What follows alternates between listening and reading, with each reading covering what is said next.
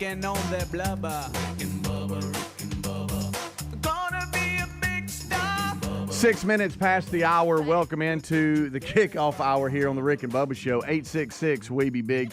Busy weekends to recap. We got a busy week ahead of us, and so we are ready to go for another edition of the Rick and Bubba Show. I did get an emailer that challenged me, and maybe I need to do it one day.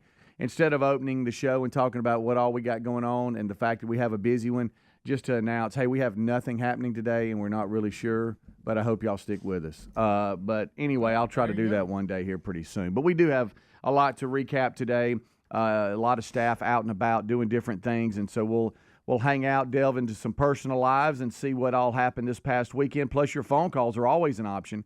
866-WE-BE-BIG. They'll be on screen, though, but that's there for you. Over to my left is Mr. Greg Burgess. To my right, it's Michael Helms. Good Time Gang, live in studio. What's up, boys? How are y'all? Hey. Good. Boys. Boys, and then there's boys. How are y'all? Good. Well, I'm going to just get ahead of it. You just told us that you took your shirt off at Stallions game, and I don't think we need to go any further than that. Dang, I saw a lot of those shots Yeah. of them, and I guess, boy, if I could, because I watched the whole second half. How about that third quarter with all them picks? Yeah. There were like 6 turnovers in we one quarter. We could not believe it. They're talking about the UFL had the USFL conference championship game where the Birmingham Stallions hosted the Michigan Panthers that I do the stadium guy stuff with, and the Stallions ended up winning. Then yesterday, San Antonio was playing at St. Louis and upset St. Louis. They were both 7-3, but they consider that an upset. Yeah. And so now it'll be the Stallions and San Antonio in St. Louis for the UFL championship this coming weekend. But yes, I was at the Stallions game. It was a 2:00 kickoff, and they got all kinds of different promotions, guys. We got so many T-shirts we throw out. We got good night. We got the Stallion sticks, which y'all would love. This is 2 little stick horses, and two and then they have 2 contestants, and they see who can gallop across the end zone. We've got the punt pass.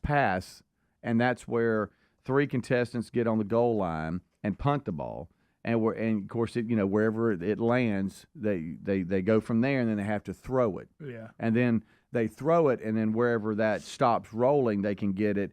And the first one to throw it through the goalpost wins a big Stallions prize pack or whatever. Yeah. We got that. We got the Simba Cam, man. We got so much stuff. We got of course, The Rock and Michael Strahan. Their companies sponsor, and so we got different sponsor hits. But this shirtless Stallion section, excuse me, my voice is shot, but the shirtless Stallion section has grown over the last, let's say, 4 home games, and it happens in the north end zone. Now, for a lot of you that watch, and I got emails, hey, is anybody there? The cameras, unfortunately, there's one side that's just closed. Yeah. Nobody sits over there. And I do think it looks terrible for TV because most of the cameras are on the side where it's full, but you're looking across to the other side. It was a good crowd, but behind the Stallions, it was full. But is that where you had your shirt off? No, because that's not in the end zone. Okay. The north end zone is where all this happens. And so we've been doing different hits in front of them, like we'll throw T-shirts to them and they throw them back. It's kind of funny. We don't need shirts. We're shirtless kind of thing. And then I don't know his name, but I'm going to get him. One of the higher-ups with the Stallions. And, of course, all the suits were there for the UFL, all of them. Yeah. We had owners. We had VPs, everything, because this, now we're down to the playoffs. We're down to 4. So now all the big wigs come in. And one of the Stallions said, it'd be good if you went in the middle of all that. And I said, what do you mean middle of all that? And he pointed down to the north end zone where all the shirtless group. And guys, you understand, it's halfway up, okay? Yeah. I mean, it's a lot of shirtless people in there. Yeah. Oh, I saw, the players were jumping up in there. And I said, what do you mean? He goes, man, it would be awesome if they pitch to you and you're just right in the middle of it. Yeah. And I'm like, okay, I kind of get that. And I'm like, so, and we have the fourth quarter sing-along song, Should Have Been a Cowboy. Okay. And that's Didn't know that, by the way. Yeah. And I like that song. Yeah. And It's in so your key too. And so they normally pitch to me, and I'm like, okay, it's time for the fourth quarter sing along. Should have been a cowboy. Should have been a cowboy, and everybody's swaying back and forth, and the whole stadium singing, bumping a little bit. And he goes, man, if you got in the middle of that and they pitched to you, and you said it's time for the fourth quarter sing along, and you're just in the middle of that, and people are going, they're just so into it. I'm like, okay. Well, Cole Kubelik, hello, Cole, how are you? He was there representing the sideline interviews for ESPN on ABC and all this. And every time they walked by him, they would start screaming, take it off, take it off. And they were screaming for Cole to, get shirtless and stuff. And Cole's waving up at him and got to see his family and kids, and it was just great catching up with him. And anytime anybody would come by there, that's what they would scream. And then whenever somebody actually took their shirt off and got it, it's like the whole place would yeah. And the camera crew would be focused on them just about the entire game. And so on the Jumbotron in stadium, that's who you saw, and people were just going crazy. The guy with the bikini top was a little weird. Yeah, it was. Yeah, he was there with his wife, I think, but I don't know what happened there, but. And so then the theme of I'm not over there in that section, but I'm just going to take my shirt off and I'm in the stadium. Yeah. And so they would show different people, and it got to be a running joke, and everybody was just laughing.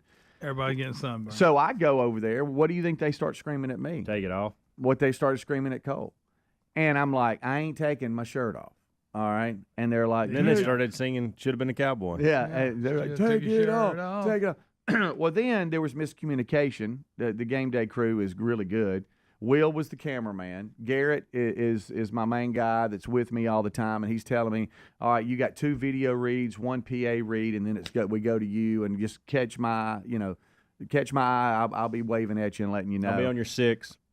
And I don't think that's how they say it. Right. And so they stayed down on the field, and we're going to shoot up to me in the stands. Yeah. Well, it's about 4 minutes left in the game, and we're needing to come back and win. And so I start getting in the middle of all of them. I'm on the 3rd row, and man, it's literally like it's like you're at a concert. You're getting pushed around and sweaty. People are just hollering at crowd you. surfing. Well, they start screaming, "Take it off!" Well, I finally get into the middle of them. And they looked up at me and they go, no, 2-minute warning. And I'm like, I got 2 minutes in here. I was thinking I was going to get in, do the hit, and then get back out. Yeah. So then excuse me.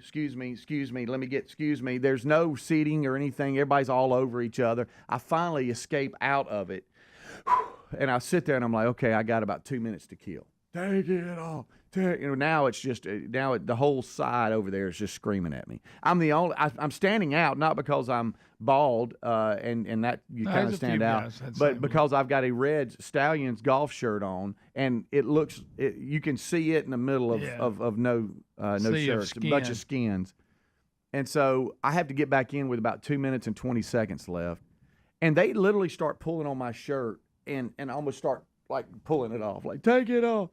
So finally, I take it off. Assaulting you. Something I said I wouldn't do. So I ended up taking it off, and they pitch it to me, and there I am in the middle of them. In all your glory. Just standing there, shirtless, and pitched it to Should Have Been a Cowboy for the sing-along. How about that? And I couldn't get my shirt on quick enough. I was about to ask you how long you kept it on. And so I stepped back down because everybody's standing on the seating. So if you step down onto the row where you can walk, you're kind of a lot shorter than everybody. So I asked one of them that I felt like was somewhat responsible to hold my mic and all my credentials and stuff while I got my shirt back on. And, of course, water just spilt all over me. And it was now I will say this, it was a hot mess Saturday. I mean, it was on the field. I don't know what the temperature was, but on that field, it was well over 100. I know that for a fact. Yeah. And so it was warm so you're already a sweaty mess, but so I just wanted to go ahead and get ahead of that. I know that some of you were there. Has a picture of it, and they'll send it to us. Well, the reason why, and my boys were like, Dad, if I could get video or picture of that, my day will be made. And this was Saturday, but it happened so quick and was so just off the cuff. I'm doing this. I don't know that anybody. You may have gotten away with this. Yeah. It just might be more of telling it. Yeah. I'm looking right now, see if I got any. Greg, stop looking. So I'm just telling you that didn't happen. Rick and Bubba. You've heard us talk about Raycon before, but there's no better time to check them out than right now. They just launched their upgraded model of the best-selling everyday earbuds. You get the features you know and love, like that optimized gel tip for a custom fit, 3 customizable sound styles, and active noise cancellation, ergonomic design, and multi-point connectivity that lets you pair with 2 devices at once. And get 15% off plus free shipping at buyraycon.com/bigvox. That's BIGV as in voice, OX. Or find the link at rickandbubba.com. Have you heard of cancer-fighting foods? The American Cancer Society discovered diets rich in fruits and veggies may actually lower your risk of cancer. You should consider doing what I do, and that's add Field of Greens to your daily health regimen. Each fruit and veggie in Field of Greens was doctor-selected for studied health benefits. Get 15% off and free rush shipping at fieldofgreens.com and use the new promo code BIGVOX. That's BIGV as in voice, OX, to get your discount. Can't pay the IRS, receiving threatening letters, it's about to get worse. The IRS is hiring an army of agents targeting hardworking Americans like you. You need Tax Network USA. Tax Network USA has brilliant strategies to solve your IRS problems quickly and in your favor. They've resolved over $1 billion in tax debts and offer a best-in-class guarantee. Schedule your free consultation and call 1-800-245-6000. That's 1-800-245-6000 or go to tnusa.com/bigvox. Patriot Mobile offers the same dependable nationwide coverage we all want, accessing all 3 major networks, but without funding agendas you don't agree with. Switching sends the message you support free speech, our Constitution, and our military veterans. First responders are heroes. Their 100% USA-based customer service team makes switching easy. You can keep your number, keep your phone, or you can upgrade. Check them out at patriotmobile.com/bigvox. That's BIGV as in voice, OX. Or go to rickandbubba.com under the sponsor. So what are you missing out on that you'd be doing if you felt better? That's where Relief Factor comes in. Relief Factor is a daily drug-free supplement developed by doctors. It doesn't just mask pain. Relief Factor uses a unique formula of natural ingredients that work together to help reduce or eliminate pain, whether it's neck, back, joint, or muscle pain. Relief Factor can help. Give it a try by visiting relieffactor.com or calling 1-800-4RELIEF and save on your first order, or visit rickandbubba.com. Here's to less missing out and more living life with Relief Factor. Debt keeps you tossing and turning at night. You can't get away from it. Insanely high interest credit cards and loans make it nearly impossible to pay off your debt. There's a new way out of the debt trap: Pivotal Debt Solutions. Pivotal Debt Solutions can cut or even eliminate interest. They can find programs to write off your balances. They find every solution possible to end your debt. Before you do anything, contact Pivotal Debt Solutions first. Talk to them for free. Find out how fast they can help you get out of debt. Just visit zapmydebt.com. That's zapmydebt.com. Oh, look, honey, the ants are back. Wow. We leave one itsy bitsy speck of food out and they appear out of nowhere. Yeah, it's pretty hard to believe we used to try to get rid of these guys. Now they're just part of the family. To be honest, I liked our family the way it was before they came. I guess it's time to call Cooks. You don't have to live with pests. Get proven protection from Cook's Pest Control. Call or go online for a free quote. Cook's Pest Control. Helix Sleep mattresses are terrific, and the Helix lineup has 20 unique mattresses. How will you know which one is right for you? Take the Helix Sleep Quiz and find out in less than 2 minutes. Once you pick your mattress, Helix knows there's no better way to test it than by sleeping on it, so they offer a 100-day free trial. Don't want to take my word for it? Well, they've got over 12,000 five-star reviews. Head to helixsleep.com/bigvox to save 20% on your mattress order plus a free gift, or go to rickandbubba.com under the sponsors. As we look to celebrate Father's Day soon and think about our dads, their values, their church-going ways, their honor of the flag, their love of their family, well, what better way to honor them than with an AMAC membership? AMAC is the Association of Mature Citizens, and AMAC works to champion the values of faith, family, and freedom. For June, you get a 2-year membership for just $16. 2 years for the price of one. You'll enjoy money-saving benefits. This AMAC magazine is wonderful. Free Social Security and Medicare advice, travel benefits, and a whole lot more.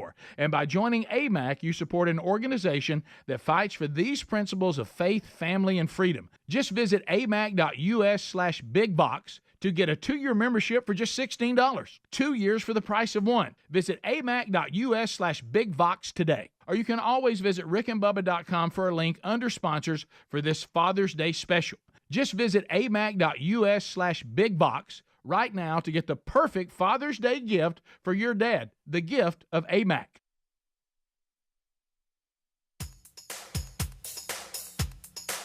Rick and Bubba's in Ohio. Rick and Bubba. Pass the gravy, please. Rick and Bubba. 21 minutes past the hour. Thank you so much for tuning in to the Rick and Bubba Show. The number 866-WE-BE-BIG. Unscreened phone calls are always a part of this hour. If they present themselves, it's there for you. So if you want to holler at us, you can do so. 866-WE-BE-BIG.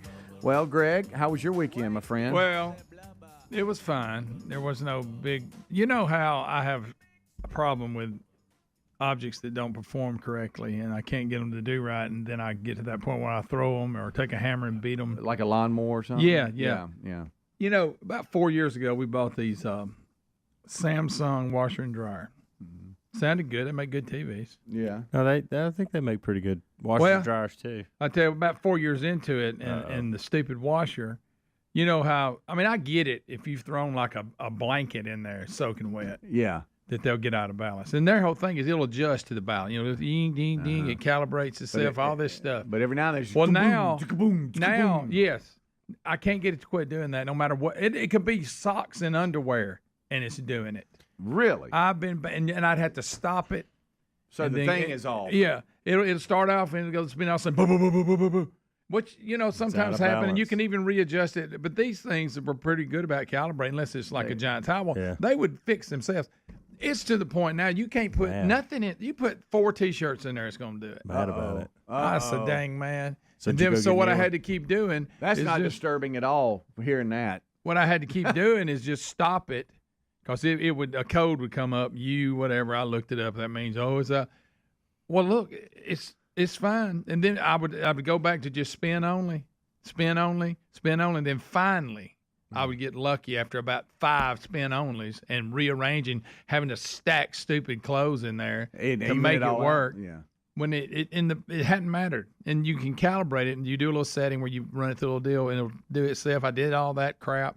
Anybody got a Samsung that does that? I don't know if there's a cure for it. I'm a GE guy. Sorry. Is this a front loader or top? Top loader at Samsung. Yeah, they make good TVs now. I figure, but I think they do make pretty good. If this thing goes out of 4 years, it ain't good.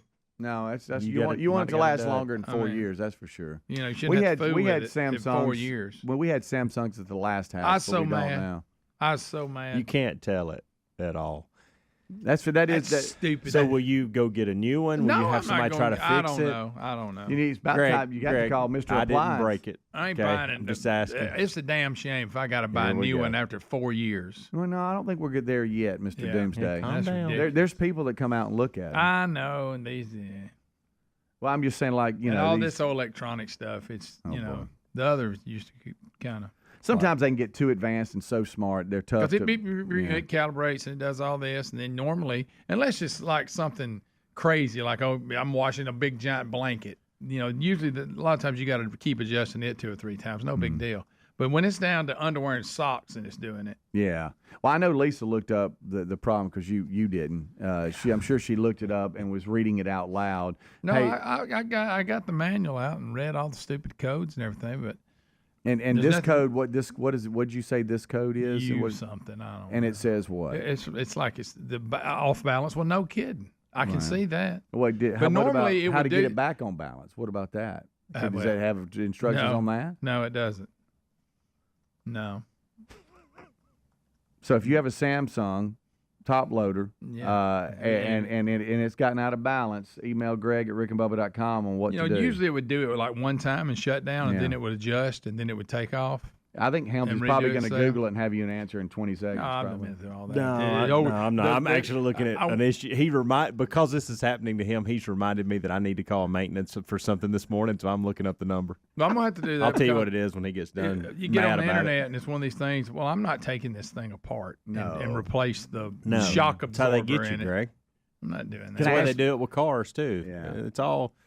Can I ask they're all screwing us. Yeah. Every one of them. Can I ask you a question and you not get mad at me? I'm just going to ask you some I'll questions. be mad, All right. Did you run a cycle with nothing in it? You do that to calibrate it.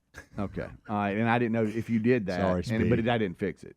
Well, let me say this. I didn't run a full cycle with nothing in it. I just didn't know if it would pop back in or something weird. I don't know. I don't know. It just said when you originally buy it, they tell you you with nothing in it, you run. It tells you what to push, what not to push, and it calibrates, does all that crap like R2D2. Mm-hmm. Well, I'm gonna tell you this. This is crazy. But with my parents, well, I'll try. They were having an issue with their washing machine, and they had a guy come out, very nice guy, but he was like, it's almost like, you remember your old locker, the lock on your locker at school where you would go like 2 left, all the way around, and then back 3 clicks to what he did that. He did, and it it totally reset everything. I'm not saying that's it, but I wonder if there's some weird thing to kind of get it back on. But with it being out of balance, that's more than it just won't start or it gets locked up. This sounds like to me that there's an internal off balance kind of thing where you got to somehow get it back in line. And I do it. It's like it's out of 5-6 times. I kept restarting just because what it would do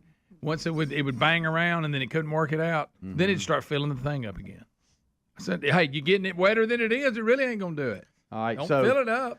Somebody said here, I've had the same code and issue with my Samsung washer. It said I had to replace the suspension rod. Very easy. It says, or suspension rods, that plural.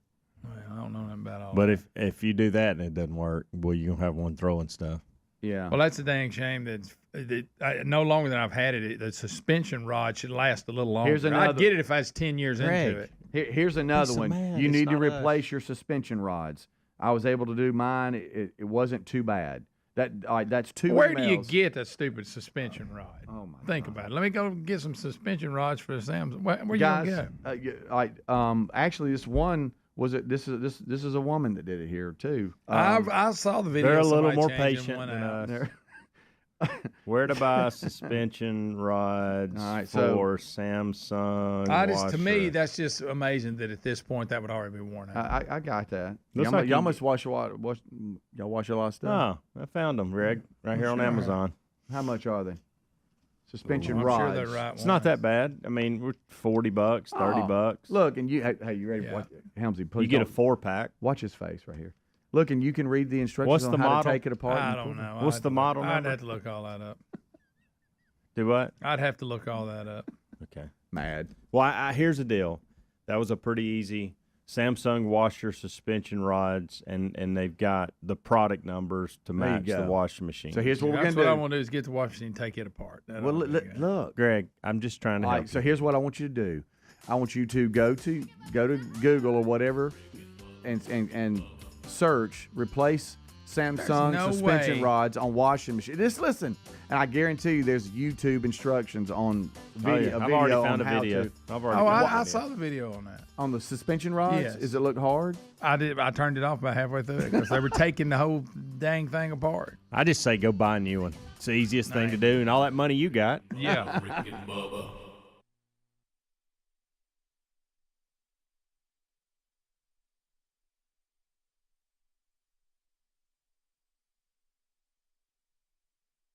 Helix Sleep mattresses are terrific, and right now they're offering 20% off all mattress orders, plus a free gift with purchase. Just head to helixsleep.com/bigbox. That's the new promo code, BIG, and then V, like in voice, OX. Helix has a lineup of 20 unique mattresses, including the award-winning Luxe Collection, the new Helix Elite Collection, a mattress designed for big and tall sleepers, even a mattress made just for kids. How will you know which one is right with you? Well, then go to Helix and take their sleep quiz. Find out in less than 2 minutes. Once you pick your mattress, Helix also knows there's no better way to test it out than by sleeping on it. So they offer a 100-night trial and a 10 to 15-year warranty. And unlike a lot of other mattress companies out there, Helix owns its own manufacturing facility where skilled manufacturers make the mattresses and ship them straight to your door for free. Go now to helixsleep.com/bigbox to save 20% off your mattress order. Debt, keeps you tossing and turning at night. You can't get away from it, but the truth is the system is designed to trap you in debt. Insanely high interest credit cards and loans make it nearly impossible to pay off your debt. There's a new way out of the debt trap, Pivotal Debt Solutions. Pivotal Debt Solutions isn't like the old school debt relief companies that string your debt out for years. They have new aggressive strategies that can end your debt faster and easier than you thought possible. Pivotal Debt Solutions can cut or even eliminate interest. They find programs to write off your balances so you owe less. Pivotal Debt Solutions can stop those threatening phone calls without bankruptcy and without a loan. The bottom line, they find every solution possible to end your debt permanently. Before you do anything, contact Pivotal Debt Solutions first. Talk to them for free. Find out how fast they can help you get out of debt. Just visit zapmydebt.com. That's zapmydebt.com, zapmydebt.com, or rickandbubba.com under the sponsors button. As we look to celebrate Father's Day soon and think about our dads, their values, their church-going ways, their honor of the flag, their love of their family, well, what better way to honor them than with an AMAC membership? AMAC is the Association of Mature Citizens, and AMAC works to champion the values of faith, family, and freedom. For June, you get a 2-year membership for just $16. 2 years for the price of one. You'll enjoy money-saving benefits. This AMAC magazine is wonderful. Free Social Security and Medicare advice, travel benefits, and a whole lot more. And by joining AMAC, you support an organization that fights for these principles of faith, family, and freedom. Just visit amac.us/bigbox to get a 2-year membership for just $16. 2 years for the price of one. Visit amac.us/bigbox today. Or you can always visit rickandbubba.com for a link under sponsors for this Father's Day special. Just visit amac.us/bigbox right now to get the perfect Father's Day gift for your dad, the gift of AMAC. Folks, the people of Israel need our help. I want to talk to you about something serious and how we can all help. Lives are being destroyed in Israel by the horrors terrorism has brought, and now world pressures that are impacting so many people. The facts are people have been hunted down on the streets, kidnapped, slaughtered in their homes. Terrorism knows no boundaries and spares no one. Soldiers, women, elderly, children, entire families, innocent lives are shattered and communities are in despair. Emergency war relief is needed, and we're asking you to check out IsraelNeedsMe.com today and make a positive impact. You can provide immediate relief along with support to Israelis affected by the atrocities of war. The pain and the reality is going to last for years, but in our own small way, we can help folks rebuild their lives, have necessary food to survive, regain hope, provide medical supplies and needs for children in school. Standing with the people of Israel through this Messianic Jewish organization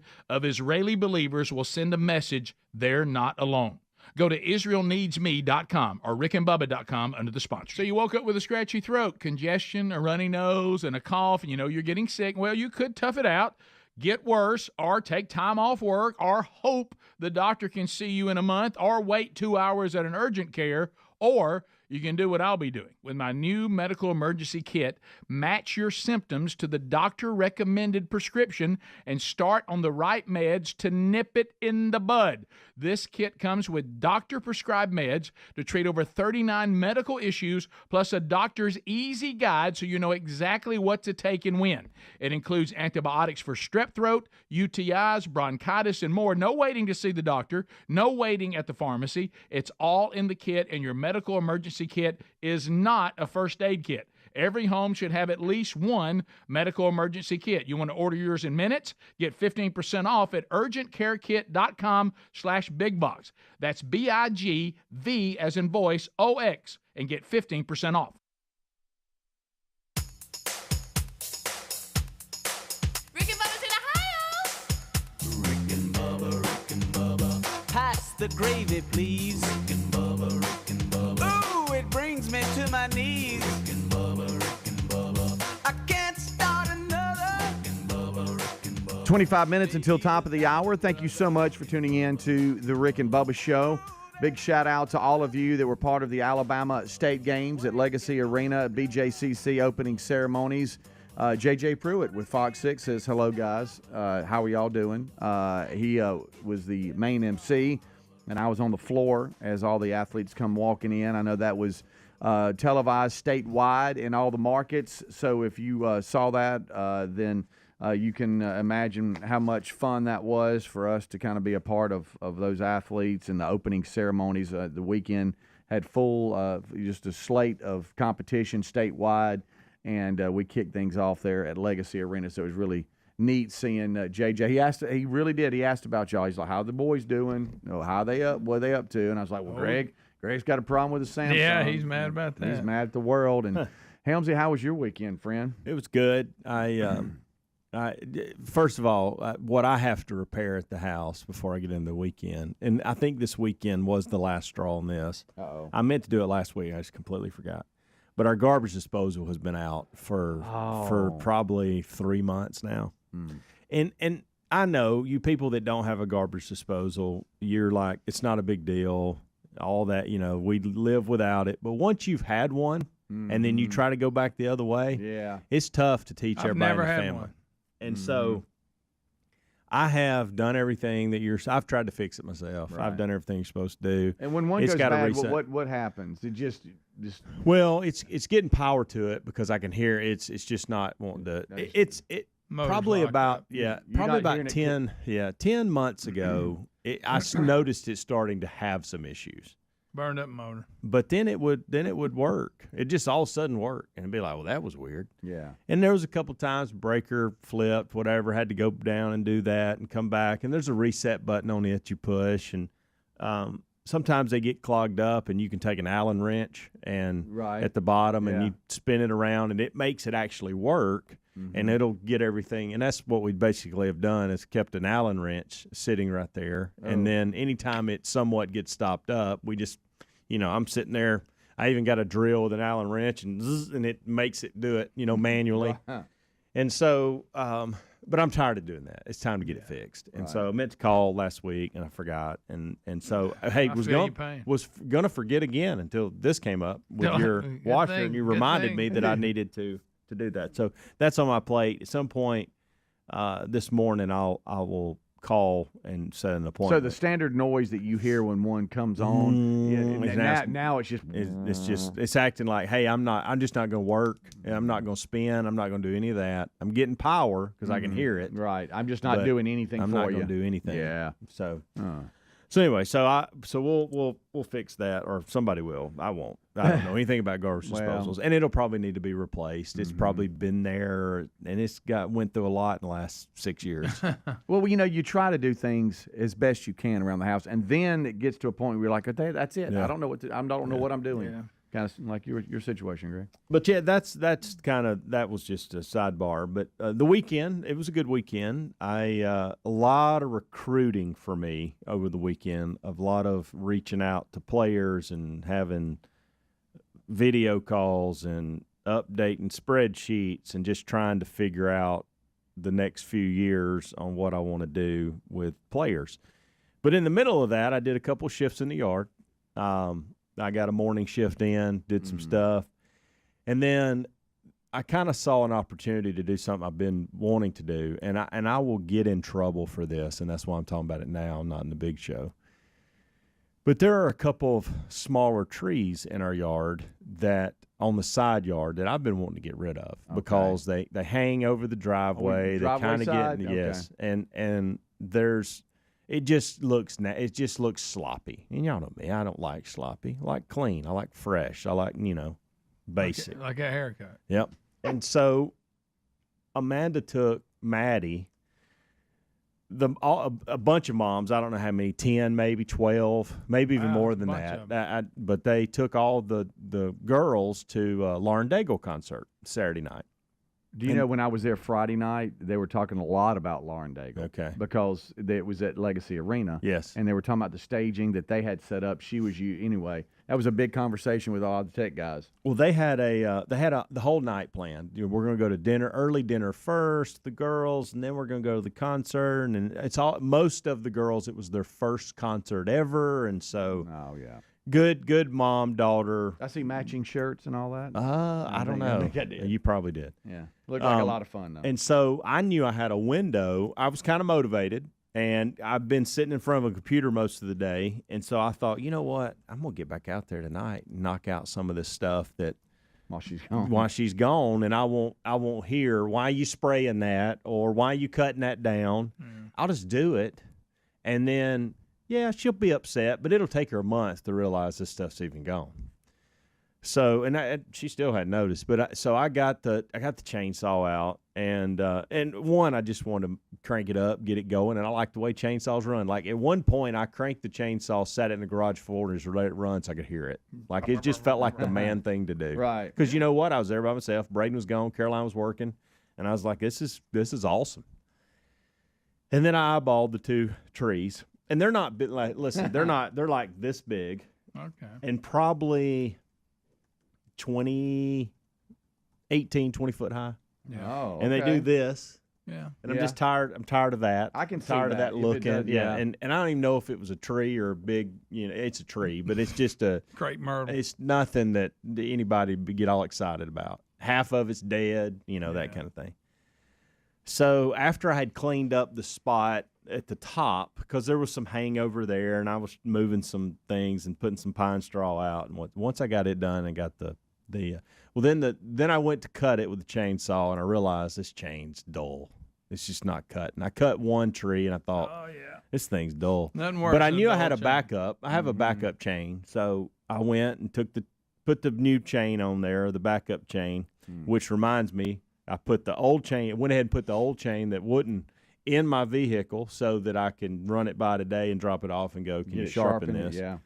And anyway, but that other chain worked perfect, and I started cutting. Zing. And so There I she goes. got them. Timber. I got the main 2 issues out of the way that I will get in trouble for whenever we notice that. Just drag them off. Well, maybe though. Yes, drug them deep into the woods. I was gonna say if you can dispose of 'em up. them pretty good, you might not ever Cut be them up, asked about it. drug them out in the wood. Well, here's what's funny. So yesterday, after all that's done and cleaned up, it looks good. I was excited about it. And yesterday we went on a walk, and when we were headed up, we both had to get something out of the garage. I had to get my sunglasses and a hat, and she had to get, I think she wanted a sip of water or something out of the refrigerator downstairs. So we usually go out the front door, but we went up the driveway. And one of them is right on the left to the driveway, and I thought, oh gosh, this is where she's going to see it. She's going to ask where that tree went. And I did it low, and then I dropped some pine straw on it to cover up the stump so she wouldn't see it. Covering it up. She did not see it. Okay. So I was like, whew. So then when we got back, we've got like 4 different options that we can take on our walks to keep it, there's different mileages, and I've got them all named something and the mileage down to a T. And so I always ask her, do you want this walk or this walk, or how far are you wanting to go? Matter of fact, I can tell you're going to laugh at this. I'm not making this up. I've got them labeled, and they're different mileages, and I've got names for different. All right, so if we go 1.5 miles, it's left and behind the house. That's what it's called. Hey, left and behind the house is 1.5 miles. Hill, Church, and View is 3.5 miles. Mm-hmm. Hill, Church, and Extended View is 4 miles. Around East we go. That's 3.2 miles. Around East and, we go. And East is the school. Everybody knows what East is. Yeah. Okay, and then this is the tough one. Around East we go with a view is 5 miles. Wow. So we went. That's the big one. We went around East we go. That's where we went yesterday. Okay. And so that's funny. When we came back down the hill, you can, like when you're coming down that big hill that everybody always drives too fast down and all that, you could actually see our driveway in that area. And I thought, oh gosh, this is too much time. I shouldn't have chose around East we go, because now we're coming down, and this is where she gets the best view of our house. She's going to notice the tree's gone. What about eastbound and down? And she didn't notice. So this is going to be one of those things, I think, that will eventually kick in probably a month from now, and I'll get in trouble, or she'll never see it. Well, one of she the might, two. maybe it's so. Maybe she'll notice it and it'll be so far gone that she doesn't really care. Or anymore. maybe she's looked or at it she's and goes, listening hey, now. it's clean over there now. Are And you looks right? at I it. think so. Does look a maybe lot that. better. You can Maybe say those that. got blown down a long time ago. Yeah. Yeah. Or you could just spin it and go, hey, those trees you've been complaining about? I went ahead and got them. There you go. And she's like, what are you talking about? Those trees. I never complained. I didn't complain. Well, yeah, that one Yeah, time. but I could tell you didn't like Yeah, it. that one time, that tree. I got it. Which one? Just the one over there. I put pine straw out this weekend, and 3 days ago I said I'd never do it again. Yeah. And I was doing it. But And I was saying I would were you never. better prepared, though? Yeah, thank you for It's a game changer. encouraging me to wear a mask. Rick and Bubba, Rick and Bubba. Stirring fiber, exercising, frequent trips to the store for more laxatives and fiber. Sounds like your constipation with belly pain is a lot to manage. But if your symptoms that keep coming back are signs of irritable bowel syndrome with constipation or IBS-C, ask your doctor how Linzess can help you get ahead of it. Linzess linaclotide is a prescription medicine that treats IBS-C in adults. It's not a laxative. It's a once-daily pill that helps you get ahead of your symptoms. It's proven to help you have more frequent and complete bowel movements and helps relieve overall abdominal symptoms, belly pain, discomfort, and bloating. These symptoms were studied in combination, not individually. Do not give Linzess to children less than 2. It may harm them. Do not take Linzess if you have a bowel blockage. Get immediate help if you develop unusual or severe stomach pain, especially with bloody or black stools. The most common side effect is diarrhea, sometimes severe. If it's severe, stop taking Linzess and call your doctor right away. Other side effects include gas, stomach area pain, and swelling. Learn more at linzess.com or call 1-800-LANZESS. I learned a lot of life lessons from my dad. He's been there my entire life, and he's been a great example of what a father should be. He always embraced and taught me to be a cowboy. Dad has the weight of the world on his shoulders. The guy is extremely talented and very knowledgeable. He's a good man and a strong man who's not afraid to do what he needs to do for his family. It ain't easy every day, and he dang sure made it look easy. And I'll always be thankful for that. Boot Barn, keep west. Some people just know the best rate for you is a rate based on you with Allstate. Not a rate based on Terry, who keeps and makes the car behind them. Oh no, they're about to. Save with DriveWise and the Allstate app and only pay a rate based on you. Not available in every state, subject to terms and conditions. Rating factors and savings vary, and in some states your rate could increase with high-risk driving. Allstate Fire and Casualty Insurance Company and affiliates, Northbrook, Illinois. Whatever happened to Tony Horton, the guy who created the revolutionary P90X? 2017, I was knocked down. A very rare type of shingles that went straight into my brain. My body was completely wasting away. I started researching everything related to building my muscle back again. That's when I learned about the potential of HMB plus vitamin D3 and what they can do when it comes to helping build new muscle. So Tony developed high-impact protein by Power Life. Just add 1 scoop of high-impact protein to a glass of water or your morning smoothie and enjoy the effects of that boss molecule and factory worker combination. Reshaping your body each and every day. More energy, burn more fat, and probably drop a few pounds along the way. High-impact protein by Power Life is a tasty once-a-day powder that comes in either whey or plant protein. Go to mypowerlife.com and use code ORGANIC to save 30%. Tony even offers a 90-day guarantee. Go to mypowerlife.com or text ORGANIC to 511-511 today. All individuals are unique. Your results can and will vary. These statements have not been evaluated by the FDA. This product is not intended to diagnose, treat, cure, or prevent any disease. Message and data rates may apply. Have you heard of cancer-fighting foods? The American Cancer Society discovered diets rich in fruits and veggies may actually lower, you heard me right, lower your risk of cancer. Hopefully you hear this and run to the store for 5 servings of fruits and veggies every day. Probably not. Maybe you should consider doing what I do. That's add Field of Greens to your daily health regimen. Each fruit and veggie in Field of Greens was doctor selected for studied health benefits. There's a heart health group, lungs, kidneys, and metabolism groups, even healthy weight. What your body needs is in each scoop of that delicious Field of Greens.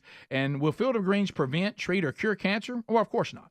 But it's so powerful, it promises at your next checkup, your doctor will notice your improved health or you get your money back. My doctor loves me doing this. So if you'd like to get 15% off and free rush shipping, go to fieldofgreens.com, use the new promo code BIGVOX. That's B-I-G and then V as in voice, O-X to get your discount. Or go to rickandbubba.com. As we look to celebrate Father's Day soon and think about our dads, their values, their church-going ways, their honor of the flag, their love of their family, well, what better way to honor them than with an AMAC membership? AMAC is the Association of Mature Citizens, and AMAC works to champion the values of faith, family, and freedom. For June, you get a 2-year membership for just $16. 2 years for the price of one.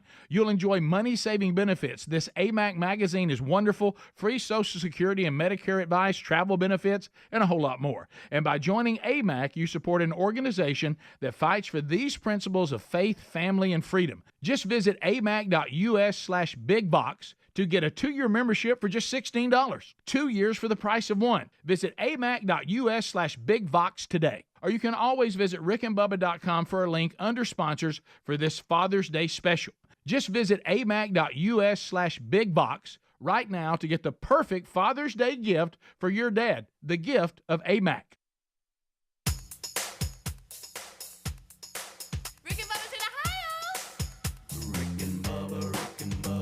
Pass the gravy, please. Rick and Bubba, Rick and Bubba. Ooh, it brings me to my knees. Rick and Bubba, Rick and Bubba. I can't start another. Rick and Bubba, Rick and Bubba. It is 9 minutes until top of the hour. It's the kickoff hour. We are live right now. This portion of the program sponsored by our friends at the Alabama Mountain Lakes Tourist Association. Most of us are thinking about maybe some summer travel plans, what you want to do, some summer trips, some maybe weekend getaways. Right now, what about if you could win your way to a great summer trip?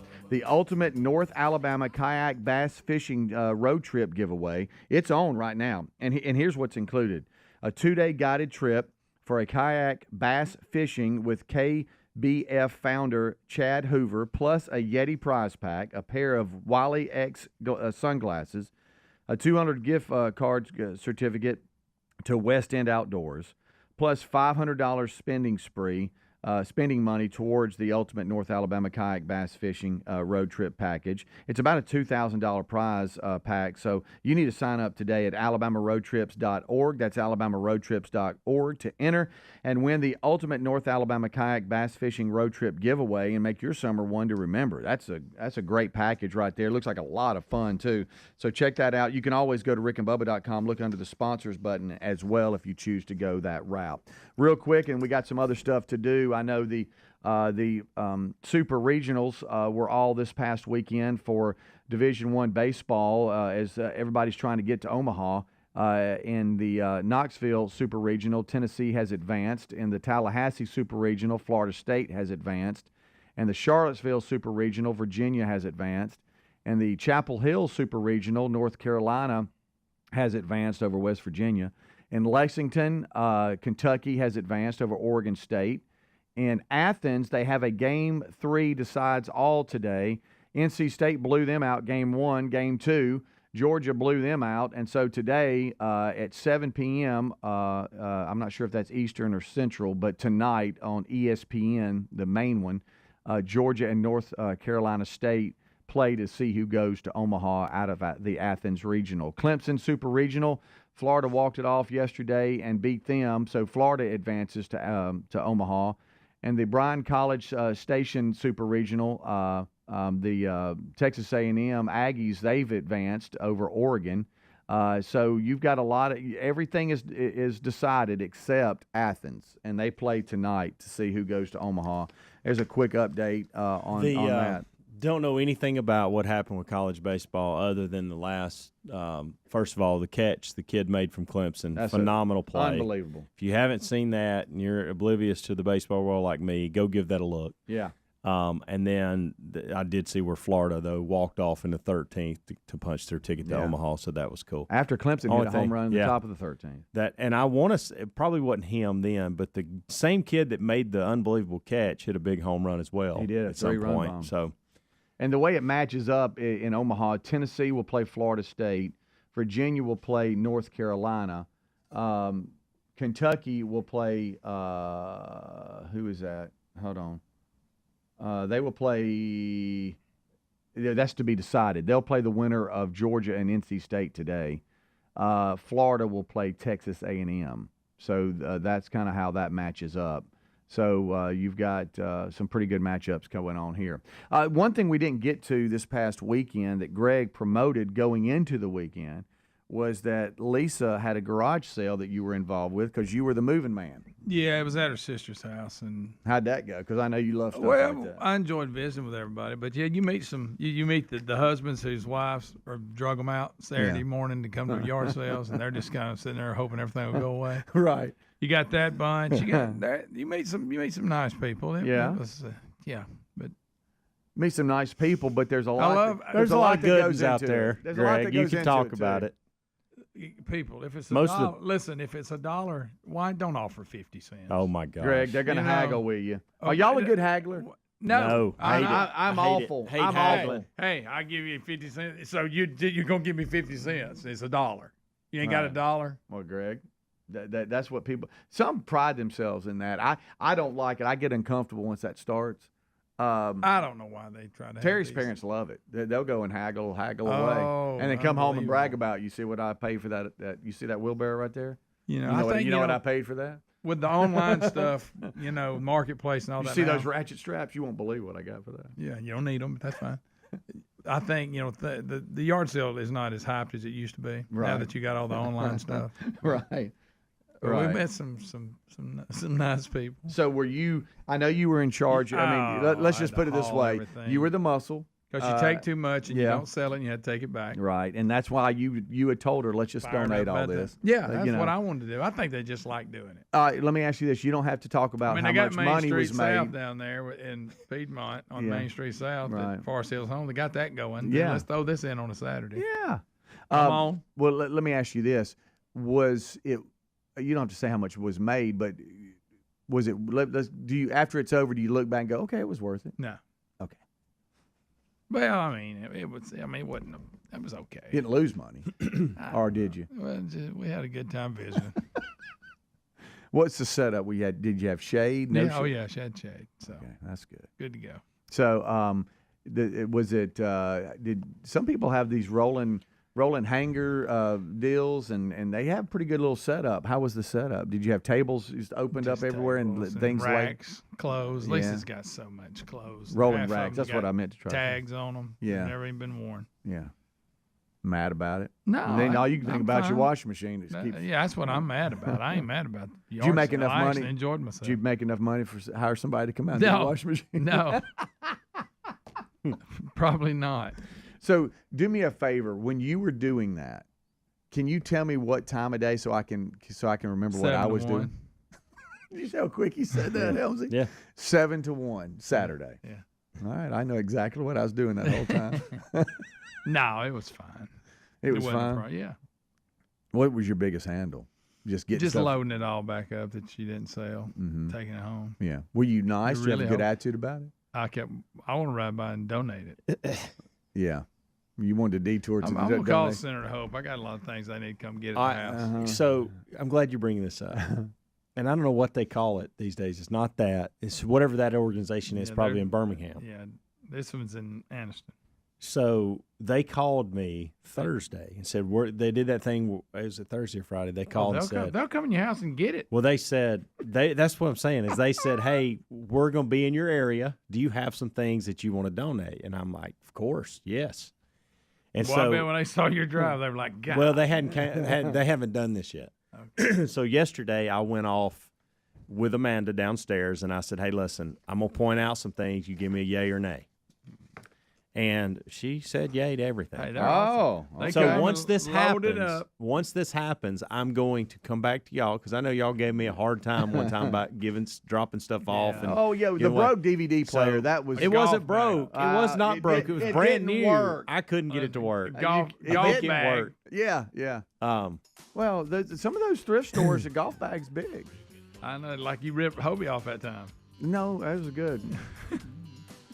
One bill for a tour bag? You kidding me? Well, I need y'all's. I want to see if I get y'all's approval once all this happens. Okay. But I got one next coming couple too. weeks. I got some things. Just don't that take I'm broke. marking to go. Don't take broke electric appliances. It wasn't There's some broke. things you need to just throw away. It wasn't broke. Right. You don't take it broke. Rick and Bubba.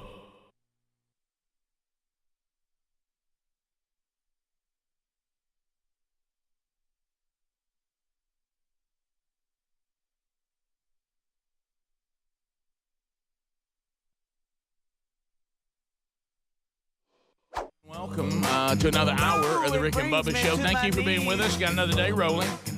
We start this hour, as we have since the attack on America back on 9/11, with the national anthem.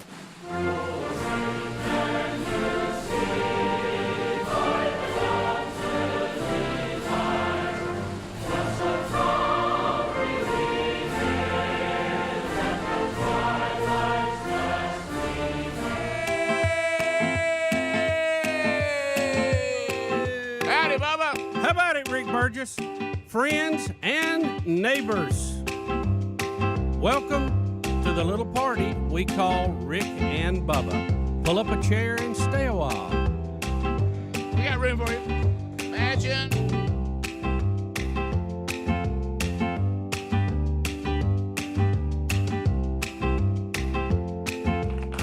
Bubba, how are you? I'm good, sir. How about you? You know, I was, I know we've studied different phenomenons here on the program before. And some of these things I know you can't prove that they're real, but they just seem to be real. What is this thing, and I studied it again yesterday, where if you are not in any kind of hurry and there's nothing really pressing, people seem to kind of move at a normal pace. They're everything. But if you ever think to yourself, I need to do fill in the blank, but I've only got a short period of time to do it, and I can make it happen if I have no obstacles, the obstacles come from everywhere. How is that? I mean, I know that, and my example is this. You mean, are you kind of saying it's almost, not exactly, but it falls under the same umbrella of no good deed goes unpunished. Right. It's like it's happened before, but it just happened yesterday, and it was like I was leaving, trying to do a little better, and Sherry and I usually check in now as empty nesters. Hey, we're gonna cook. We're gonna go out. You want me to pick something up? And she was like, hey, just grab something on the way home. And I was also expecting a phone call that I was told was coming at a particular time. Well, I'm addicted to efficiency. I like to make every minute count. And I started saying, if I will just bam, bam, bam, bam, bam, I can grab this food, be back in the truck to take that phone call. If everything runs the way it's supposed to, and never one time really have I gone to this place to pick up food that there really was any issue getting in the out. Never on my way over there is there really any issue. And I started picking up pretty quick. I should have never, I guess this is a version when it comes to time of thinking you could have something. I should have never said that this can be done. All of a sudden, it's like, people are in front of you that never happened, and all of a sudden there's somebody in front of you going like real slow, and you're thinking, well, this is odd. And then you get in the parking lot, and like there's somebody that can't figure out the difference between curbside service now we have about 20 signs in front of restaurants now. Right here if you ordered online, right here if you're coming in. Oh, yes. Back over here. This one, if you're here with a person in the back seat parked here. Pregnant mom's here. If you want to charge your car while you're waiting here. Small car here, big car here, 18-wheeler back over here. And it's like there's all this specialized parking. Well, a lot of these people just shut down. They don't know where they're supposed to go. And I'm like, find a spot. And then I go, and I said, well, I'm still good because I know I've allowed enough time that my bag's just going to be there. And I'm on, and I love this thing where they flip it around to you. You throw your card in there, bam, you knock it out, and I'm out. Of course, all of a sudden, I look, no offense, but I look, and all of a sudden, I'm walking to where I'm supposed to pick up my food, and I can see him coming, and I think to myself, you can't really cut an old man off because that's going to be rude. That's right. And I see him, and I'm like, all right, I'm going to give him. And all of a sudden, he gets in front of me. Well, you know what happens? Oh, no. I mean, he looks up, and he sees that chip thing to put where you put your card in that chip. And he's like, now, what now? What now? What now? You can spin it around. And I thought, oh, for the love of God. And I thought, I thought to myself, I've caused every bit of this. Yeah. Let me tell you something. If my call that was coming would have called when they were supposed to, it didn't happen. But really, it worked out that they were 10 minutes late because I was 10 minutes off because things just start happening that never happened. And it's almost like something happens. Somebody knows. Yeah. Some force knows when you start thinking, I'm fine as long as there are no obstacles. Now, I know we shouldn't plan that way because, but it seems to me that it happens almost every single time you're going to make it as long as no obstacles come up. Those obstacles show up. And I don't know why that happens. I mean, I've never had it happen that way ever. I mean, it was like there's always somebody walks in front of you coming out of, and where I was. By the way, I've noticed, I don't know what it is about Hobby Lobby. Hobby Lobby people never look. They'll walk right out in front of you, looking at. Well, they're excited to get home and weave a straw basket. Is that what it is? I've never really done the Hobby Lobby thing a lot.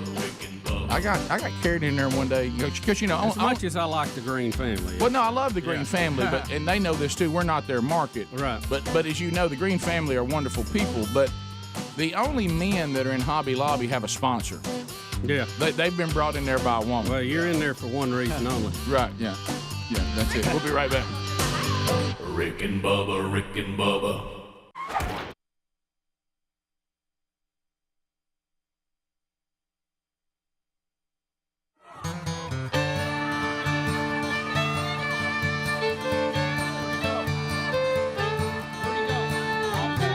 It is 6 minutes past the hour. Thank you for being with us on a brand new Rick and Bubba show. We start this hour with the national anthem.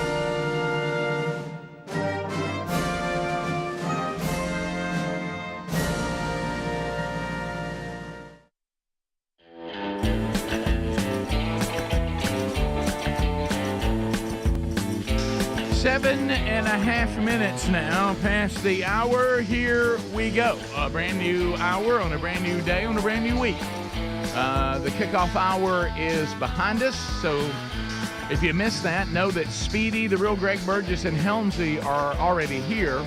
We now join them. Eddie Van Adler settles in for the YouTube experience.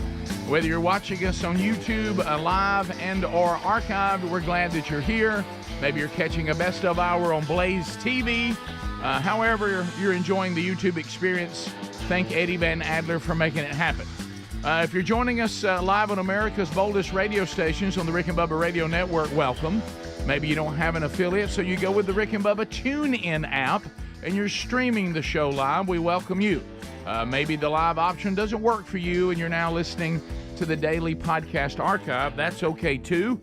We're glad that you are here. Speaking of things that were also archived and put out over the weekend, there is a standalone Rick and Bubba podcast called Rick and Bubba University. A new one came out over the weekend. Our conversation with Leighton Gray, one of the most respected legal minds in all of North America, and he gave us a visual of the current state of Canada that's a dandy, but a warning. So catch that. If you haven't already, from the weekend. So the table is set. We're just missing one. The silver-tongued one, the man with the golden voice, professional lunch eater's man of the year, the inventor of pizza and a cup, Shakespeare's worst nightmare, and the master of the King's English. Ladies and gentlemen, put your hands together for Bill Bubba Bussey!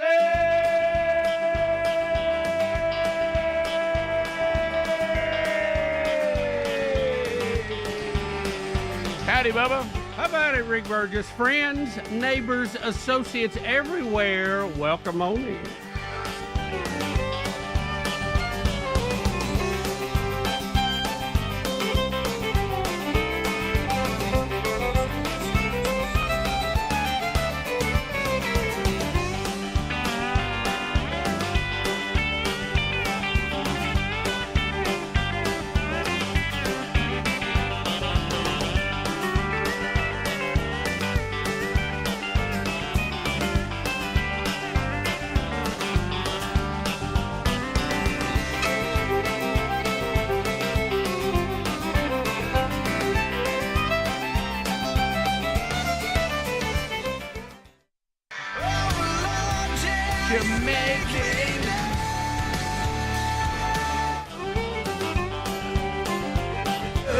There you go.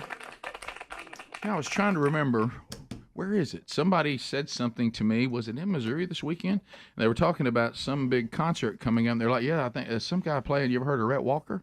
I'm like, well, yeah, I've heard of Rhett Walker. Yeah. Of course I have. Of course I have. Bubba, how are you? I'm good. How are you? Good. Did you have an active weekend? Oh, yeah. Yeah, we had a lot going on. And, Sure. had to do, we had some fun and had to do a little work. I Sure. forgot how much fun painting is. Isn't that a blast? Oh, it is. It's Hey. a lot of fun, especially out in the sun. That's Outside? right. Oh, boo. Good. With no shade. And the good news was in Alabama this weekend, it was only 95 degrees and humid as it could be. Yeah, I got a little hot. I tried to get the jump on it, but it was. Ooh, it catches you quick. I had to paint the dock. So oh no! Sitting in the morning sun. It probably needs another coat. Yeah, is he gonna get one from you? Not right away. Sounds like a lot of bend over painting too. Oh, buddy. Well, you have the stick and the roller, but it still hurts your back for some reason. I don't know why, but it's the old back's a little stiff. That's what I'd say. At our age now, I can't think of anything that doesn't make my back hurt. Yeah, I know. Yeah, I know. But so that's ooh. I didn't know it was outside. Yeah, I didn't know it was the dock. So we got that, and we'll get updates from the weekend. I got in from Missouri yesterday afternoon. Spent the whole weekend in South Missouri, beautiful Sikeston, Missouri, and there's a lot going on there, including the original Lamberts. Mm-hmm. How about that? I couldn't get a real good answer, and I think somebody told me one time, and I'll tell you more about it when we do the full recap. But so I'm a family in South Missouri, and I know the whole thing about where the throwed rolls came from and all that. And I love how they have on the sign throwed rolls, not thrown, throwed. And because they're going to be throwed. So yeah, they are. So you have Lamberts in Sikeston, which is where it started. I can't wait to tell you the thing I didn't know about it, but anyway. And then there's one in Ozark, Missouri. And then you go, okay, so that's Missouri. That's where they're all from. Then there's one in Foley, Alabama. Yeah. Why? Yeah. Why did y'all just randomly put one? I'm glad you that's did. where they vacation. I'm glad you did because that's the first time I was ever really exposed to it. They must have been on vacation. That's Said, it. this Is is that a what good it place is? to feed. That's people what I'm right here. thinking. Did they move to the Gulf or something before we start having sharks? But I don't know. I don't know. So anyway, I just thought that was kind of random that you go from we're in Missouri and we're not. It's not like we went across the country. We just only have 3.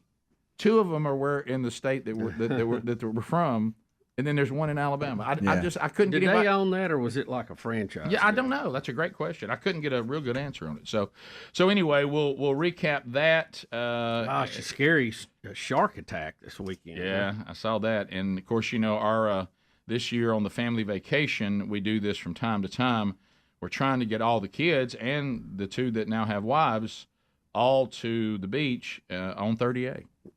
Which is where I understand the shark attack was somewhere along there. So that's a county road of beach down there in Florida. So anyway, I'll have to see where that is. But it really doesn't affect us all that much because we don't get in to the Gulf all that much. I mean, we're there, we enjoy it without looking at it. Might step in it from it. We don't swim in it really much. But anyway, and probably a lot less now. But anyway, we'll find out about that horrible story. But we'll update you on that today as well. Yeah. And I don't know. I'll tell Bubba he's kind of in the same boat I am. We usually kind of cut the switch off over the weekend when it comes to the wonderful, uplifting news of the current state of our country. So I don't think either one of us know what is going on, but I assume we're all still. Are we still good? I mean, we're still dandy. We had some hostages rescued in Israel, and I'm kind of out of the loop on that a little bit. Okay, see, I didn't even know that. I know we got a bull that jumped in the stands at a rodeo, but that's always good. Yeah. And Caitlin Clark has been left off the Olympic team, and there's controversy with that. I tell you what's funny about it. I mean, they can pick who they want to. Sure they can. But the excuse of why they didn't put her on there is hilarious. Okay. So it's absolutely I haven't heard that. I hear that for the first time today, so that's good. Yeah. So you'll get my natural reaction. Probably one I wish I'd probably thought through first. I don't know. We'll see. All right, we'll come back. 15 minutes past. As you can see, the table is set. We got a lot to discuss from the weekend. Speedy had a little bit of everything that he had going on this weekend in the kickoff hour, but may review some of that as well. So more Rick and Bubba coming up right after this. Rick and Bubba, Rick and Bubba. The Rick and Bubba Show. Jimmy Johnson, our guest, coming up next hour. So if you're interested in that, we'll make sure you're with us or catch it live or on your own time. All right, so let's get into a couple of updates on stories that we've been following. Let's get this started. It's a Rick and Bubba news update. It's a Rick and Bubba news update. It's a Rick and Bubba news update. So yesterday, the big discussion on our program: can Nike do anything to Little Nas or Nas or whatever his name is with his satanic shoes? And we had all kinds of different theories, and we even heard some other companies that do this or that. Well, undoubtedly, based on today's story, Nike thinks they can do something, and they're now suing Little Nas for his satanic shoes with their logos on it. So they have filed a trademark infringement lawsuit against the designer of these satanic shoes, which we saw, and it became a social media fury over the weekend. And it says they filed a trademark infringement and dilution. I don't know what that is. Complaint. You know what that is? I guess watering down their trademark or hurting their image. It's been diluted. Yeah, I see what you're saying. guess. Yeah, I see what you're saying. I guess. That makes sense. I don't know. And said he modified the Nike Air Max 97s, and we knew all the things that were on it. We covered all that yesterday, all the satanic stuff. And as Bubba said, they've now put the infringement and this other word related to the shoes, and there's no other details about the pending legal matters, they say. However, we can tell you that we do not have a relationship with Little Nas. How do you say his name? Nas. Is it Nas? Little Nas, or whoever this company is that designed the shoe. The Satan shoes were produced without Nike's approval or their authorization, and Nike is in no way connected with this project. So it's important to make that clear. Because I know even at my house, my wife says everything in here with the Nike swoosh on it is gone as of today. Mm-hmm. And I said, well, let's wait and see how this falls out. I think more than ever in the era of the cancel culture, you need to take a breath on things and not overreact too quick. Let it play out. Right. Give it a day. I know we're a microwave society now. Got to have it fast, quick, right then. I needed it yesterday. But every now and then you need to just give a story a day to breathe, and you'll find out more about it. Now more than ever. Yes, I think more than ever because of the sorry reporting that goes on. Now, some people, they turned on the Nike products back at the Colin Kaepernick thing. Right. And that's fine. I mean, that's your right to do that. And as sometimes these things are as simple as I just won't use that product anymore. I mean, it didn't have to. There had to be a march and all that involved in it. It could just be simple. You make a decision. That's not for me anymore. But anyway, on this particular issue, though, if you were okay with all that, you didn't have any problem with all that, or you didn't like it, but it wasn't enough for you to stop using the products. If this was going to be like for my wife, it would have been this is it for us. This is not. They're not tied to this. You can't put this one on them. They said we did not approve this. Matter of fact, we're going to sue to not have our name on it. So if this is the thing that's got you currently mad at Nike, you need to take a breath. Yeah. Thank goodness you didn't modify New Balance.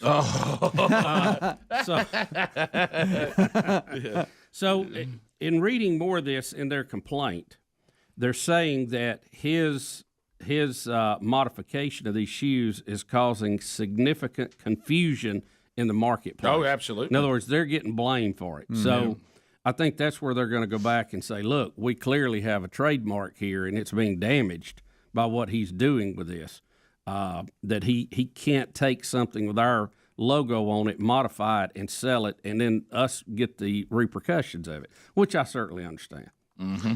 Why would he choose a Bible verse that has Satan being defeated?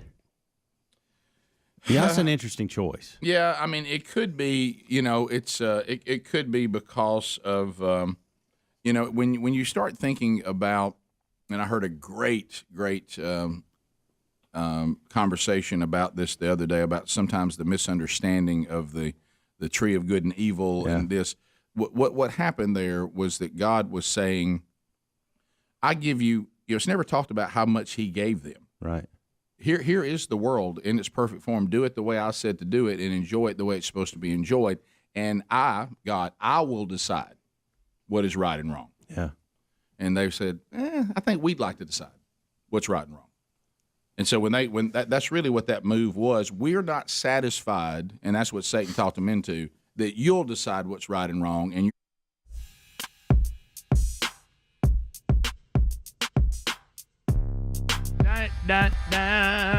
20 minutes past the hour. Rick and Bubba's show, back from an active weekend, breaking down the stories within the show across the country and around the world. Bubba, you mentioned it going to the break. The WNBA now experiencing the most success they've ever had. No, they never made money. You realize right? that. Yeah, but they're talking about crowds that they've never seen before. Yep. And coverage and talk and all this, and a lot of that revolving around what Caitlin Clark did in college, and then went on into the WNBA. Even though she's not on a very good team, but she's bringing a lot of attention to all the players in the WNBA, and they have now picked Team USA. You know, isn't it kind of strange, too, and I know baseball does this, where you play your senior year or your college year, then they have the draft, and you could end up playing pro and college in the same year. I always thought that was weird. Yeah, that's not. Well, Caitlin Clark has been left off the Olympic team, headed to Paris. And, Rick, the reason now, they have they pointed out they have a veteran team. This is the hardest team in the world to make. They have girls that have been there and played there before. Mm-hmm.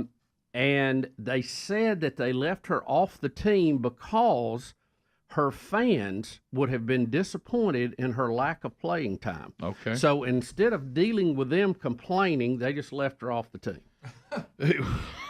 Now, doesn't that make sense? Doesn't it, Bubba? That just makes I mean, all even sense in the Michael world. Jordan sit the bench with the Right. Dream Team. Yeah, You know right. what I mean? Yeah, Everybody yeah, they yeah. rotated in and just had a good rotation plan. Yeah. And let's say her fans were mad. So, I mean, what's it matter? Yeah. Well, this is basically some of the people who've been there a while didn't want her stealing the limelight. Is what it was. And let me tell you, all they're going to do now is get questions about why Caitlin Clark's not there. And they're not going to have any.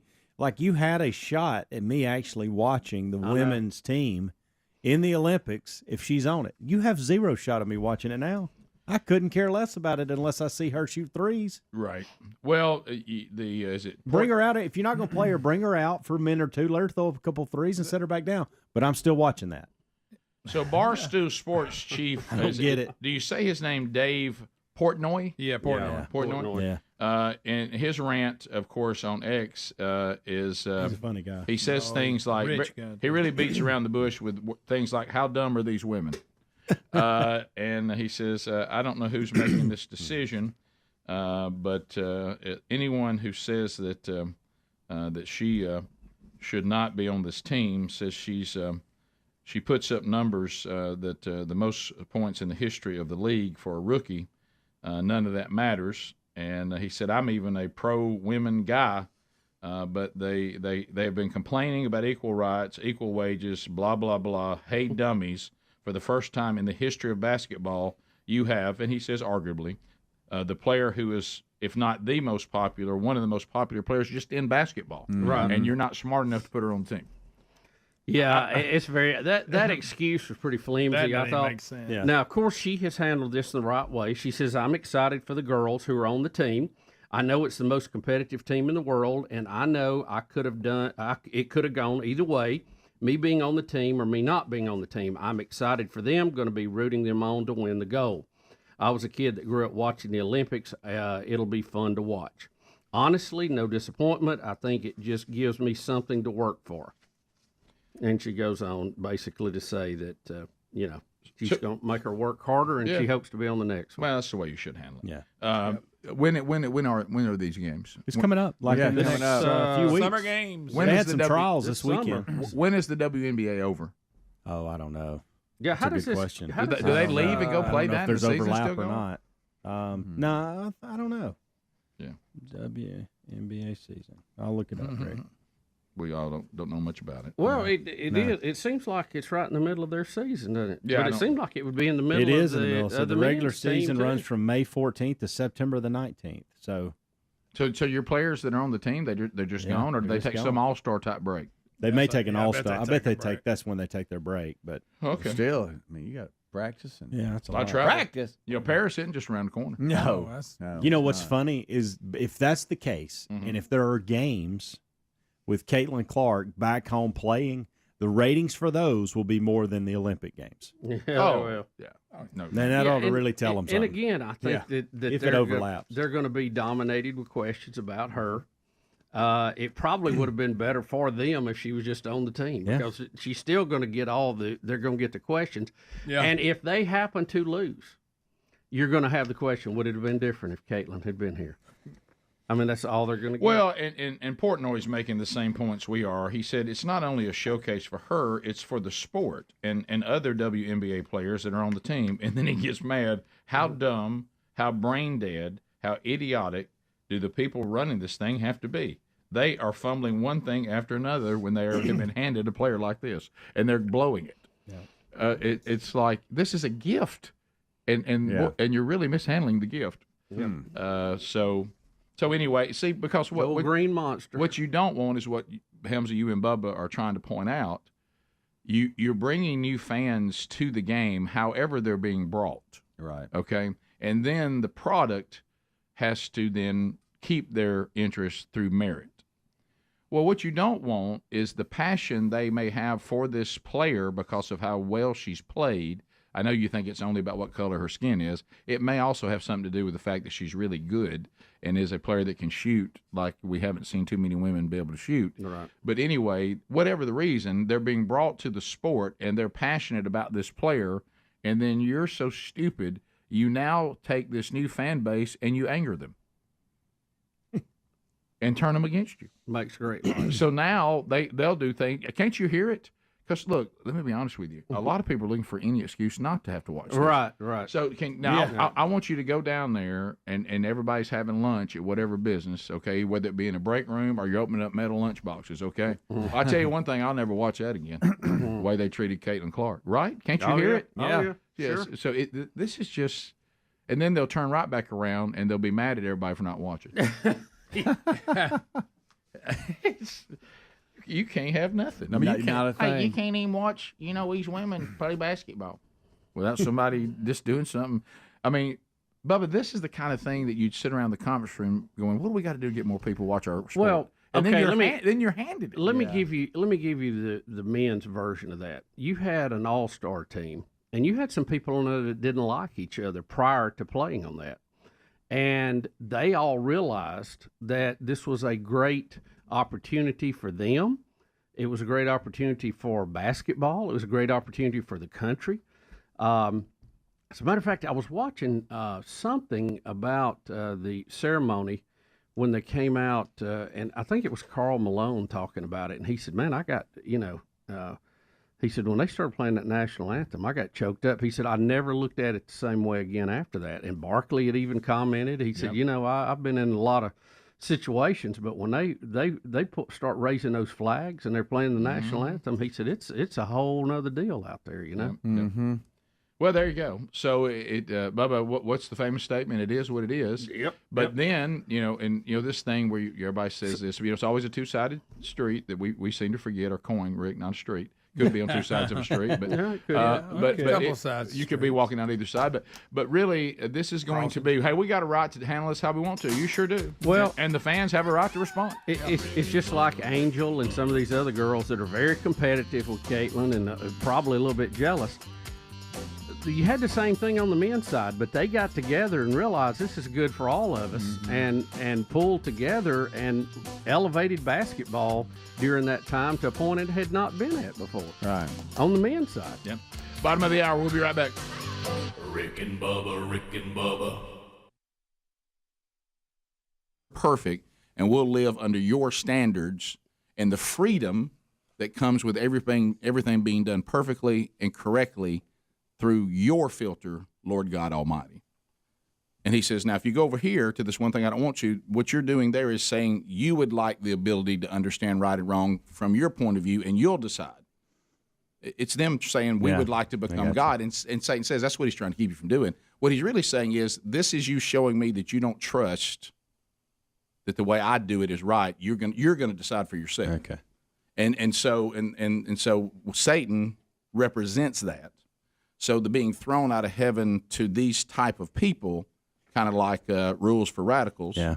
You know, when it's dedicated to him, the original rebel. I got you. He went against the man. Okay. Of course, unfortunately, that what we're talking about is going against God. Right. Yeah. Okay. Right. And so some people love that idea of, you know, God's not going to tell us what to do.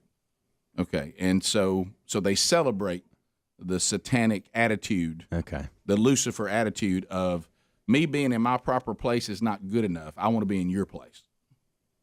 I'm my own God. I'll make my own decisions on what's right and wrong. So that's probably why. Yeah. That makes sense. Yeah. And that's just my theory. And I think if you saw one of the other posts that he had put out about the controversy, if he actually put that out, I know it's shocking. I don't follow him.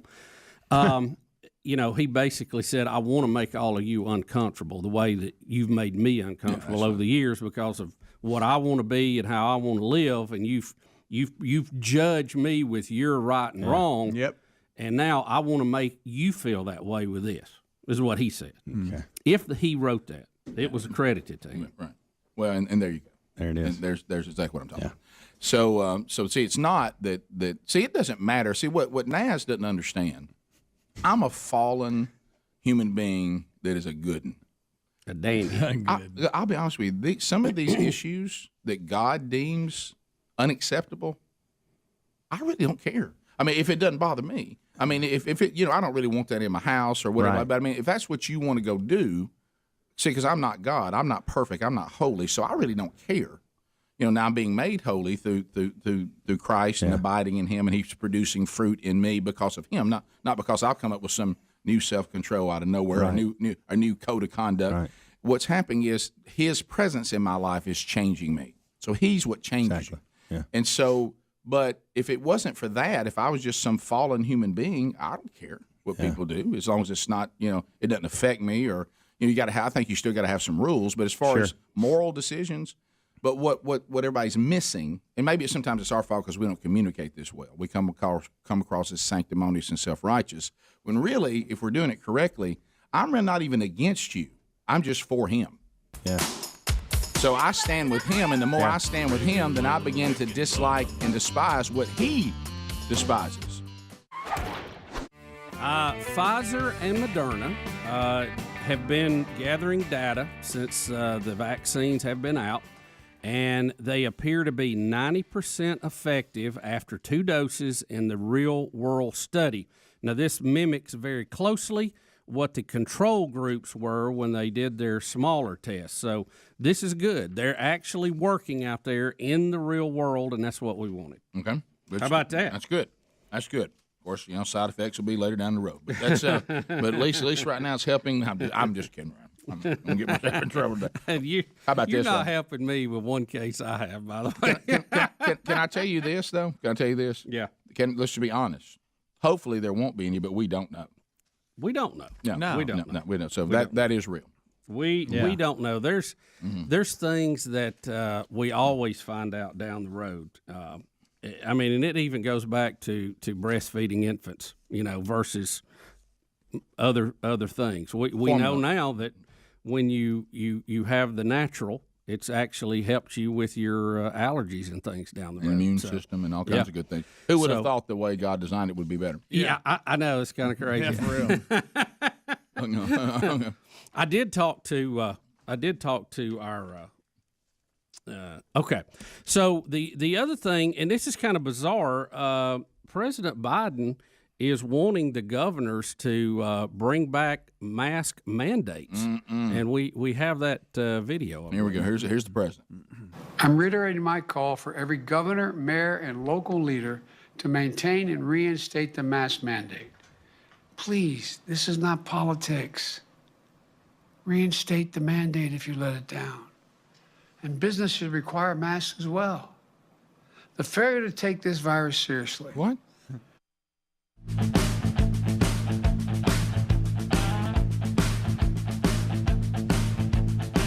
Here we go. 35 minutes now past the hour. Thanks for being here. Weekend recaps today. We'll get to some of your phone calls coming up a little bit later on at 866-WE-BE-BIG. Tax Network USA. teaming up with the Rick and Bubba show. Having issues with the IRS, are you? Well, if you're in a bind, you can't pay them, maybe you haven't filed in a while, maybe you're receiving threatening letters, it's only going to get worse if you've got an IRS problem, because the current administration, they are hiring by the thousands new agents, and they're going to send them after you. They're not going to go after now they're going to demonize the uber rich, but they're not going to go after them because they know there's lawyers between them and the government, and they know that you probably don't have that kind of protection, but you could with these warriors on your side. And we're talking about the warriors at taxnetworkusa.com/bigvox, BIGV as in voice OX. Now, this team has brilliant strategies to solve your IRS problems quickly and in your favor, and they discovered a limited-time special offer. Here's an example, that the IRS is willing to waive $1 billion in penalties. So if you'd like to find out if you qualify for this program before it's too late, go to taxnetworkusa.com/bigvox. Now, do not contact the IRS without somebody representing you. Don't do that. So go to our team at Tax Network USA. They've got preferred direct lines to the IRS. They know which agents to work with and which ones to avoid, and they have already resolved over $1 billion in tax debts. And offers a best-in-class guarantee. So why don't you schedule your free consultation today by calling 1-800-245-6000, 1-800-245-6000, or you can just go to the URL, and it's also available at rickandbubba.com under the sponsors. Bubba, so see, we're looking at other things from the weekend. Now, do we want to go next into the shark attacks? Wow, shark attacks. Now, some of you around the country may not be familiar with this strip of beautiful beach. It's a county road called 30A. It is visited by people from all over the country. If you don't believe that, just look at the car tags and get on 65 South on any Saturday Saturday to Saturday when they're checking into what they've rented and they're checking out. We all live with it, trying to get up and down 65 South.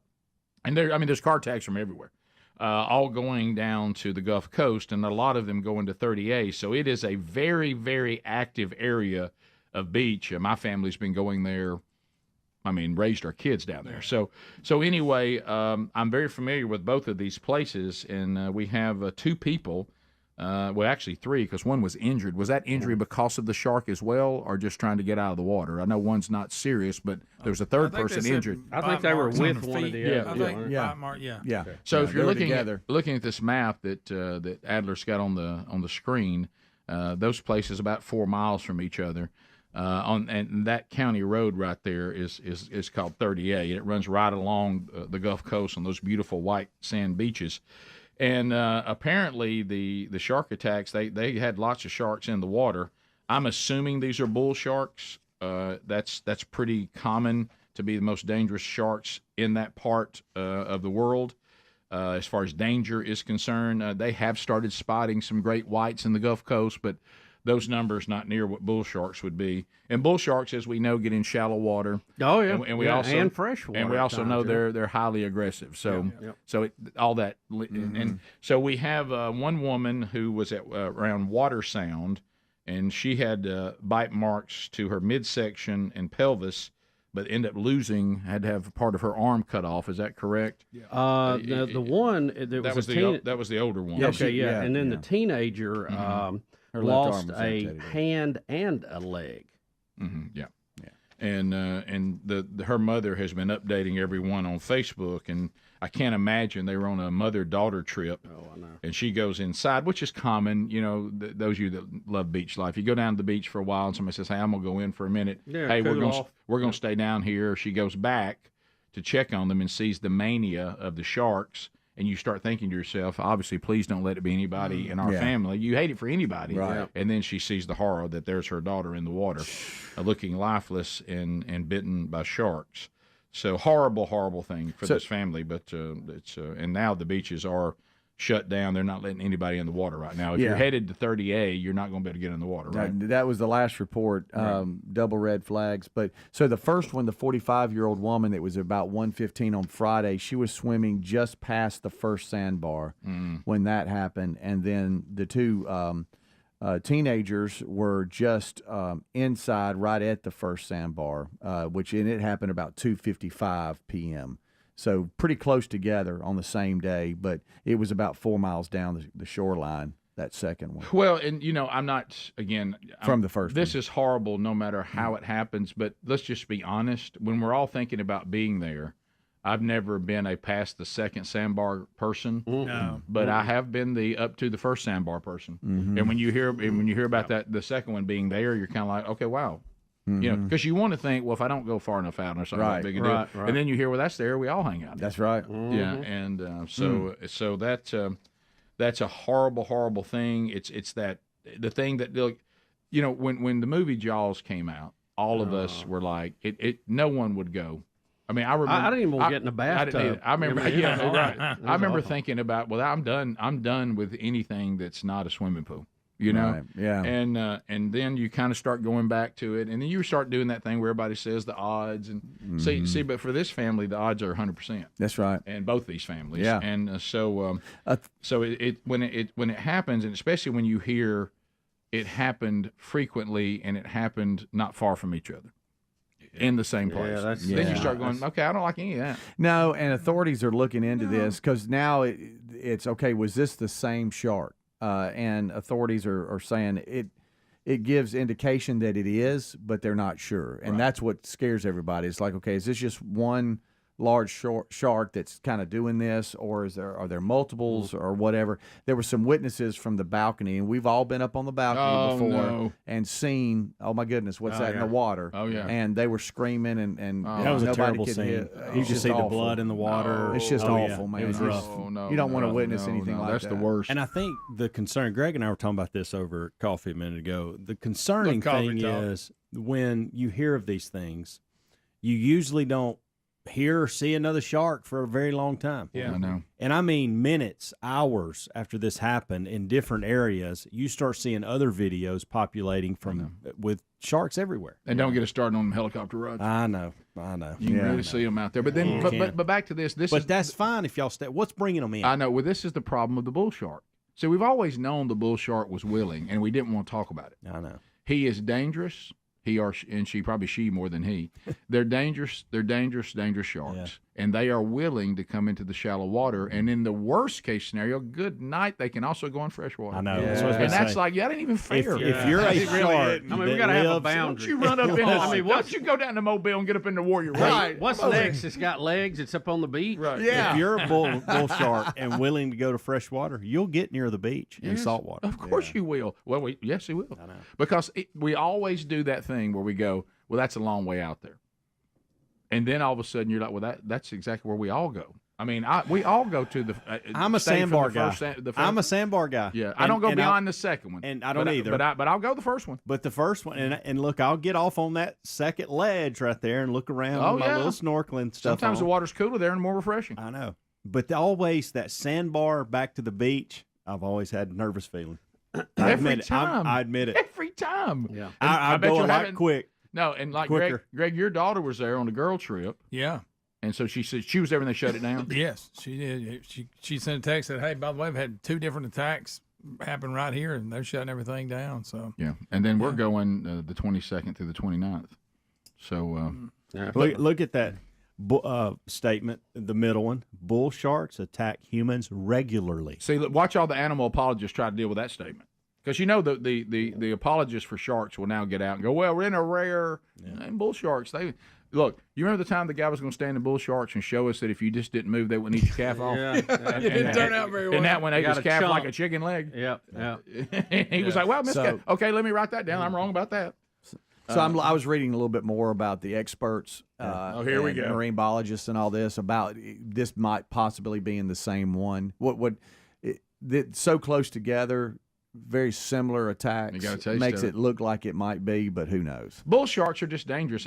Can we just say that? Yeah. Hey, bull sharks are dangerous. Yes. And they're the ones that we probably have to deal with the most if you're just staying around doing your normal thing. Right. Okay. But the good news is this place and all of those beaches in Alabama and Florida, they're so beautiful. And if you get you a nice place and the food's there fantastic, and you can sit out on the beach and you can walk on the beach and you can even, let the water wash up over your feet as it comes in, you can still have a wonderful experience without even, because honestly, most of the time you go down there, they're limiting you getting into water over just about. I can't remember the last time I've been there that it wasn't yellow or red because of something. Yeah. Jellyfish, riptide, jellyfish. Oh yeah, you remember we had some seaweed. orcas spotted Yeah. outside of Destin here. Yeah. A week or two ago? Yeah. What do they do? What are they here for? Well, these families and these ladies, wow, tough. Yeah, I do. That's what everybody's afraid of. Yeah, that's it right there. That's it. That's why I'll go to the beach. I'll swim in the pool. Sure. I'll walk late afternoon, early morning, and let it come over my feet, but I ain't getting in there. No, sir. We'll be back. Rick and Bubba, Rick and Bubba.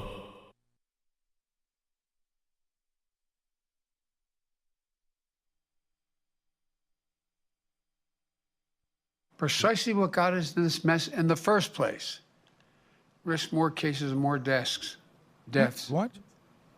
Look, as I do my part to accelerate the vaccine distribution and vaccinations, I need the American people to do their part as well.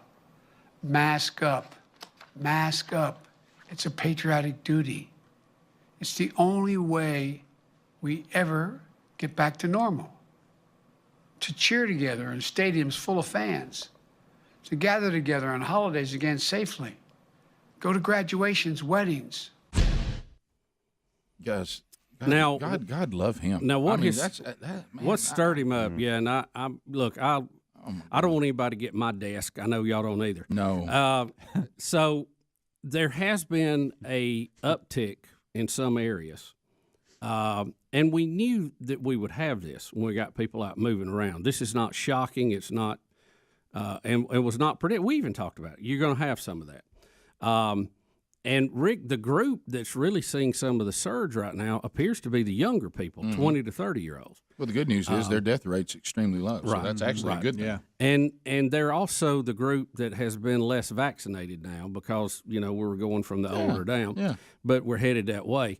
But, thank goodness our governor has responded to this and said that there will be no more coming from her, that it's going to have to be personal responsibility. Yeah. Businesses are going to have to decide how they want their customers to behave, and that we should be responsible. And I applaud that decision, standing up with a megaphone.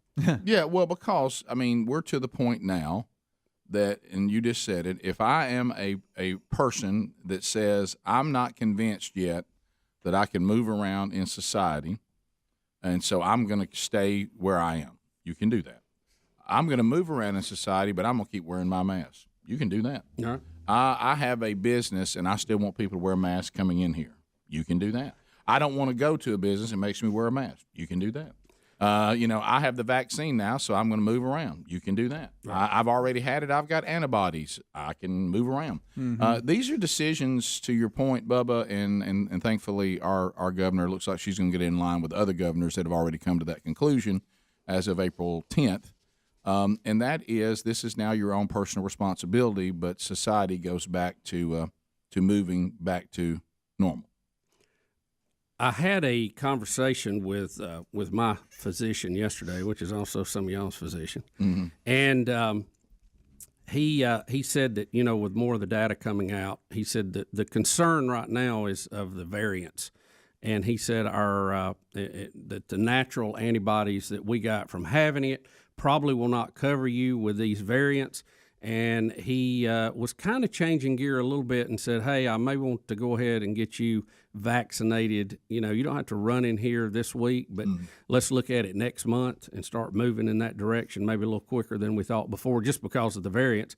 And apparently the vaccine does give you a broader spectrum of protection than the natural antibodies. So That's a lot of information came out yesterday on some of these studies over the last 90 days. So they're kind of adjusting what they're saying based on the data they're seeing. Yeah, and good news coming out of Texas, the numbers have fallen for the 17th day in a row after reopening. On Saturday, they had their lowest all-time percentage as far as positive tests go, and hospitalization in the state has dipped to its lowest level since last October. Yeah. So I'm seeing if it's happening with younger people that are not yet in line for the vaccine, and they are mostly, overwhelmingly healthy enough that it's going to be an inconvenience for them, and the people that they might pass it along to are all getting vaccinated, then the young people getting their herd immunity as they wait on the vaccine is not a bad thing either. I don't think that calls for mask up and shut society down and all that again. Matter of fact, this is the way we probably should handle it from the very beginning. But anyway, so this thing with Biden, I'm glad that you have governors that say, our desk rate, as he called it, are going down, and our positive cases are going down, and I think we're moving with the combination of herd immunity and vaccines in the right direction, and we're just going to let individual businesses and human beings and Americans make their own decision on masking or no masking. And I'm seeing that already. I know ours is supposed to go all the way to April the 9th. We're in the state we live in. In most places, they've already gone to this, what we just talked about. It's your own decision. It's your own. Go to the beach.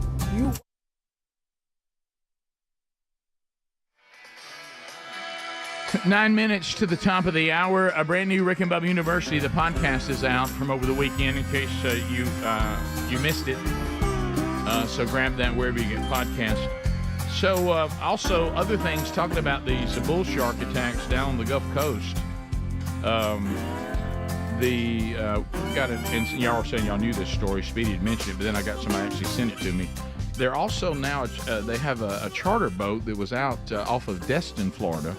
And they're in the Gulf Coast. The Gulf Coast lately, we at one time, all of us, that's kind of where we all go to the beach. A lot of you travel from other parts of the country, but at the time, we didn't have great whites. Now we do. And now there's a charter boat that has seen orcas. We've never had killer whales in the Gulf Coast, and now people see them.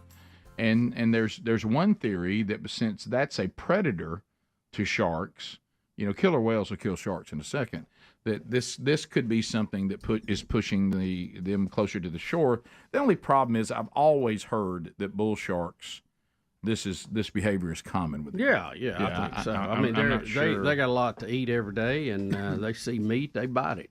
Have we confirmed that it is a bull shark? And if not, what type of shark is it? Yeah, I need to know. I'm just speculating because I'm an animal expert. You know that.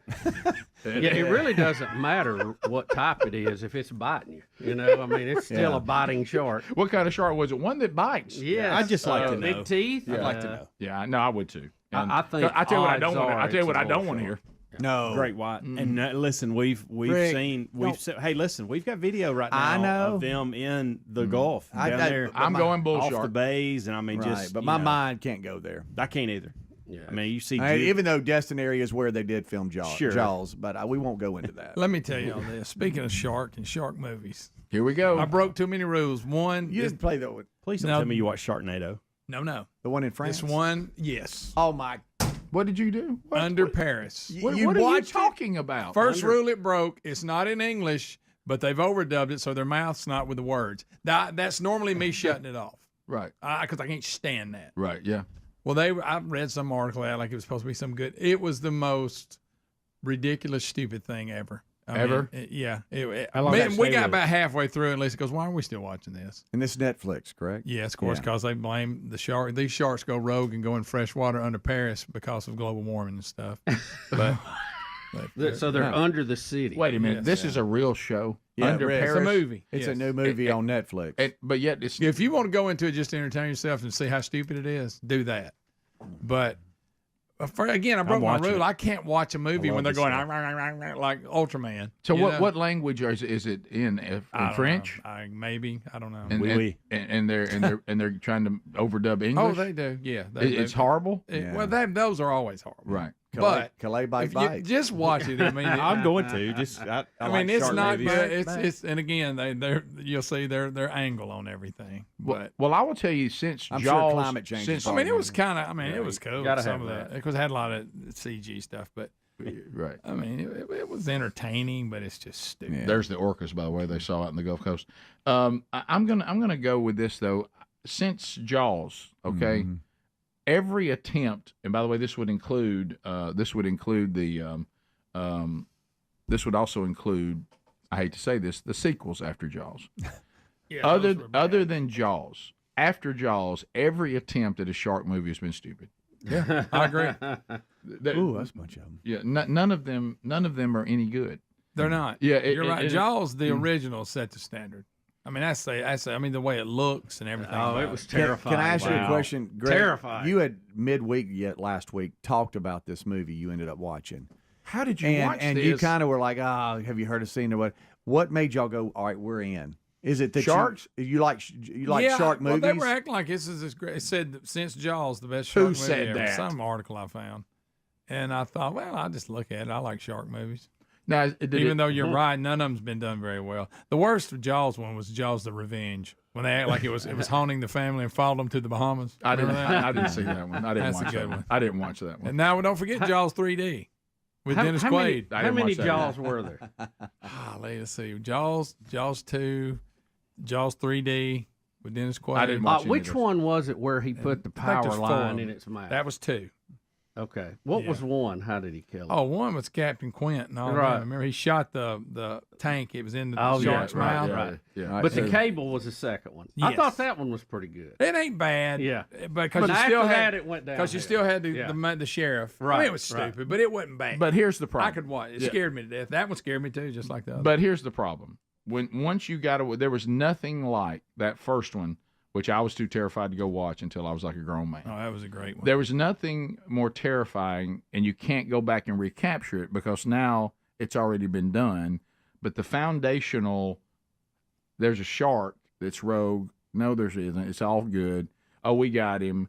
And then them realizing it's not just any shark. It's like this unbelievably large great white. It's and you're building, trying to figure out everything. So you can never get that back. You can't. Then you just come back and go, hey, what happened in the first one's happening again. And That's really all you and got. Plus, in the first one, you had Captain Quinn, whatever his name was, awesome. Yeah. Richard Dreyfuss, awesome. Yeah. I mean, you just had really good people in it. So there's been 4, just to be official here: Jaws, Jaws 2, Jaws 3D, and Jaws: The Revenge. That's the Revenge. Is when they're in the Bahamas and it's somehow tracked. And it does have the original. The lady that played the wife in the first 2. Mm-hmm. She's in this one. But She's again, you just can't all go over. back and get that. We don't know what's going on. No. Now it's just what happened last time's happening again. And the did you know that we're going to need a bigger boat was an ad lib? Was it? Really? And it's one of the most quoted things. Well, the reason why is it was a running joke about the disastrous attempt to shoot this movie and that stupid shark that was driving them all crazy. It wasn't that. Yeah, the And mechanical shark. So it became a running thing because of all the crew they needed and the boats they had. Yeah. The running thing with the actors and the crew was, we need a bigger boat. And so that became their little catchphrase at lunch and all this kind of stuff. And so then all of a sudden he just threw it in there right in the middle of the dialogue. That's good, and, by the way. and he did it to be funny. And everybody was like, no, that's it. That's good. Have you ever seen that documentary on them filming it? Yes. It was miserable. The What a weather was miserable- miserable. The mechanical shark kept messing up. Oh, my gosh. And Spielberg doing it. That was early in his career. Yeah, you know, But we blew up. I mean, it was the most popular thing forever. And we mentioned this when it happened. It's just been a week or two ago. The first victim, the first victim in the first Jaws, she just passed away. Yeah, I remember y'all talking at age about that. 77. Yeah. And she was a So stunt the woman. shark Apparently, really she didn't was get some type of professional swimmer or something like that. Right, She was an yeah. actress as well, but she just Right. passed away. Yeah, that was one of those things. Y'all, that scared me to death. That thing. Her only role was naked swimming. Thank you, Greg. Thank you for that, Greg. Well, I don't think she was in anything else. I don't remember seeing that on the credits. Naked swimmer. Naked swimmer. Who played naked swimmer? Top of the hour, we'll get back. Some weekend recaps coming up. Your phone calls, more stories of the day when the Rick and Bubba show continues right after this. Rick and Bubba, Rick and Bubba.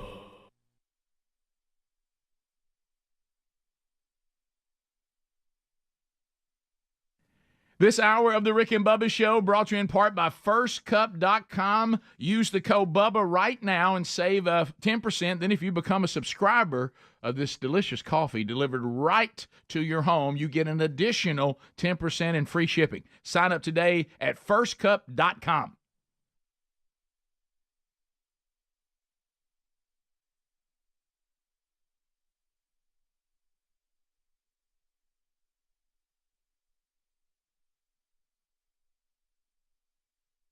Don't see near as many as I did. I've had mine around my neck and was going to put it up. I got inside. I didn't see anybody else wearing one, so I just let it go. I've even asked. I'm like, hey, we're all in on this. I'm good. Yeah. So, and then, of course, Trump is accusing Fauci and Burks of trying to reinvent the COVID-19 response history. Right. And there's a lot of that out there. I mean, guys, this is not political.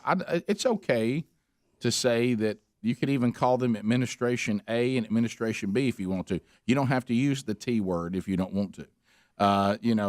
We as a country and our federal government did start Operation Warp Speed, and and some things did happen. Former administration, I won't use the T word, cut down travel and got ostracized for it. Now everybody talks about that's what the greatest thing you could possibly do, and that's what was done.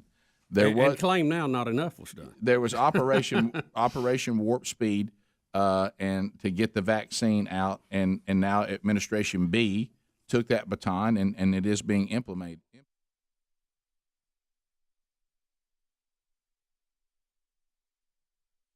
Accusations right now. Cuomo will be at 10. He's had another one come out. All right, Cuomo's at 10. Deshaun Watson's at what number? I think it's like 24, 25. It's on up there. Wow. They're all, Rick, going for the gold standard Bill Cosby. Yeah. What was he, 40? I think he might have been 50s. Yeah.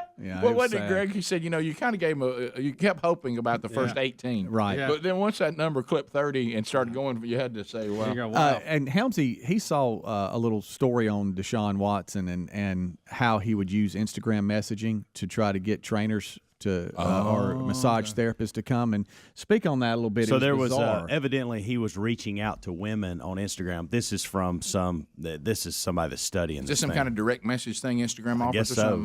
something? He would basically look and go, okay, well, I'd like to have her massage me when I go to this place, and I'd like her to massage me when I go to this place, kind of thing. So that's where this started, and there's obviously some messages that will hold up in court. And he's trying to get rid of those. They're claiming. Deleting them. That's part of it, yeah. And so the case against him, look, I want to give everybody the benefit of the doubt. I'm a second chance guy. I like second chances, but this doesn't look good for him. There's a doctor that spoke out and said that he got more massages than any other athlete he's ever seen on the planet. And when you're trying to take care of your body for something this severe when it comes to professional athletics, you find one or two that really do a good job, and you stay with them because they know how your body's progressing. They know the problems. You don't get on Instagram and search for different women all over the country or all over a region, and those things are damning evidence to his case. Right. So and doesn't look good. No. So the current count is Deshaun Watson is we think are getting close to 20. Yeah, I think it's 24. I think it's north of 24. 24. Yeah. And Governor Cuomo's at 10. And as Bubba said, they're all going for the Bill Cosby Trophy.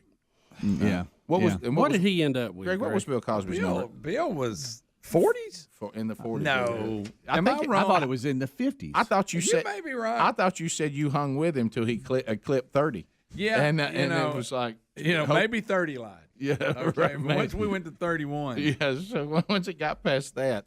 I'm gonna have to look. I'm gonna have to look what that count is. And in the Deshaun Watson case, you have too where it's easy for us that may be Deshaun Watson fans to go, "Hey, this is a ploy to get him," But when you have all these different women from different regions who don't even know each other, right? And there's text messages and Instagram messages to back these things up, it doesn't look very good. Can I ask you one thing? And I've always wondered about this. By the way, we now see we now see Bill Cosby's numbers is 58. Well, now 60. 60 is the latest, but 58 was there, and then 60 jumped up. Okay, Rick, let's say 80% are lying. Right. That's still a lot of people. Yeah, you know what, Greg? I hate to say it in a negative because you wouldn't want to be this, but Bill Cosby in accusations is the GOAT.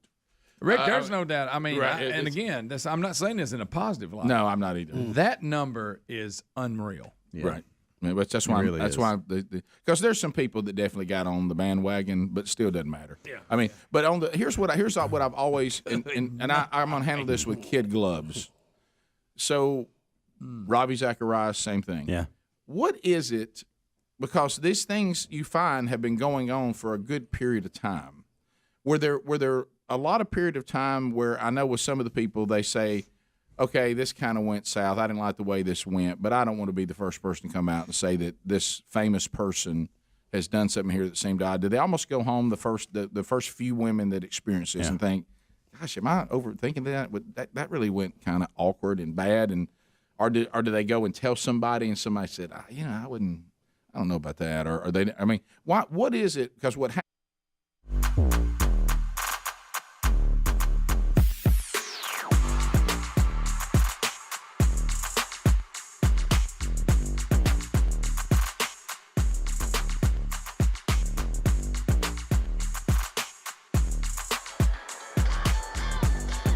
And we're back. Thank you for being with us. A brand new hour. The gang all here. So we'll get into some of the other weekend recaps. And we'll get some of your phone calls, too. I know some of you we talked about those shark attacks last hour, and you're like, well, we're down here. They're thinking maybe not a bull shark, maybe a lemon shark. We'll see. I did get that email. I don't think any shark should be named Lemon. Yeah, I don't even. Let me tell you why. That's giving it a nice little sweet name. Yeah. And I shouldn't have this mindset, okay? I shouldn't. But the reason I ask, was it really a bull shark, is because my mindset out there is if it's not a bull and great white, I'm okay. I know that's and weird. I shouldn't have that mindset. It's really not all. It doesn't matter if I have to have amputations and I'm you don't hear many people. It really doesn't matter what. No, the only other one that I throw with him is the Mako. Yeah. Mako's aggressive. He's got that jacked up. Oh yeah. What about the tiger? Yeah, he needs a doctor. Tiger's bad. Tiger's bad. Around See, Hawaii, we a lot of hear, them around Hawaii. We don't hear Bad. about if we hear shark attack and we hear amputation or death. Yeah. It's always the bull. Yeah. It You is. never hear lemon shark. No, not rarely. Normally not. Yeah. Nurse shark. So when you hear lemon, you don't think Sand mean. shark. Yeah, we'll got all these. It's just a little sand. And I don't know if shark. it's a lemon or not. I looked up lemon, and I tell you, I don't want anything to do with it. No, you don't. they're all very, very dangerous if you get in the bad situation. If I see a dark figure in the water, I don't like it. I don't care what it is. I don't either. Not at all. Yeah, I don't want anything in the water. New. Wish I could fly if I see that. So doing weekend recap, Sykeston, Missouri. So it was when I talked to the people who actually put it together, they said they started petitioning the church at Minor Baptist Church there to attempt this 3 years ago. And every time it was brought up, they're like, and I understand why. Hey, wow, that's a lot to try to take on. So finally, about a year ago, they got the go ahead. Now I want you to listen to what they did. And remember, this is just people in the church volunteering, putting this stuff all together. They had Friday night a men's event, and I spoke at that. Saturday morning, a women's event. Sherry spoke at that. Then they took a break, and then Saturday night had a marriage event, and then I preached there Sunday morning. Wow. So that was all the same weekend. Now, this is the part I wasn't prepared for because y'all know I tend not to pay attention to the details. They also served a meal at every single event. Really? That's different. Giving right there. That's 3 different feeds. Now, have you ever had like one thing at your church that you had to feed everybody? Just one? They did it 3 times over the weekend. I marveled at these brothers and sisters. I couldn't believe what they were pulling off. And now the dynamic as far as the part here at the show is now because they've thrown in marriage and women's event, that now means that Sherry and I, husband and wife, madly in love, 28 years, we love doing this, but we're so different at how we approach travel, how we approach packing, how we approach preparing for messages, how we approach everything. So it now becomes that beautiful dynamic. First of all, as all of us know, the difference in your wife traveling with you and you traveling by yourself when it comes to luggage. I ain't even close. Guys, women need a lot of stuff. They do. They need a They can't lot travel of light. stuff. No. Sherry walks out. I have a leather bag, one of those little carrying side bags, and she goes, "Well, where's your hanging stuff?" I said, "Don't have it." Yeah. Try to avoid that. She said, "What are you talking about?" I said, "Inside that bag right there, I have what I'm wearing for the men's thing."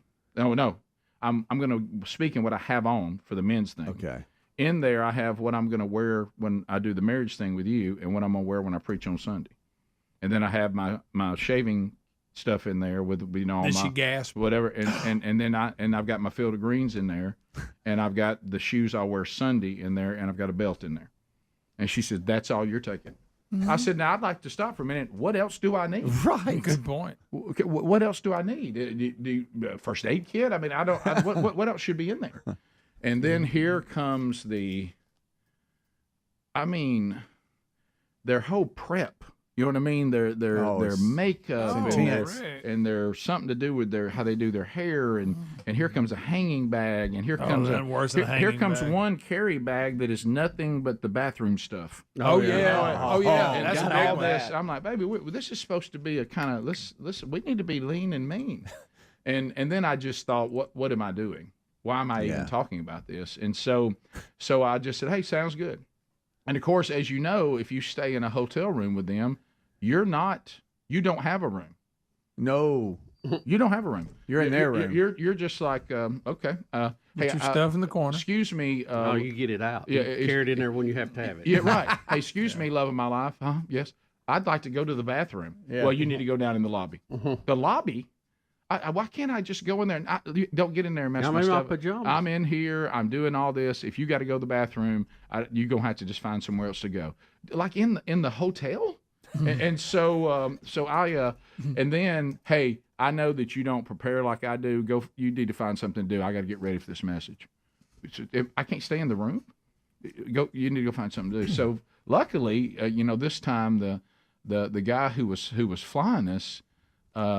James, Bubba, you're going to love this, former Air Force pilot for the Royal Air Force in Great Britain. Let's go. Oh, flies for the Queen. So when I was kicked out Saturday morning after I'd done the men's thing, and I left her there by herself in the room prepping all night. Don't forget that. I want her to do the men's thing. I come back, and then all of a sudden she's got to speak Saturday morning, so I'm kicked out as soon as I get up. So I'm just hanging out, wandering around the hotel. And I see James, and I'm like, James. And so we sit down, and so that was kind of good to have a man there I could kind of hang out with and hear about his times in the Royal Air Force, which was fantastic. Oh yeah. And talk to him. So that was kind of and just the English, even though he's lived here for a good while, the English rarely lose their accent. I know. And there's something about There's talking. some comfort there. There's something about talking to the English that is just so calming. Yeah. It's I love like, flying you. I was like, James, Yeah. James, how you doing? Hello, Rick, how are you?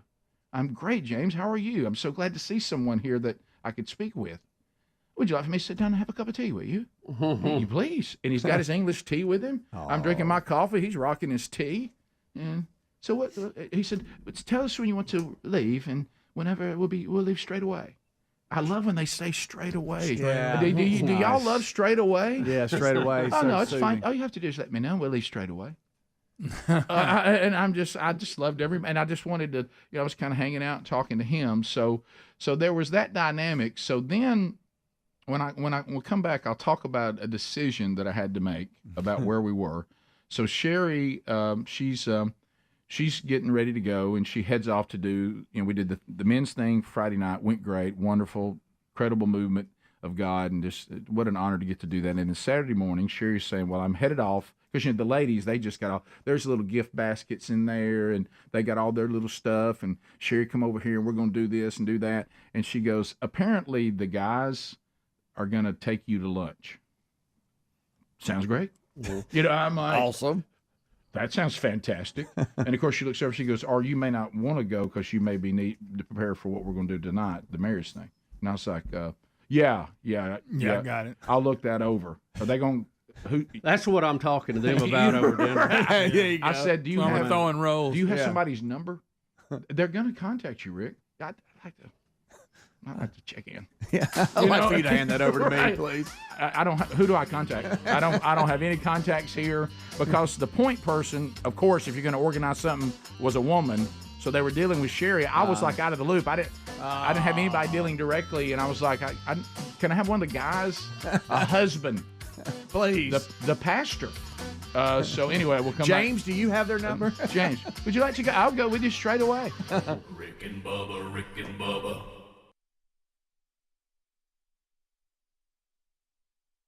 Is there's always this one or two that finally gets somebody's attention, and then once they've established the attention, then all the others then come join them. It seems like when these things go on, how do we ever get to these kind of numbers?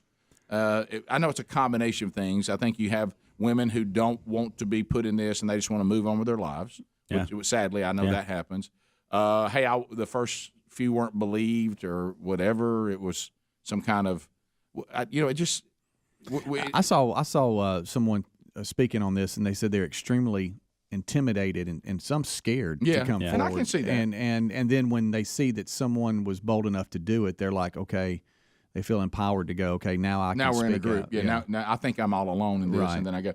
And then the one that, of course, it's okay. I mean, I have no problem. I want these women that went through what they went through to be able to have any kind of recourse that's allowed to them. But like on the Ravi Zacharias, some of them said they waited till he was dead because they didn't want to come out with it while he was still alive. Yeah. In this Deshaun Watson, it's very interesting because you really have what shocker for the family on that one. What we've seen over the last couple of years. Let's take the Kavanaugh case, okay? What we were told when he was being put up for the Supreme Court, hey, you believe all women. You got to believe them. Yeah. Truth. Let's get to the truth. Where's it at? Well, interesting enough, you're not finding that with this. Oh, no. You've got 20-something women, but because, dare I say, you have a black court, they're in a pickle now because they can't choose a side here. Well, as we said before, this is left on left crime. Exactly. They've got the governor that they had told us was going to be the greatest. They were grooming him to be president. The greatest Democrat in modern history. And fine. Yeah, and now that's an issue. And you're right. When this is the same people. We are living in a society that it's you have an African American man who's a quarterback. Yes. In the NFL, high profile. Yep. And I mean, if this was Tom Brady, it would be being treated probably a lot differently. I don't know, or just there are some political correct problems in all this that's making this awkward because you have, as we've said many times, this is left on left here. You've got every woman who makes an accusation must be believed first, then it must be proven not true. But see, what that really means is, well, we also would like to add a little caveat to that. It's according to who this man is. Mm-hmm. Yeah, because if this man is in one category, then we do it one way. If he's in another category politically or whatever, we go the other way. Yeah, history has shown us that others that have gotten to this number have been canceled. Oh yeah. Oh yeah. I mean, no doubt. Definitely. Too, it's the whole idea of the woman must be believed, and you must prove you're innocent goes against our whole judicial system. That's the problem with that. How about the fact, back to Bill Cosby, that he actually knows 60 women? I mean, think about that number is almost unbelievable. Yeah. Tracy, out of the great state of Kentucky. Tracy, go ahead. Hey, good morning. Hey. So you're talking about the numbers of who gets away with what, and I'm just curious if y'all know what R. Kelly, what his numbers were up to. What were the R. Kelly numbers? I've never really had the stomach to watch that Surviving R. Kelly documentary. I hear it's awful. Do you know his number? I don't know his number. I was just curious, but I have watched it, and it is horrible. I kind of forgot about it. Unbelievable. Yeah, well, I don't know the number there. I'm sure. Yeah, it's going to be tough to top Cosby, but I mean, it's Trey, Birmingham, Alabama, 104.7 WZZK. Trey, go ahead. This is Sarah from Birmingham. Wow, how about TRA is nowhere near the spelling of Sarah, is it? But go ahead. All right. Okay, I had a comment about, it sounds like there needs to be something with the parents of these people that have this done to them, the sexual harassment, because I was always taught to come forward. My parents taught me about that from an early age. So are there that many women that are not trusting of their parents or good, communication with their family to know that things like this is wrong and you can come forward? Well, let me say this, Sarah, because and definitely this was the case, and you see this a lot, and it's sad. And I'm not saying this is the Deshaun Watson or Cuomo case, but I know in Ravi Zacharias' case, a lot of times these men, they're very, very meticulous about who they pick, and normally they will find women that do not have fathers in their life.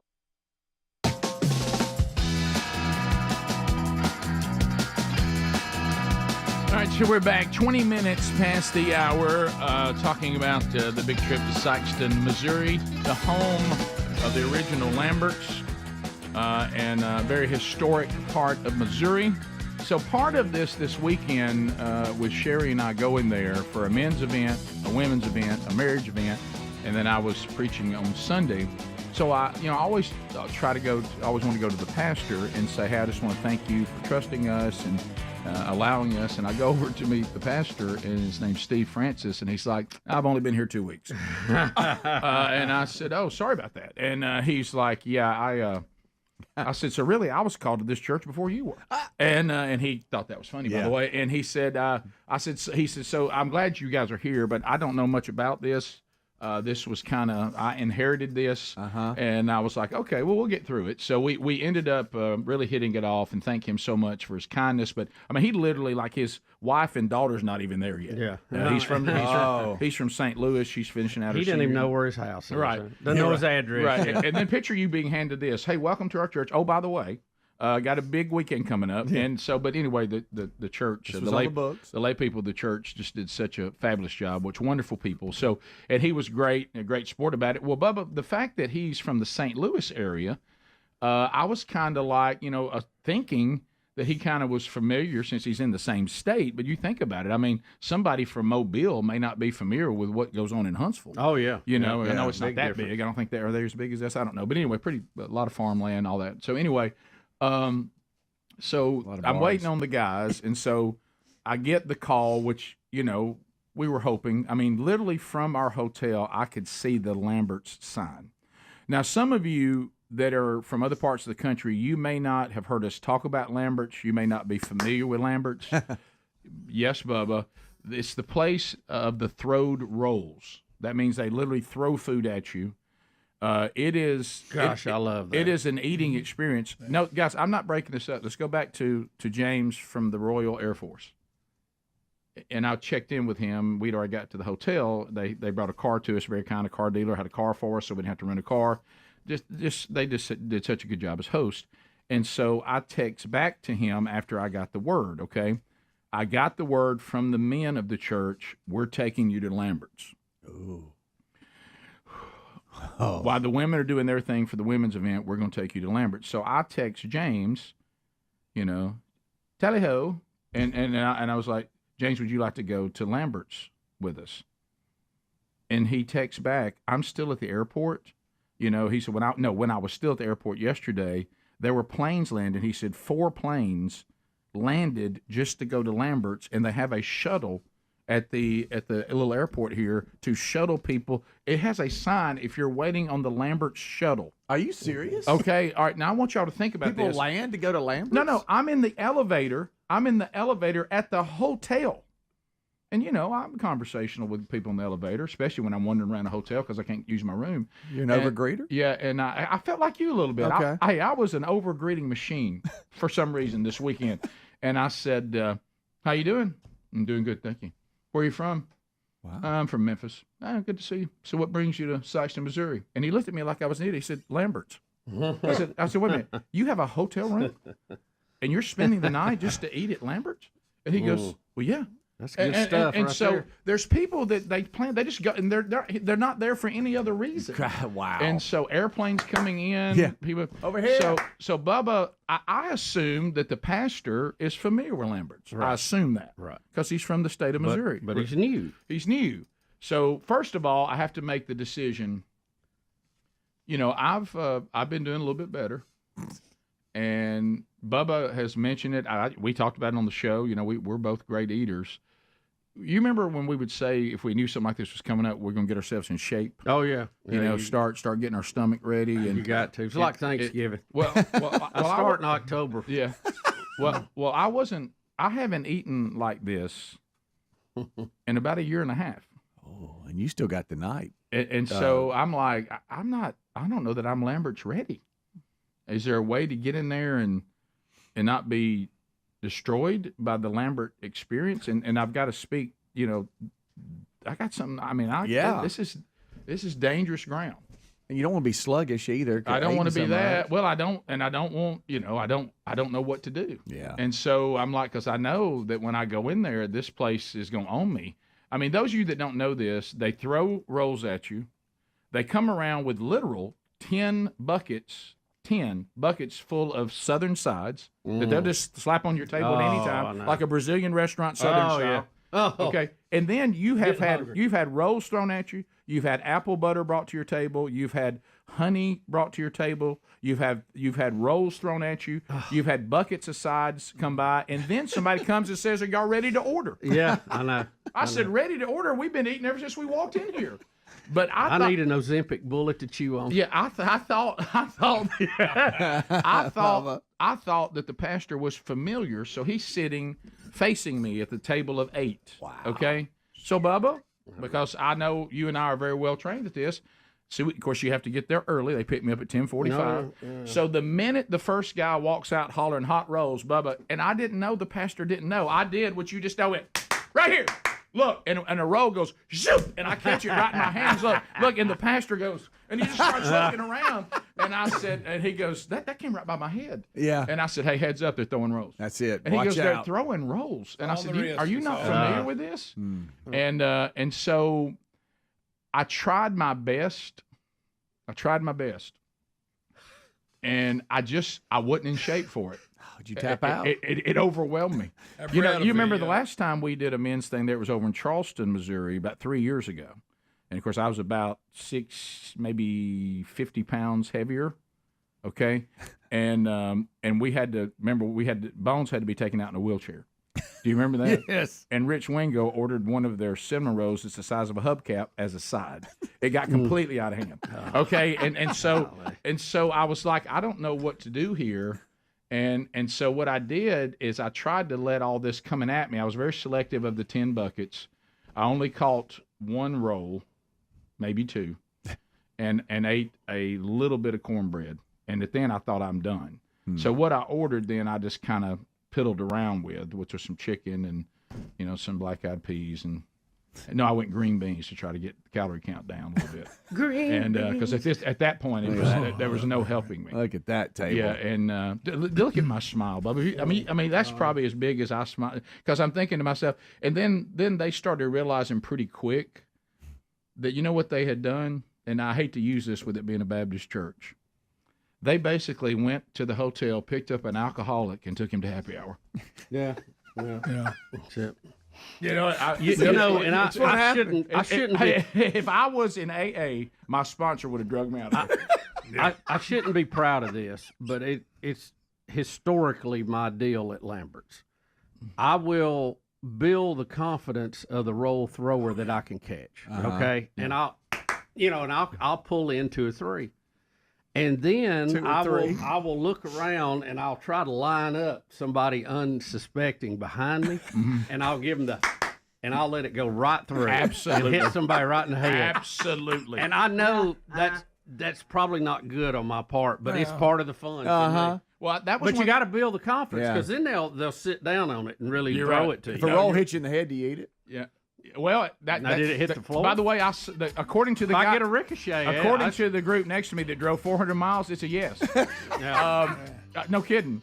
Because that's one thing the pastor kept looking at. At one time, I would just get hit with a roll and it'd bounce off me. I'd just keep talking. And the pastor said, "You just got hit with a roll." I said, "Well, that's part of it." Yeah. So we'll come back and I'll tell you. There's an Adler story I got to tell you. Adler, you're not going to believe this. What? All right, we'll come right back. Rick and Bubba, Rick and Bubba.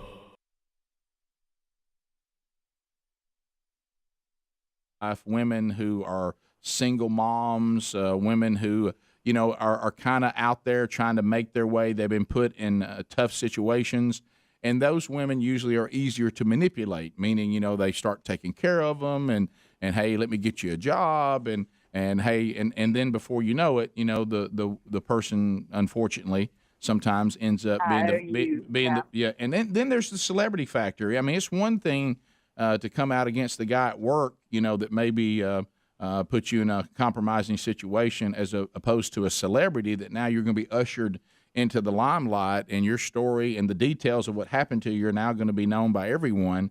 So it's I understand the difficulty of it. I actually do. Yeah, but and they're going to question your past. Yeah. So, right. Yeah. And then before you know it, kids, you don't want to expose them to all that. And then when whoever's representing the accused, and they have the right to do it, but as you just said, in the due process, now your life gets put on trial, and maybe some things that you did that you're not proud of, that gets brought to light, and because we all have things in our life that if we would love to look back on and do things differently. So you have to be you have to be willing to go through a lot, but I think these men who do these things, though, need to be held accountable, because if not, then it's just going to continue to happen. And but it's difficult. I don't pretend that it's not.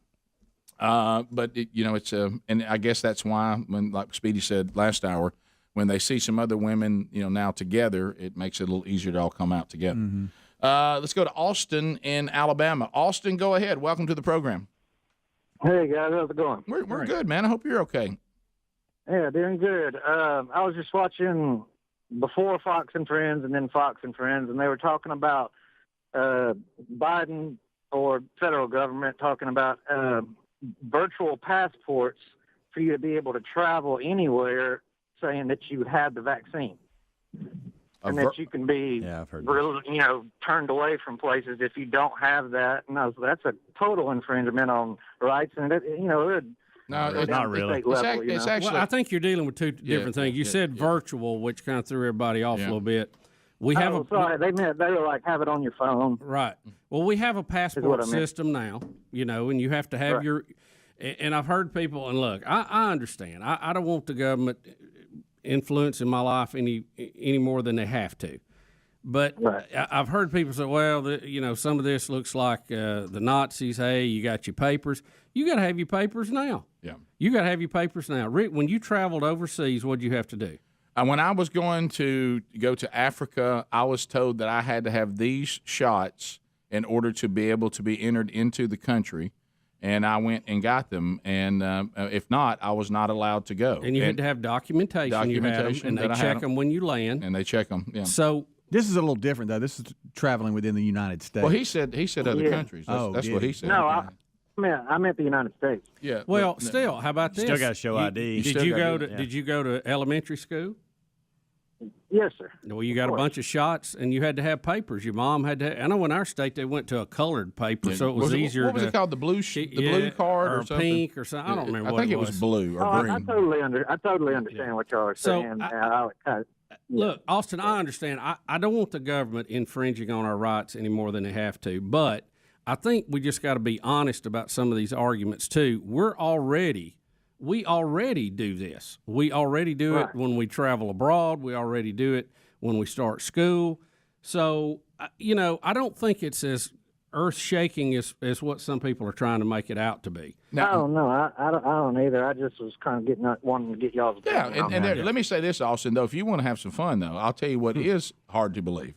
So we're going to require this of all the citizens of the country. But if you roll through the border, not the illegal immigrants. if you roll through, that makes what Biden said absolutely ridiculous. Sure, yeah. It has no credibility. Zero, -1 on that. How about that? Yeah. So if you say this must be done for us to get past this pandemic, and this must be done for the citizens of this country, then taking the gaps in the wall must also be done. Yeah. And we must also vet people out as they come in on vaccines or shots that they need. If you're not doing that, if you have an open border, everything you're talking about right now is completely a waste of time. Yeah, and it is kind of funny, too, that the people pushing this vaccine verification, they're against voter ID, just to show an ID to vote. It's kind of hypocritical there as well. Well, there's a lot of inconsistencies. Yeah, when it comes to that, there's a lot of hypocrites. Yeah, it's look, nobody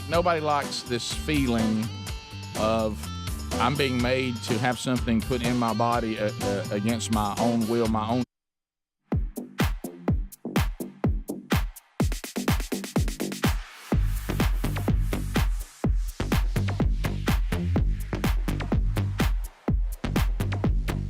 $35 minutes past the hour. Rick and Bubba's show. Thanks for being with us. Father's Day coming up this weekend. You still got time, but you need to probably get it done today to get Dad some great Father's Day gifts from rickandbubba.com under the store so that we can get them to you in time. And today is the last day. If you want to get a signed copy of the latest devotional from themanchurch.com, Sin Always Matters. If you want it signed to get to Dad, you need to go ahead and order that off themanchurch.com today. This is the last day, and I'm going over and signing some more of those today. So looking back again, Minor Baptist Church, Sykeston, Missouri, outstanding host. It's remarkable what they pulled off, and they treated Sherry and me so well, and they're so kind, and what an encouragement. And we saw God just overwhelm their efforts, their prayers. They've been planning this for a year, praying over it, and doing what you should do. I am seeing some of the people, and look, we all have been there, where something like this is coming, and you go. I'm getting some emails today saying the one thing that we were thinking about, and remember this when these opportunities come up, whatever they may be, or whoever's doing them or whatever.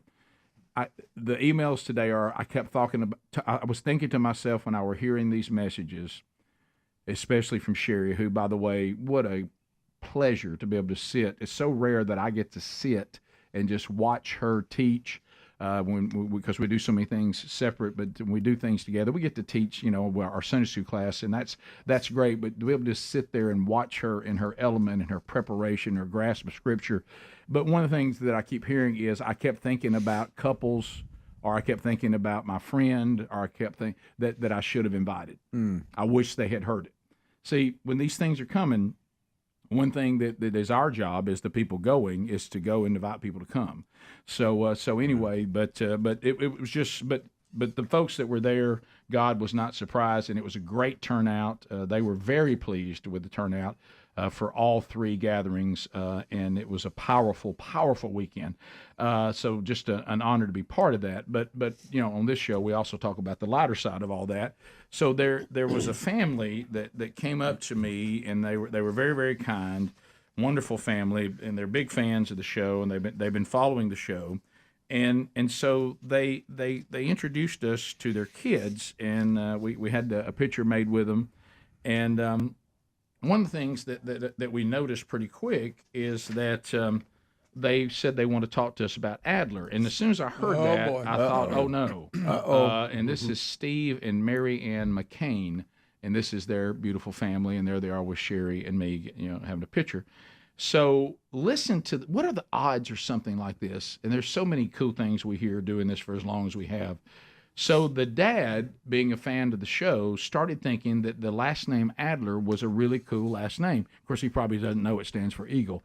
But most people don't. Yeah, and he said, so when this child was on the way, and we were talking about what we wanted to name the child, I wanted to name my son Adler. Mm-hmm. And he said, I just thought it was a really cool name. That's the one down there that is standing in front of me. Look, no, his dad. He's standing in front of his dad right there. He's little too, Adler. Yeah, he's little. So he's hiding behind that Bible. Yeah. You're not going to believe this, Adler. Child, this is going to blow your mind, okay? Now, keep in mind that he's older than your son. Okay, so that there's no way for them to have known. So they said, well, all right, I'm not going to win this battle with my wife, or I can't. Was it the wife that wanted to name you Adler, or maybe the dad? I don't remember what. One of them wanted to name you Adler. I can't remember which one. So they finally said, all right, we're going to punt on Adler, and guess what they named him? Ezra. Nice. Can you believe that? Oh, Nice. That's cool. And they said when they heard you announce that on the show, they were like, "This is How about that? This is unbelievable." That's great. That is so cool. So they try so hard to avoid you, and they veer right into you. And Wow. isn't that? I mean, That's kind of fantastic. but isn't that kind of odd? Yes, very odd. Yeah. Very odd. So, That is. So anyway, that was I didn't see that one coming. That's great. So that was a big moment, and of course we had incredible music. Always anytime that there's music involved. Yeah. You never know how that's going to go. You don't. And but it was very, very good. And I've never seen this. On Friday night they had a different guy, and this is I've worked with him before when we did the Man Church stuff over in Charleston, Missouri, and his name is Mitch, and he's a chicken farmer. Mitch the chicken farmer, but he looks like, the artist renditions of Jesus. Mm-hmm. Do you remember when you and I had the handyman when we first moved to Birmingham? yeah. And we were like, wow, he looks an awful lot like He the does. artist depiction of Yeah, Jesus. or the historical. Yeah, we don't. Right. There were no photos then, Right, so we don't right. know. But I remember the very first time I worked with him, I walked in and I said, well, this has got to be a good sign. And so he's a chicken farmer who also is a worship leader. Can you imagine? Chicken farmer. Yeah, but then also wears very long hair and a beard like Jesus. Can you imagine that combination? You don't see that every day. Right. So Adler, you being from a everything's done perfectly though. musician standpoint, so we all know this. If you go to a women's event, it's going to be organized from the beginning to the end as if they have brought in Germans to put it together. Mhm. Okay. I mean, there's going to be no T that's not crossed, no dot, no I that's not dotted. They're also very much involved in the marriage events, so those they're very well planned as well. But then there's the men's gatherings that are run by men, and you don't ever know what to expect. I mean, guys, I have to write the book, My Stories from the Road of Doing Men's Ministry. Mm-hmm. I have seen so many things because it's a bunch of guys trying to put this all together. So I noticed pretty quick that it looked like that Mitch had just gathered some guys for a jam session, and they're all kind of trying to put it together. So, and Adler, you would know this more than me or Greg, you guys, but I could tell at one point he was doing things that involved the musicians he'd put together, and they were all very good. He had a very enthusiastic, by the way, piano player, extremely enthusiastic, and at one time scared someone because he would shout from there. He you tell he was Pentecostal, Right. and sometimes he would shout, and people wouldn't be expecting it, and you'd see somebody jump a little bit, and because they didn't know where it came from, and I would say it's the keyboardist, but. They had some computer set up, and I think at some point they wanted to use tracks, I guess, too, and they had a direct box up there by it, and they had a little something up there like that thing you used to pull out, that little thing we have that you used to know we put stuff on when you're doing best of CDs. Oh, yeah, yeah. That little had and it was up on that. A little shell. And it looked like to me they were going to do a combination of some track stuff, but also the musicians too. And I was kind of, at men's events, the format can be a little loose. Again, it's not organized like the women organize things. And when they say a lot of times like how many songs we do, and you really never know, And so I could tell Mitch, it didn't appear really had decided how many songs we were going to do. And apparently he wanted to do a few off the tracks, and he went over there and he would kind of check with it. And he couldn't get it to work, and he'd walk away and say, well, let's just do this one. And it was great. It was, he did some old hymns. He did hymns so old I'd never heard them.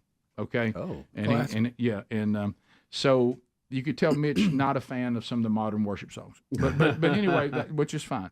And so it was very, very deep stuff. So we walk over, and then he goes, we're going to get Rick up here in a minute, and just want to whatever, and he walks over, and you can tell he tries one more time for the track. He keeps going back. Look, and this is what y'all gonna love. Not only does it not work, the direct box falls off the table, hits the ground, and the cords go everywhere. And look, this is what I love. All right, let's get Rick up here. He just says that. And we're done. That's it. That's it. Thank you, Mitch, and thank all of you for being here tonight. Mitch had had enough of trying to get them tracks to work. As you can tell, the keyboard player wasn't quite sure, but when you walk up and somebody's still back there, and I think Mitch shut it down. You're good. Yeah, You're done. he wrapped her up. Yeah, I think Mitch just wrapped it up. Even the box said, "I'm done. I'm falling. I'm out."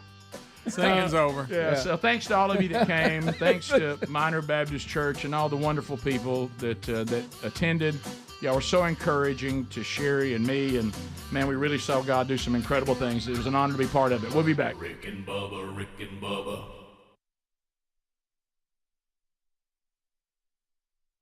How about the Honda Indy Grand Prix presented by AmFirst?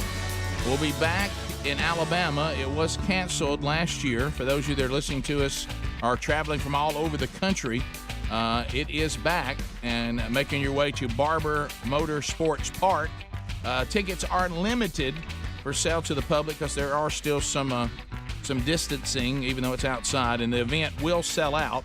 So if you need to get your tickets, go to show notes right now at rickandbubba.com. You'll see it there. Show notes has the link to barberracingevents.com. So Jimmy Johnson dominated NASCAR. I thought Jimmy was gonna, I usually when I think about retiring for radio, I'll go fishing or something like that. Maybe hunt some more. Jimmy decides that he will go now to the Indy Car Series and drive the number 48 for Honda, and he'll be doing that and make his debut at the Honda Indy Grand Prix in Alabama. And Jimmy Johnson joins us now. Jimmy, welcome to Rick and Bubba. So you tell me I'm doing this wrong, is what you're saying. Yeah, Jimmy, would it kill you to go fishing or something? I mean, enough already. Now you're jumping into a car that didn't have a roof. Yeah, that's true. I've never been accused of being smart, so we'll just roll with that.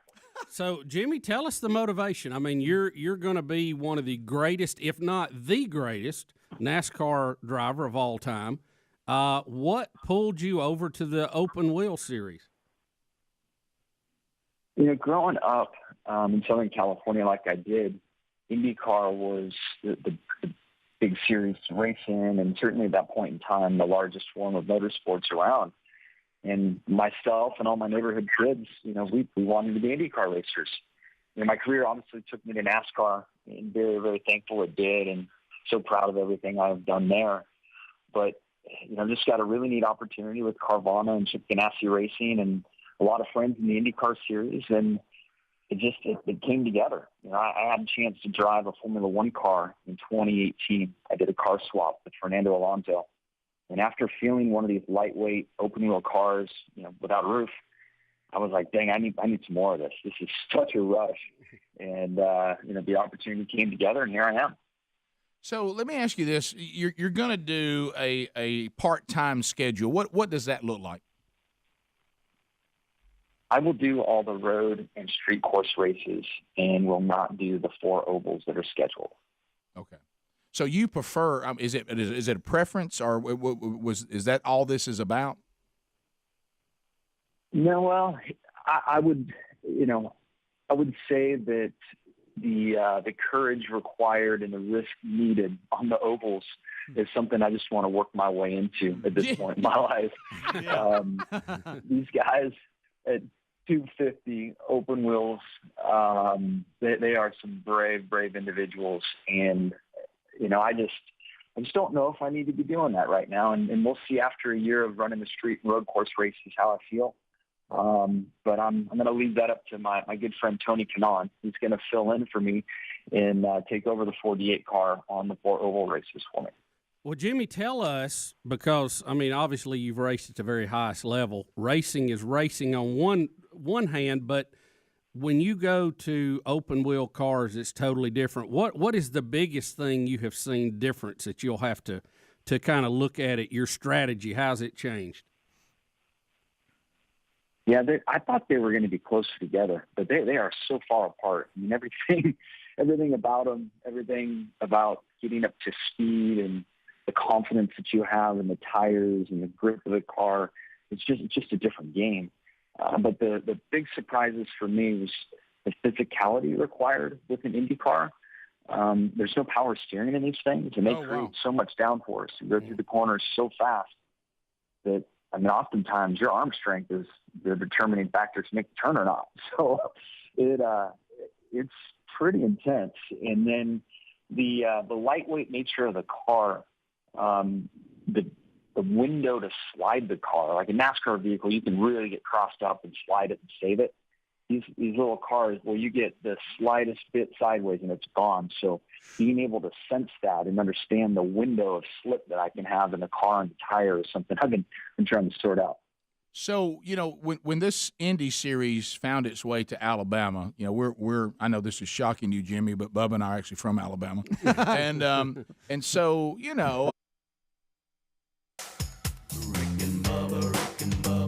Pass the gravy, please. 11 minutes to the top of the hour. We're back. Thank you for being with us. We'll get to some of your phone calls coming up at 866-WE-BE-BIG. So now we'll get back to some more weekend stuff and some personal stuff in a minute, but kind of bouncing around. Now we'll go. I got to know how to pay a ticket. Yeah, we got that from Bubba coming need up. to get that done. So also we got a Trump update. Everybody say Trump. So over the weekend, Bubba, it looks like the attempt to put Trump away may have run into a little trouble involving the jury. We all knew the jury was suspect at best, but it looks like the jury didn't quite behave like they were supposed to. And we have a New York Supreme Court justice, or the court has alerted the judge, is it Merchan? Is that his name? Yeah. Is it Merchan? Yeah. Who oversaw, of course, he was unbiased. We all know that. But here it is. You mean that donated to Joe and his daughter works for the Democrats? Right. Other than that. one. Other than that. So the New York Supreme Court has alerted him about this. Here we go. Folks, major breaking news on the Trump verdict out of the rotten apple. A New York Supreme Court has just notified, or the New York Supreme Court has just notified Judge Juan Merchan that someone identifying themselves as the cousin of one of the jurors posted to the court's Facebook page that Trump was going to be found guilty. This happened one day before the verdict was announced. We're working to verify all this information and what it means about Trump's case. So what does it mean, Bubba? Is that right there? It means you had a jury that was sharing information they shouldn't have been, and Of it course. is grounds for a mistrial. Yeah, so now when we get into this, I'm just trying to figure it all out. I understand that completely, but also understand that the people of New York, the majority, and the judicial system, and the Democrats are running things. Would they also be able to sidestep this and say, well... Well, sure they will try. We will not rule it's a mistrial. Listen, I will tell even you, though that's the rule. Can I tell you one of the oddest things I have seen, and this is funny that they've landed on this, and it's in their talking points because every single one of them's talking about it. When you hear, and over the weekend they were on all the talk shows going that if Donald Trump is reelected, he is going to go out for revenge. Yeah. He's going to I saw commentators going, I'm afraid I'm going to be locked up if Donald Trump is reelected. Goodness. Oh, it was the biggest drama you've ever seen. Gracious. And I think it's such a false narrative because the only person we can point to who has brought a political opponent to trial is Joe Biden. Correct. I mean, we've got now history of that. There's proof. Yeah. So to say that Donald Trump is a threat to democracy because he's going to go out looking for his pound of flesh, maybe, maybe not, but we know one that already has. Babylon Bee over the weekend, the headline, America forced to choose between a convicted felon and an unconvicted felon.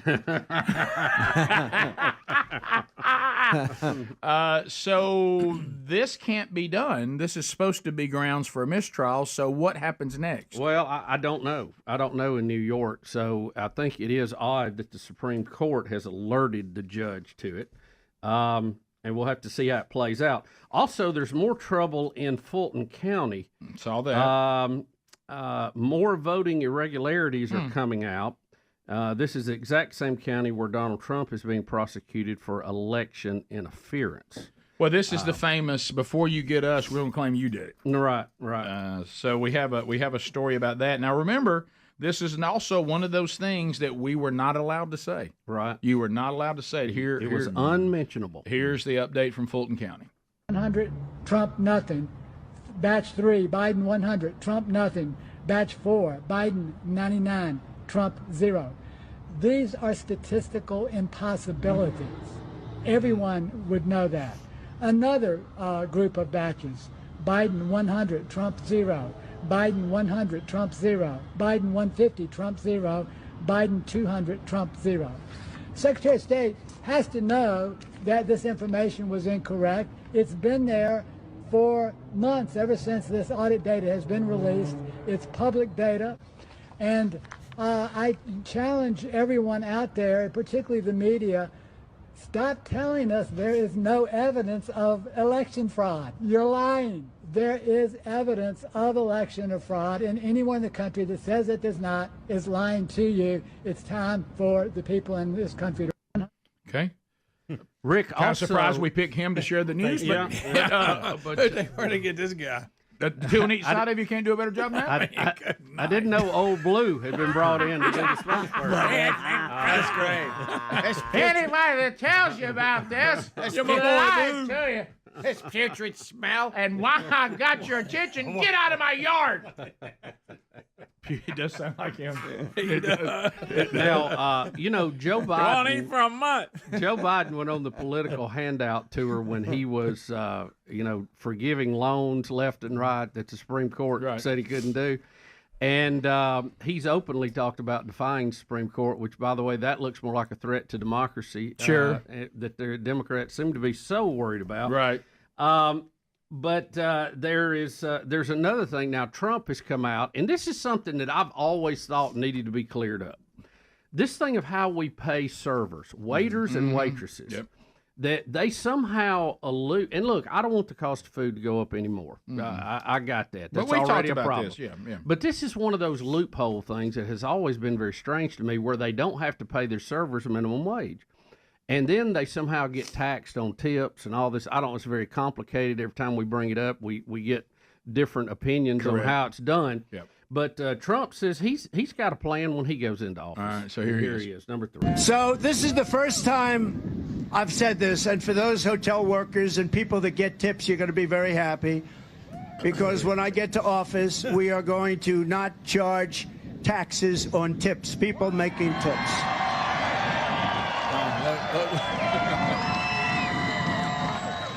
We're not going to do it, and we're going to do that right away, first thing in office, because it's been a point of contention for years and years and years, and you do a great job of service, you take care of people, and I think it's going to be something that really is deserved. More importantly, popular or unpopular. I do some unpopular things, too, if it's right for the country. I do what's right.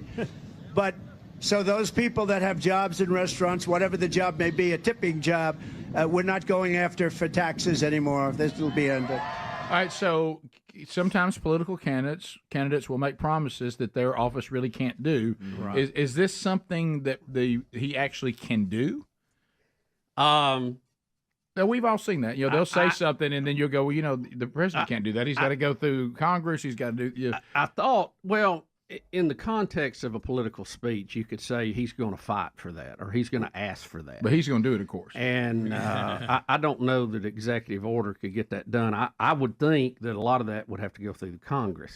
That's what I'm thinking. Yeah. But now maybe it doesn't. Maybe it's just done at the IRS. And if it is done, then he would have authority over that. I don't know. So I don't know. Yeah. I don't know. So, but we do know sometimes you'll hear a presidential candidate claim that the executive office can do something, then it really can't. You know, you really should say, like you say, I'm going to tell Congress this is what I want, and this is what I think is best for America. Right. But I don't know about this one. He can do that. I don't know.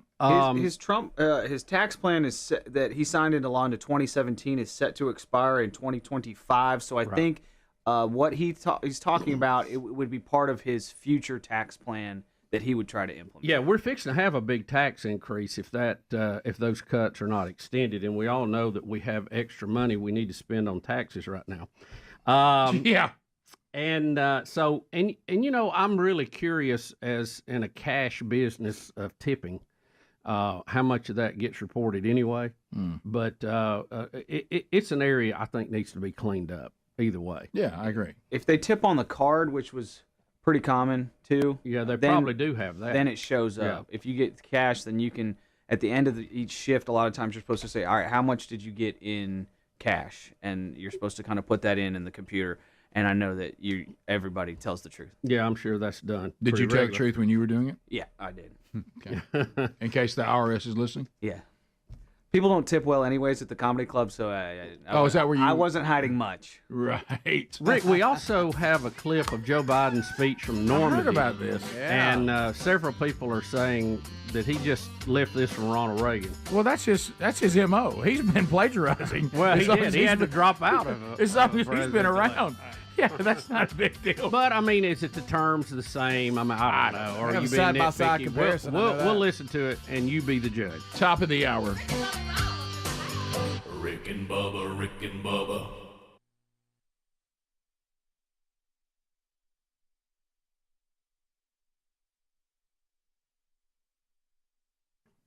Well, the election coming up in November. Hey, it's a doozy. It is a doozy. America, many of us, are we too far gone? Hey, best case scenario, we're on the brink. Now more than ever, it's time to let your voice be heard and to have a rally cry. And you can do that by wearing some of the great merch from shopblazemedia.com. They have everything there. Merchandise is available. They have the Blaze Heritage and Blaze Media collections, jackets, T-shirts, hoodies, socks, mugs, candles, flags, and a whole lot more. Now more than ever, also, and you got time if you'll move today, makes a good Father's Day gift. Go to shopblazemedia.com today. Use the code BLAZE10. Save 10% off the entire order. Shopblazemedia.com, promo code BLAZE10. And we're NASCAR people. We went to Talladega, in the back of our daddy's truck and set up scaffolding long before you were even racing at Talladega. and before they, took away the scaffolding option, we would be in there in the infield and we'd do the scaffolding, all the way to the top to try to see that gigantic track. But when this happened, there was some people saying, well, Alabama people, they're not going to embrace the Indy Series. But this has been very successful. And people do come from all over the world, but the track itself, it's a beautiful facility, and do you see the drivers now that you're kind of getting inside there? They seem to love this track, and give us your experience on the track. Yeah, I would say it's one of the favorites for the entire field. I've heard nothing but massive compliments from teams and drivers far and wide. For me, I didn't know. I watched races on television, but I didn't realize, one, how beautiful the facility is, and you don't realize that until you have a chance to see it firsthand. And then the other thing that caught me off guard is just how much elevation change there is around the track. And again, until you're there in person, you can't really just take that all in. But ultimately, I think that race fans, have a respect for man and machine being on the limit if it's without fenders. Sure, a little different culturally. But to watch one of those Indy cars rip around that tight little Barber track as fast as they do, and if you like race cars, it's definitely worth the ticket. Do you think the Earnhardt fans of past will still go and hate you at Barber's? Probably, and I would hope that they would. I mean, but we've gone 19 years. Let's not turn back now. Yeah, we can see his head in there now. Well, we can really start. Look at him. That's great. So that facility, not only a great racetrack, but it's used for a lot of other things. I was out there for a boat show. The whole facility is just unbelievable, and people come here and they're amazed. Yeah, and that motorcycle museum, unbelievable. Yeah, yeah. Is that the next thing Jimmy's going to do? Is do a motorcycle race? Please tell me that's not. What else is out there, Jimmy? You want to check the box? I started on two wheels. Did you really? Did you really? Wow. I started racing motocross. I did.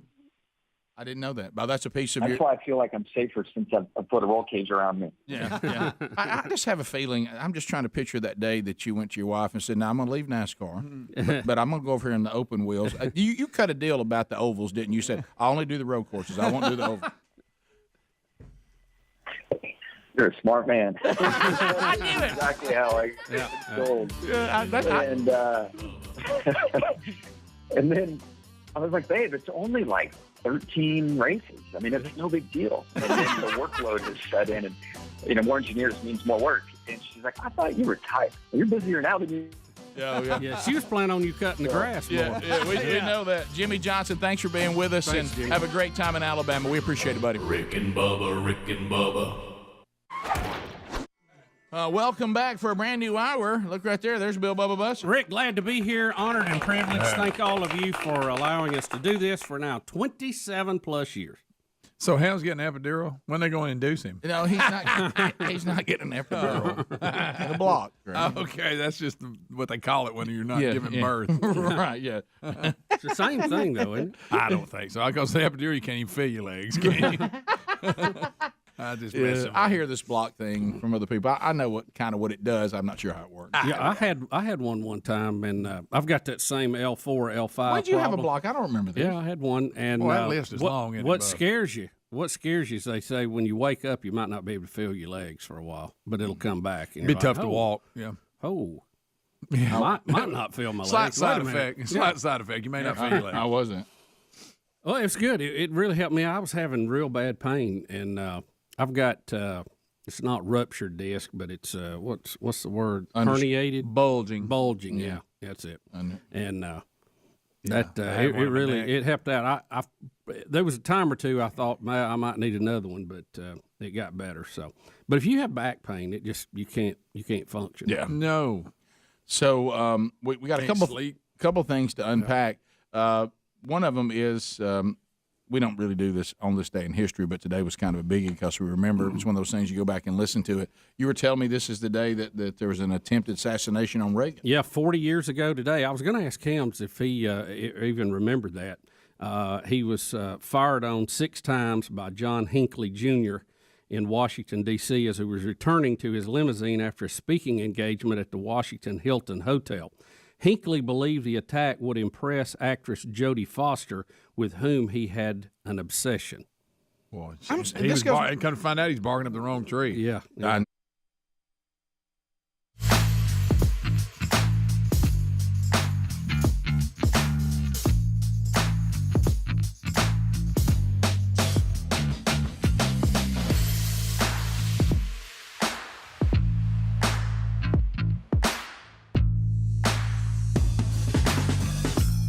That's right. You can build your own best of catalog, playlists. Grab them. Streaming services everywhere. Here we go from the Big Boy Studios on the bleeding edge of technology. Speedy, the real Greg Burgess, Helmsy, Eddie Van Adler, all here for a brand new hour. Welcome back, Bill Bubba Buss. Thank you for being part of the Rick and Bubba experience. We do appreciate it, and we are honored. Yes, we are. All right, so we're going to start this hour, and this was the one that Joe Biden. You go back through his history, and you do hear that he'll plagiarize. Well, he had to drop out of one of the presidential elections. You remember we even played the joke that Johnny Carson did on the Tonight Show about it. That was very funny. So some people are asking, did he plagiarize Reagan's speech 40 years ago on the same spot? And we've got the clips. You be the judge. Yeah, here we go. At last the hour had come. Dawn, 6th of June, 1944. At dawn on the morning of the 6th of June, 1944, 225 American Rangers arrived by ship, jumped into the waves and stormed the beach. 225 Rangers jumped off the British landing craft and ran to the bottom of these cliffs. Gunfire rained above them, but still they kept coming. Nazi grenades thrown from above exploded against the cliffs, but still they kept coming. The Rangers looked up and saw the enemy soldiers at the edge of the cliffs shooting down at them with machine guns and throwing grenades. And the American Rangers began to climb. They launched their ladders, their ropes, and grappling hooks, and they began to climb. They shot rope ladders over the face of these cliffs and began to pull themselves up. When the Nazis cut their ladders, the Rangers used their ropes. When the Nazis cut their ropes, the Rangers used their hands. When one Ranger fell, another would take his place. When one rope was cut, a Ranger would grab another and begin his climb again.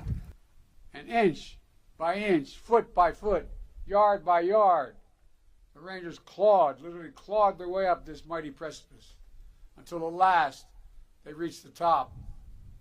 Soon, one by one, the Rangers pulled themselves over the top. They breached Hitler's Atlantic Wall. What? And they turned in that one effort the tide of the war that began to save the world. And in seizing the firm land at the top of these cliffs, they began to seize back the continent of Europe. Well, I'm gonna give him a pass on that. In all fairness, isn't that just the historical fact? Yeah. That's what I was Yeah. saying. Yeah. I think there's enough you can hammer Joe Biden on that's legit. Yeah. I think that one may be a stretch. There is a lot of similarity in the phrasing. Sure. But there are historical facts, or both accounting. So I'm not gonna hang that one on him too bad. I like President Reagan's delivery better. Well, yeah. Oh yeah. Oh, what are you talking about? Wait a minute. But I mean, there's no. Biden was great and inspirational. These cliffs.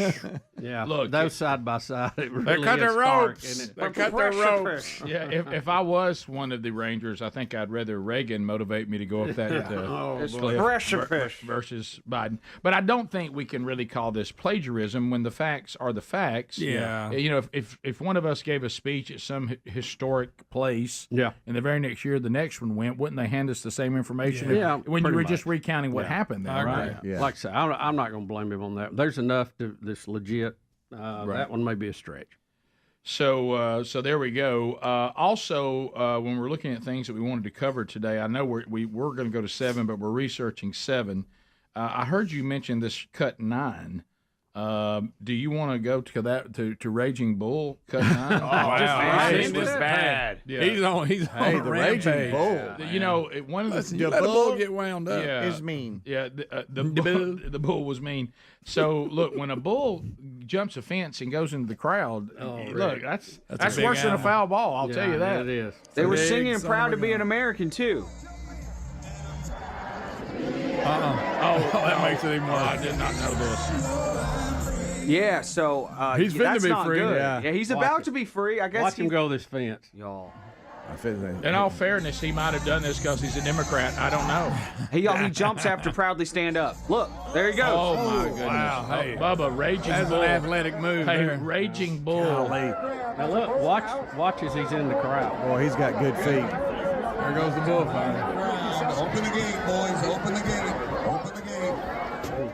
Oh, Wow. wait a minute. Did he jump that when they said proudly stand up? Proudly stand up. Adler, Over the is there more footage of that when it's Yeah. running Yeah, around which is the the one. grounds? Yes, that's Because what I was about to it show. knocks a few people crazy. Look right here, Y'all, Bubba. Here. this lady's about to get destroyed. Oh, lady you got got destroyed by a I bull. thought that was a mannequin.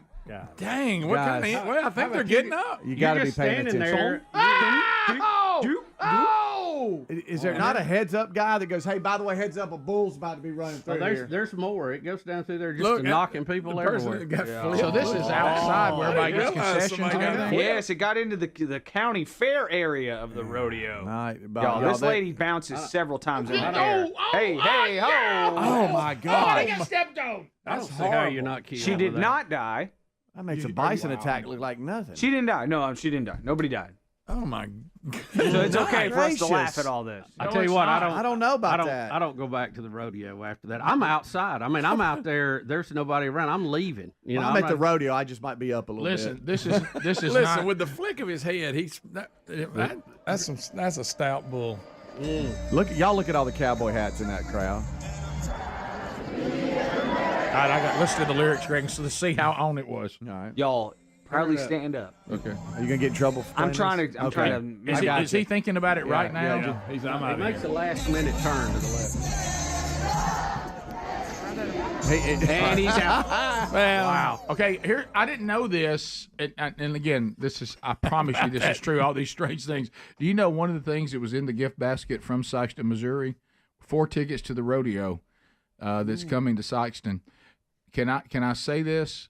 I had no idea these bulls could jump. The fence is supposed to protect us from them that easy. God, it made it look really. Did you see that? I didn't know they could jump it that easy, Bubba. I thought that was keeping them from getting us. You know, in my ever chasing world of trying not to get into quags more than I'm already in. Sure.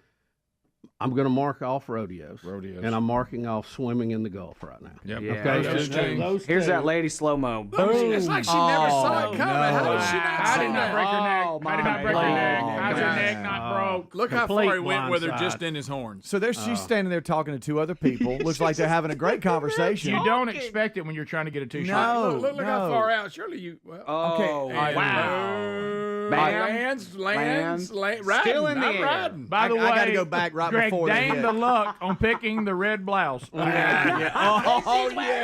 I think it was the red. She's wearing red. You're right, Rick. It's real. What about the guy that runs through right there? Can he not? Is he not screaming bull? Bull! There's a bull coming. Where's our Paul Revere for the bull? The bull's coming. She's wearing a red There's a shirt. bull That's kind of on behind her. me. Hey, watch out! I'm running from a bull. But Adler, she's not even in the stands at the rodeo. She's out back somewhere. No, but Bubba, but She's you're missing what I'm saying. There's a guy that runs through trying to escape the bull that runs right past him. Scream bull. But, I mean, heck, we scream heads up on a foul Is ball. he not screaming bull? I mean, right there, bull. There's a bull. Watch the people with her. They never even really move. But to Bubba's point, you don't expect the bull to be out there. She got you don't Raycon. expect it. She have Raycons on, just can't hear. I don't know. I think Everybody's screaming. She went noise isolation. She went to go get some concession stand or something. She's sucking on a chili dog, you know? Outside the tasty free. Got a bull running loose. Took me out at the knees. She got a story to tell, I'll tell you that. Well, if she Standing recovers, up. you might not be able to hear what she said. One, Greg, that's a lot of injuries. 3, 4, 5. She got hit 5 times in the wow. air.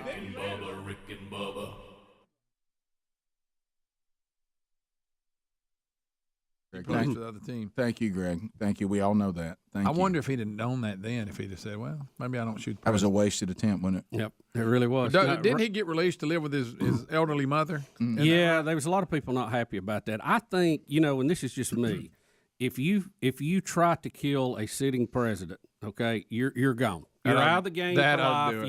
You have given up your ability to play with the other kids, and no chance of getting out. You may remember Reagan was seriously wounded by the .22 long rifle bullet that ricocheted off the side of the presidential limousine and hit him in the left underarm, breaking a rib, puncturing a lung, and causing serious internal bleeding.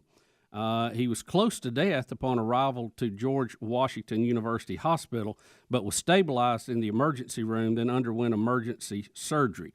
He recovered and was released from the hospital on April the 11th. If you've never seen the documentary on this, it is a fascinating story. It is. Because, number one, as Bubba said, he's hurt worse than anybody thinks. Yep. The doctor that talked about his life, because he doesn't know who they're bringing in. And suddenly he looks up and they're like, by the way, hey, pretty important patient. And then he don't talked, mess this up. And then he talked about the great attitude that Reagan had and where the bullet was and how tedious it was to go get it. And that he was in serious trouble. But this back to Hinckley trying to impress Jodie Foster. This kind of goes back to like Little Naz yesterday. If you want attention, putting out satanic shoes and lap dancing on someone dressed as Satan, there's better ways to do it. And I just think, I don't know where, how do you draw the line if I try to kill the president, Jodie Foster will date me? Yeah, she'll be intrigued. Yeah, there's other ways to get her attention that I think might be more impressive. Yeah. If you remember, too, 3 other people were wounded. Press Secretary James Brady, Secret Service Agent Tim McCartney, and police officer Thomas Delaney. All 3 survived, but Brady, of course, suffered brain damage and was permanently disabled. His death in 2014 was considered a homicide because it was ultimately caused by the bullet. Do you remember him laying out there on that concrete? Yeah. Right. Ooh. But we were, correct me if I'm wrong, because I was 14. We were in school. It seems like they played it through the speaker into the classes, the news coverage. And I remember I was playing 15-year-old baseball and had practice that afternoon. You did. I remember us talking about it at practice. I'm serious. No, you think I'm making that up? Who'd you play for? Do you remember? Interstate Chevron. Interstate Chevron. I forgot. What were you doing in that league? The great Jack Stovall was my coach. Come on. But anyway, I was. I remember when you go back and look at what happened. It's also incredible to watch that these Secret Service agents, they have been trained in such a way, it is off the spine for them to try to block him and to get him, and they really move into action. You know, too, more information about him. I'd really forgotten some of this, that Hinckley was wanting to shoot a president, and he actually stalked Jimmy Carter.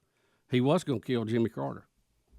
He was actually, I think, arrested at, where was it, Nashville, because he got within feet of the president, and they found out he had a gun on him. No, I remember that. You're right. Yep. So he had it didn't. It wasn't matter. political. He No. just wanted to kill a president. Greg, he was trying to impress Jodie Foster. Again, I'm What's back to your you, game? Rick. Maybe I fantasize myself throwing the winning touchdown pass to impress her or something like that. man. Not killing a president. I don't Here's see an how i- that makes a woman here's go, an idea. You know, I didn't want to go out with you, but when you shot the president, I suddenly did. Even though he didn't realize at the time he was barking up the wrong tree. No, he in all- didn't. Nobody knew that. So in all fairness to him, he didn't know that.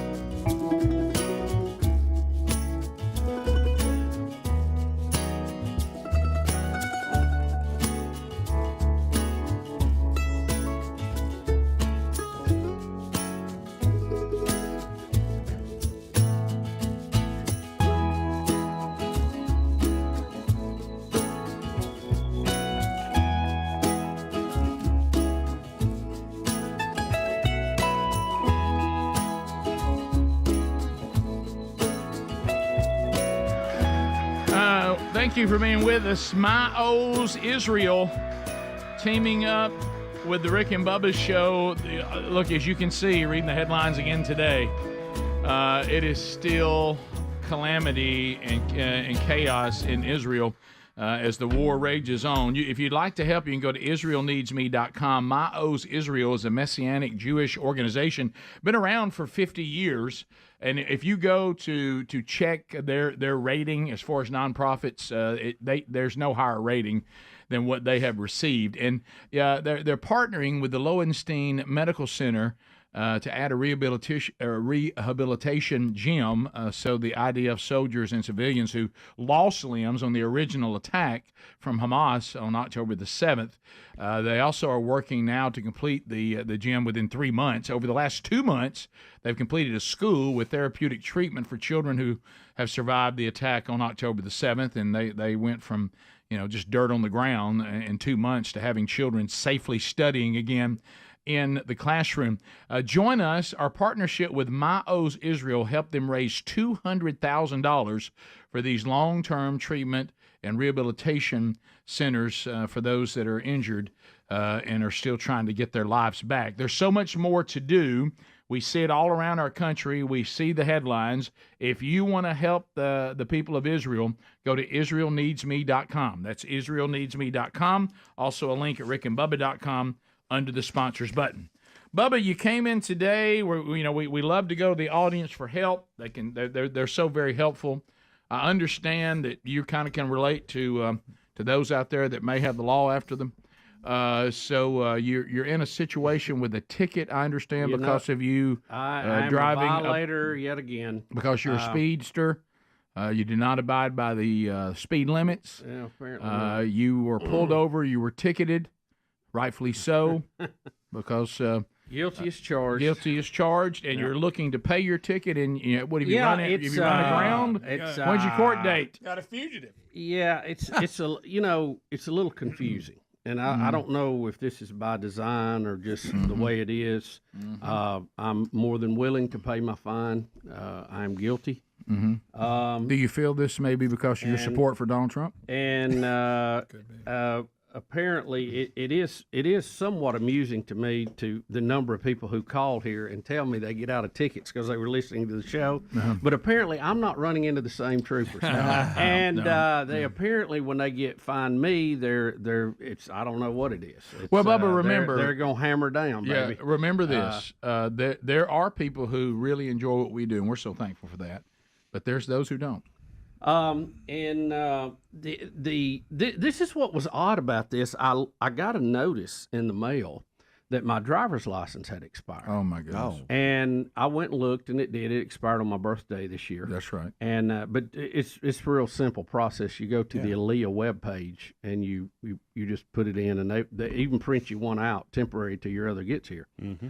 So took care of that. But I noticed when I got pulled over, he didn't say anything about the license being expired. So it was expired when you got pulled over? It would have caught my attention. So or it should have been. Did he pull you over before the birthday? Well, or after? no, it's actually 2 weeks before, but it's real close. There you go. You'd think he'd have gave you a heads up.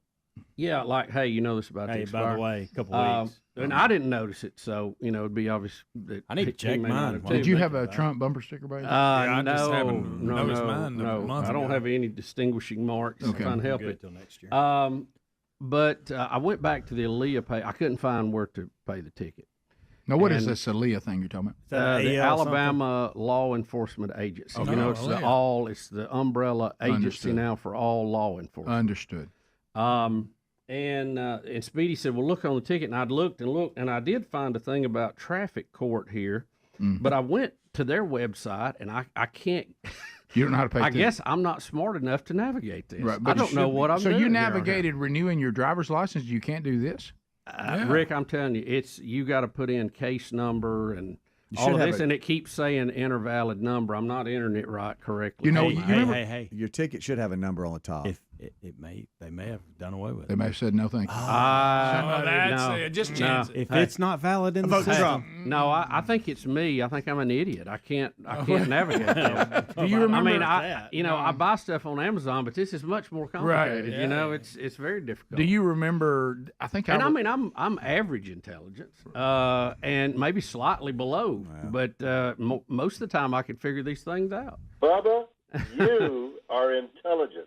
I'm programming Linux a little bit, but I can't figure this out. Right. Well, I had a similar situation. Remember, it's been several months ago when I said I keep trying to pay this ticket and I can't.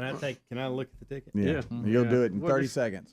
Probably not. He's above average. I think that means you don't have to pay it. I think they've waived it. No, I tell you, I don't want to go to jail like Trump's going to go this week. And, Bubba, that's great. That's funny. There he is. I have full respect to this situation. I paid ticket. Yeah, but sometimes those what looks like it would be real convenient turns out to be very complicated. Yeah, especially if you're getting the money coming in. It seemed like you'd have a big old button with that one, click right here. Yeah, pay fine. Not right that here. I'm being critical. When's your court date? Of the Aaliyah website. Yeah. But I'm not on that. I'm on the alapay.com website, and I still can't figure it out. There should be a phone number on the bottom right corner of the ticket that you can call. When are you going to jail? That's what I mean. Wednesday. Oh my goodness! I'll go to jail. I vote Trump. I know.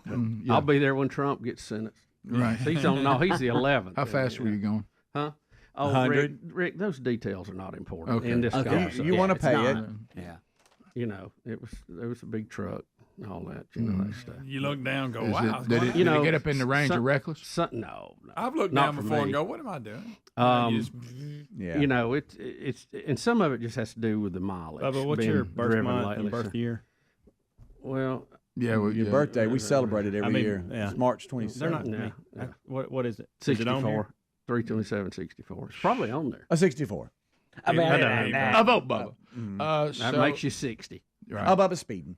Right. Well, it happens. I gotta find that. Especially in these Listen, I gotta pay. I very carefully drive, but I don't know how. The only way I drive now is with the the automatic cruise control. Yeah, and cruise control. I will tell you this: when they ask you why you were going so fast, don't say so I can get to where I'm going quicker. They do. They hate that. No, don't say to get to the lake either. I don't play no games. I'm straight up. I put the window down, put both hands on the wheel, and another one. I got no excuses. Another one they don't like, so I can lead the pack. Yeah. Yeah, I don't like following. Making great time. Well, Yeah, and I'm making unbelievable. I'll tell you another one I don't like. If they say, do you Too know slow. how fast you were going, which I always feel like it's a trick question. Oh, I do. And I said no, but I was just like with everybody else. They don't like that. I'm just going with the traffic. No. If you're going to pull me, or you're going to pull How about all of this? us. Our parents didn't like that one, and neither do they. You're right.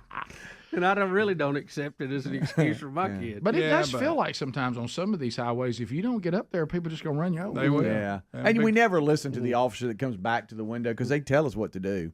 Okay, you see this right here? Call this number. I Here. know. You can, Well, and they're telling us everything you know we why? need to do. You're trying to get all your paperwork back in, your insurance and driver's license is expired and all that stuff. and all Have that. you resolved it, Helmsy? Paid in full. I'm kidding. It says no record, and I put that in about 4 Bob, times. I think they've waived it. I think I'd Y'all, call them and ask them if no. here's what I do: call them and ask them if that's Y'all been want- taken care Y'all of. want me to be on a perk walk, don't you? No, just call them and ask them if it's been taken care of. You Why can't is remember. Bubba crying? Tell them you can't remember if you've taken care of it or not. No, I know I ain't took Call care the of it. number. They don't know that. We'll be right back. Rick and Bubba, Rick and Bubba.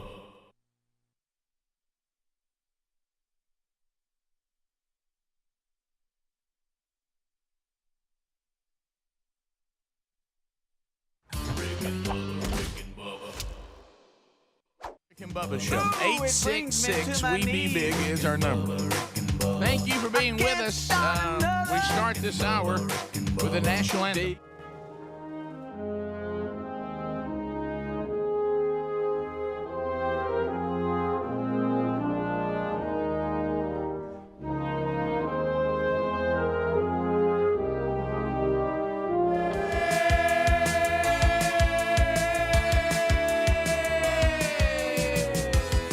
Bubba, how you doing? I'm good, Rick. How are you? Welcome in.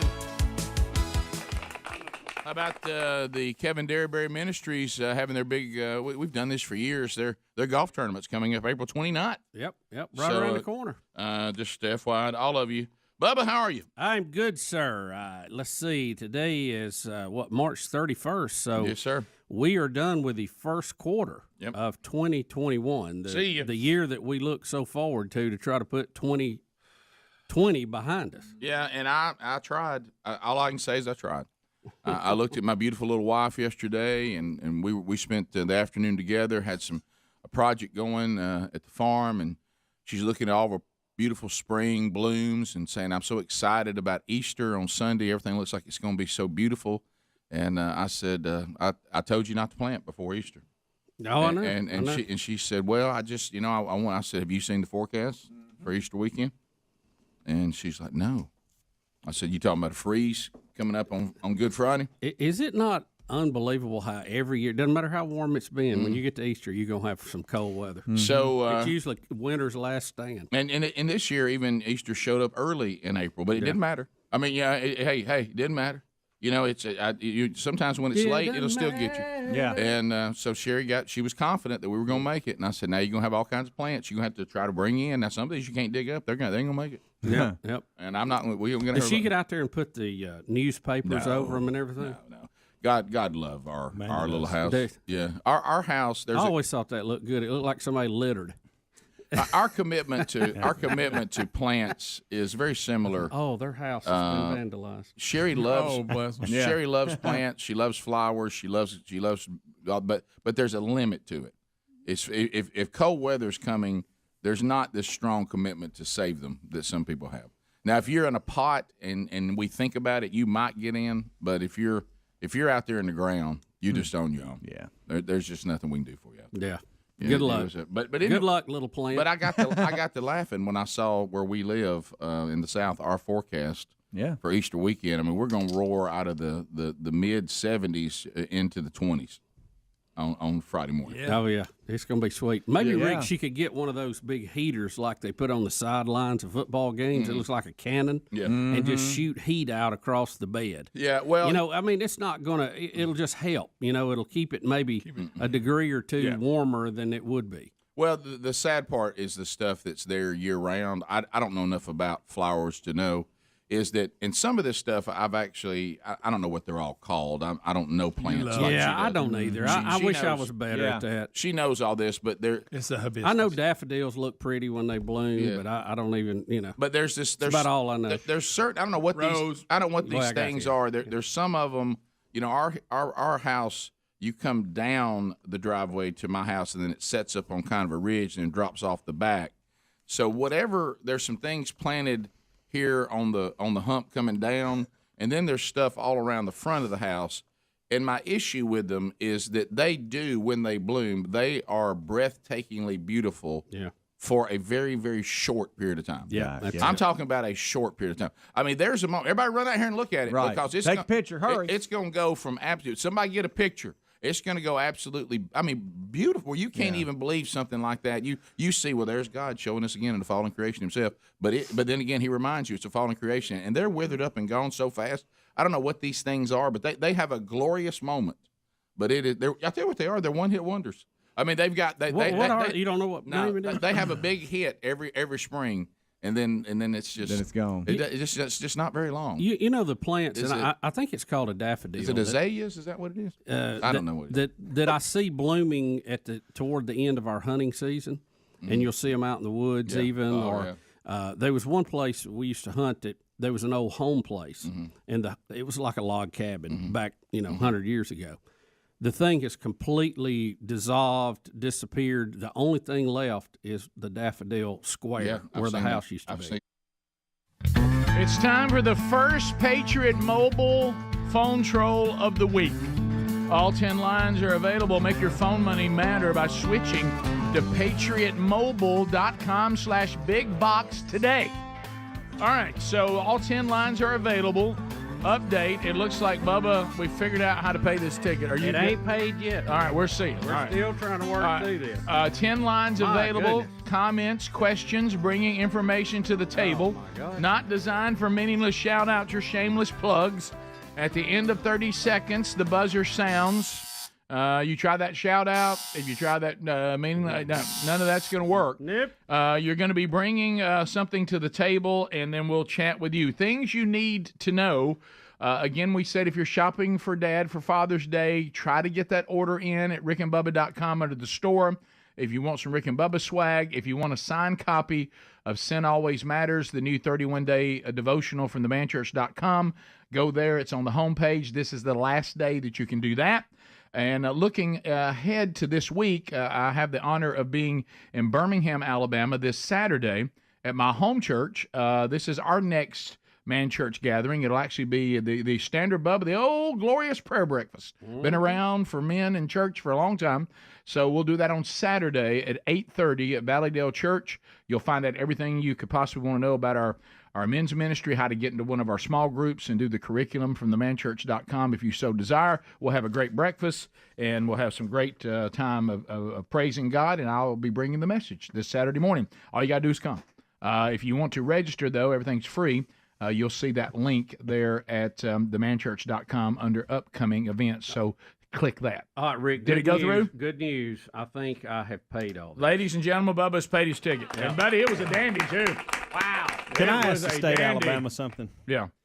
Y'all, this ain't me talking. It's a valid question. This is a valid question. I don't want to be pulled over. I'm not saying I'm not reprimanded listen, for if public they can't, abuse. If they can't answer this question or be coachable on the matter, that's not my issue. But I agree gotta agree know with you on this. or at least update the website. And maybe it is, and we didn't see it.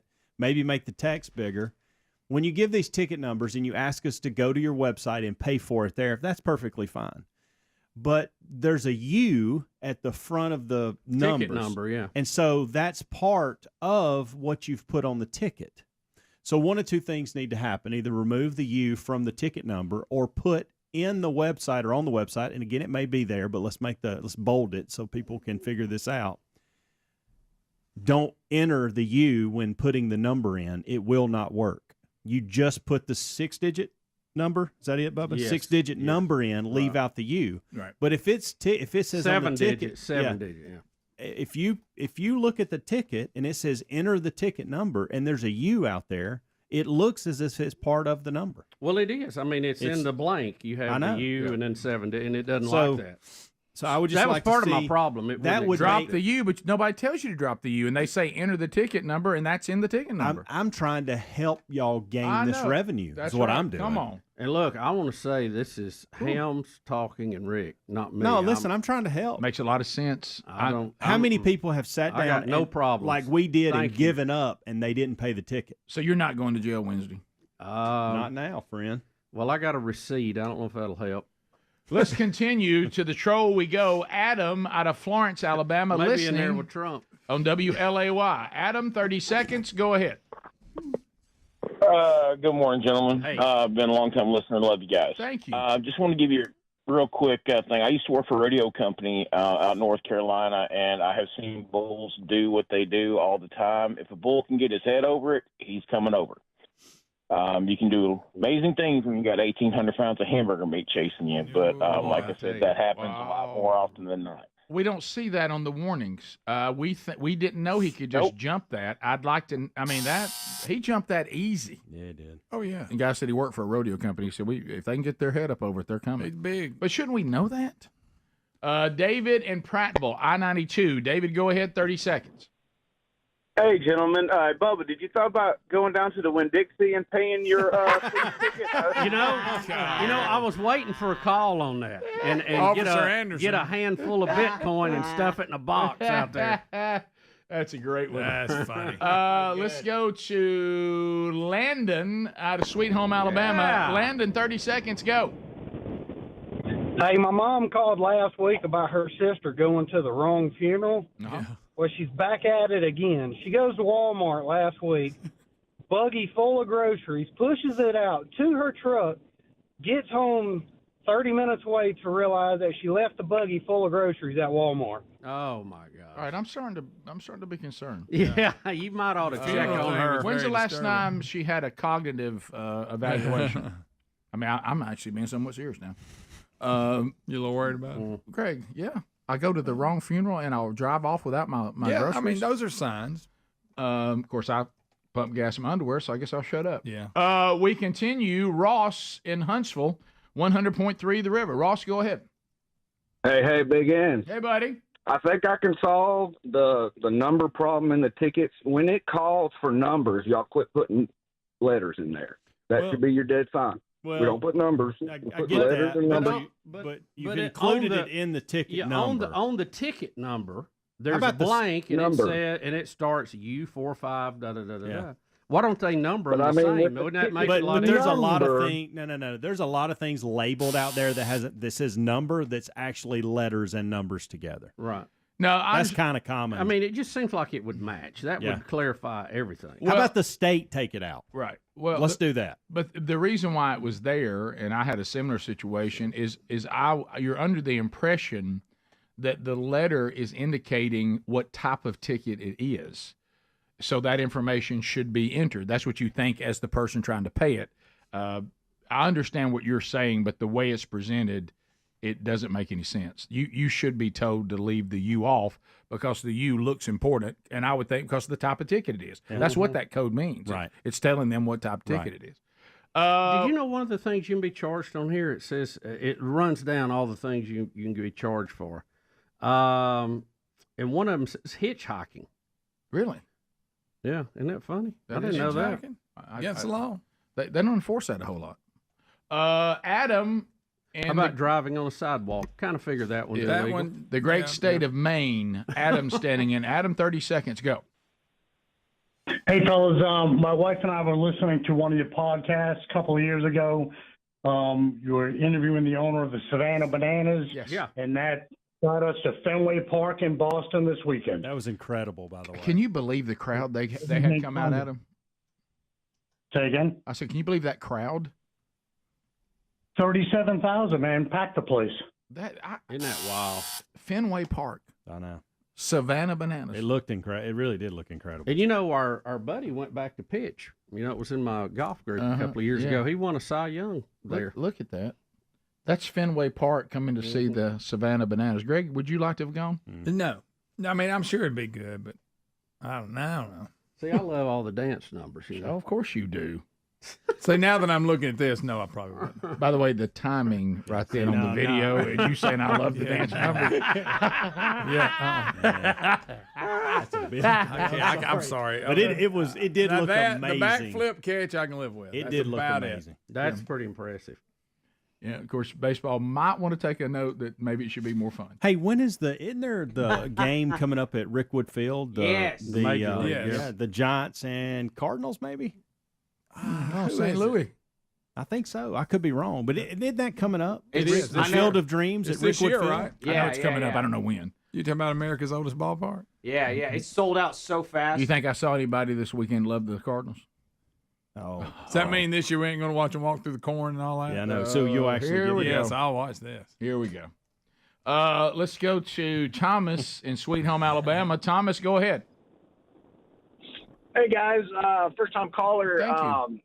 I think I've got an Escort 360 fuzz buster or radar detector. I spent a lot of money on it. It was about $499, but it's got a built-in GPS and everything. I don't normally speed, but that thing has saved me going to Nebraska, down to Miami, almost to Arizona. Went to Arizona, never had a ticket, and that thing will catch someone about. He's going to get a ticket today. Yeah. So is it better than, say, Waze? Because I know Waze tries to. Waze is only as good as the people putting Right. in the information. Do y'all so. find They're pretty Waze? good with it. Do you find Waze not on that, but on the other stuff to be a little dramatic? Watch out! Oh yeah. Car on the shoulder. Oh, I never. I don't think you need to scream at me about the car on the shoulder. I never noticed how many cars there were on the shoulder Boy, till I had that. hey, Watch out! You'll get one on the shoulder. all the time. Watch out! I'll tell Some you this. squirrel on the road. I've had it alert me for potholes before. Yeah. And I'm what so about thankful animals? that it did. What about because animals in it's the some road? big potholes. Yeah, it's odd. Yeah, debris. Yeah. Watch out! Bubba's pulled over. In a big truck. Waving at everybody. Watch out! John Dutton's pulled over again. Got him again.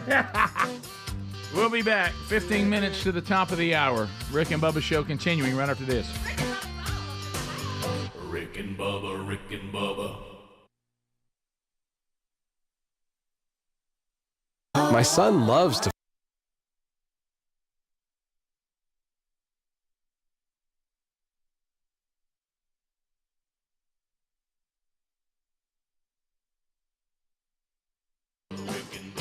This is the Rick and Bubba Show. Watch more at blazetv.com/Rick and Bubba.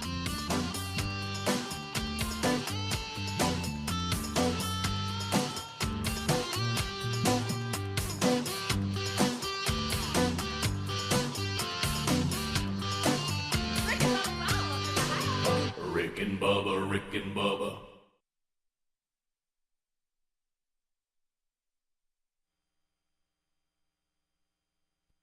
And I think that is the coolest thing. Now, there's an old chimney there, too. We live. You see exactly where the house was. Well, when you get down, leaving the house now, when you get down to the farm, we're located in an area not very far from a very, very famous place where people, they call it petals from the past, and they've kept these seeds from these plants that have been around in our part of the world Really? for a long, long time. And they got other stuff, too. cool. But they ship all over the country. I've heard, they were telling me about this year. I mean, they ship their stuff. I mean, you may be watching us in Oklahoma. Go, yeah, I get stuff from them or whatever. But see, what's cool if you get out into what where we're from, we call the outdoors the woods. Now, some of y'all may call it forest, but when you get out in the woods, you'll find stuff all the time out there that you're going, wow, look at this. And what we're realizing, birds, of course, go over there, and then sometimes they'll eat seeds or do whatever you get, and then they'll fly. Not far, I mean, we're not far from it. So there's stuff that seeds get in the ground out there sometimes, like we found, like Sherry was telling me, and I know the reason why I'm saying azaleas, because I know that was talked about yesterday. She said there's actually something called wild Alabama azaleas that you'll find out in the woods, and they're different than the ones that people have around their houses. And we found some of those yesterday, which is kind of cool. It probably is azaleas, and I'll tell you why. Because they only bloom about 2 weeks to 3 weeks. And the reason I know this is because Augusta National, that's known for the azaleas. Okay. And what they'll do is they'll actually time the way they treat them with the bloom ready for the Masters because they only have about a 2 or 3 week That's period probably in what order it to is. do Good that. stuff. So It's not long. You've probably got. They That's look exactly awesome. what it is. They look fantastic. They do. They're unbelievable. Boy, not for long. I know. I feel so sorry for Sherry. I hope they make it because where we live, to your point, as the front comes in on Thursday with 20-mile-an-hour winds, it's gonna. Yeah. Poor little things. I hope they make it. Well, they'll make it because they've been there for a while. But now the stuff she just planted, but will it be blooming and beautiful on Easter? That's different. That's a different animal. Yeah. We'll be back. Rick and Bubba, Rick and Bubba. We actually have you especially because you dealt with him from a business owner. G. Gordon Liddy has passed away at the age of 90. G. Gordon Liddy, you know, he was involved in the Watergate scandal with Richard Nixon. They say he was actually the mastermind that came up with the idea of what they were doing. Right. And he went to prison for a while for that. And then when he got out, he started a talk radio show that we used to carry on the AM station where we started, Big Wax 570. Yeah, let me just tell y'all this, okay? Y'all may get bent out of shape when Rush Limbaugh was still with us, and Hannity, and some of those people may. You just can't believe if you had been when this talk radio first got out there and Limbaugh was having success and everybody was trying to come up with the other show that could make the same kind of money. There were a lot of attempts before we ever got to a Hannity and some of them, and there were 2 shows that ran on Big Wax that we're talking about right now, AM 570. Yep. Okay, which was our sister station, and where my wife was the newswoman and then became the newswoman for our show. And I was the chief engineer. And Bubba was chief engineer. Oh, gee. If these 2 shows were on the radio today, I think people would be crying like that woman that cried when Trump was sworn in. I think people would just be running in the streets crying, and that was the G. Gordon Liddy Show and Ken Hamlin, the Black Avenger. Oh, yeah. If AOC would be openly weeping. Let me tell you something. If Ken Hamlin and G. Gordon Liddy were doing the show they did right now, people would you just if you open up your window, you just hear people screaming because the people would be so hurt by the mean things that they would say. They wouldn't be allowed to say them. No. And guys, that ought to concern us a little bit. We lived in a time where even people could hear these guys and go, I don't agree with that, and move on with their lives. And we are now we are getting less and less free as time goes on. There was a time when people said things, if it bothered you, then you just let them know it bothered you, but they had the right to keep saying it. Yeah.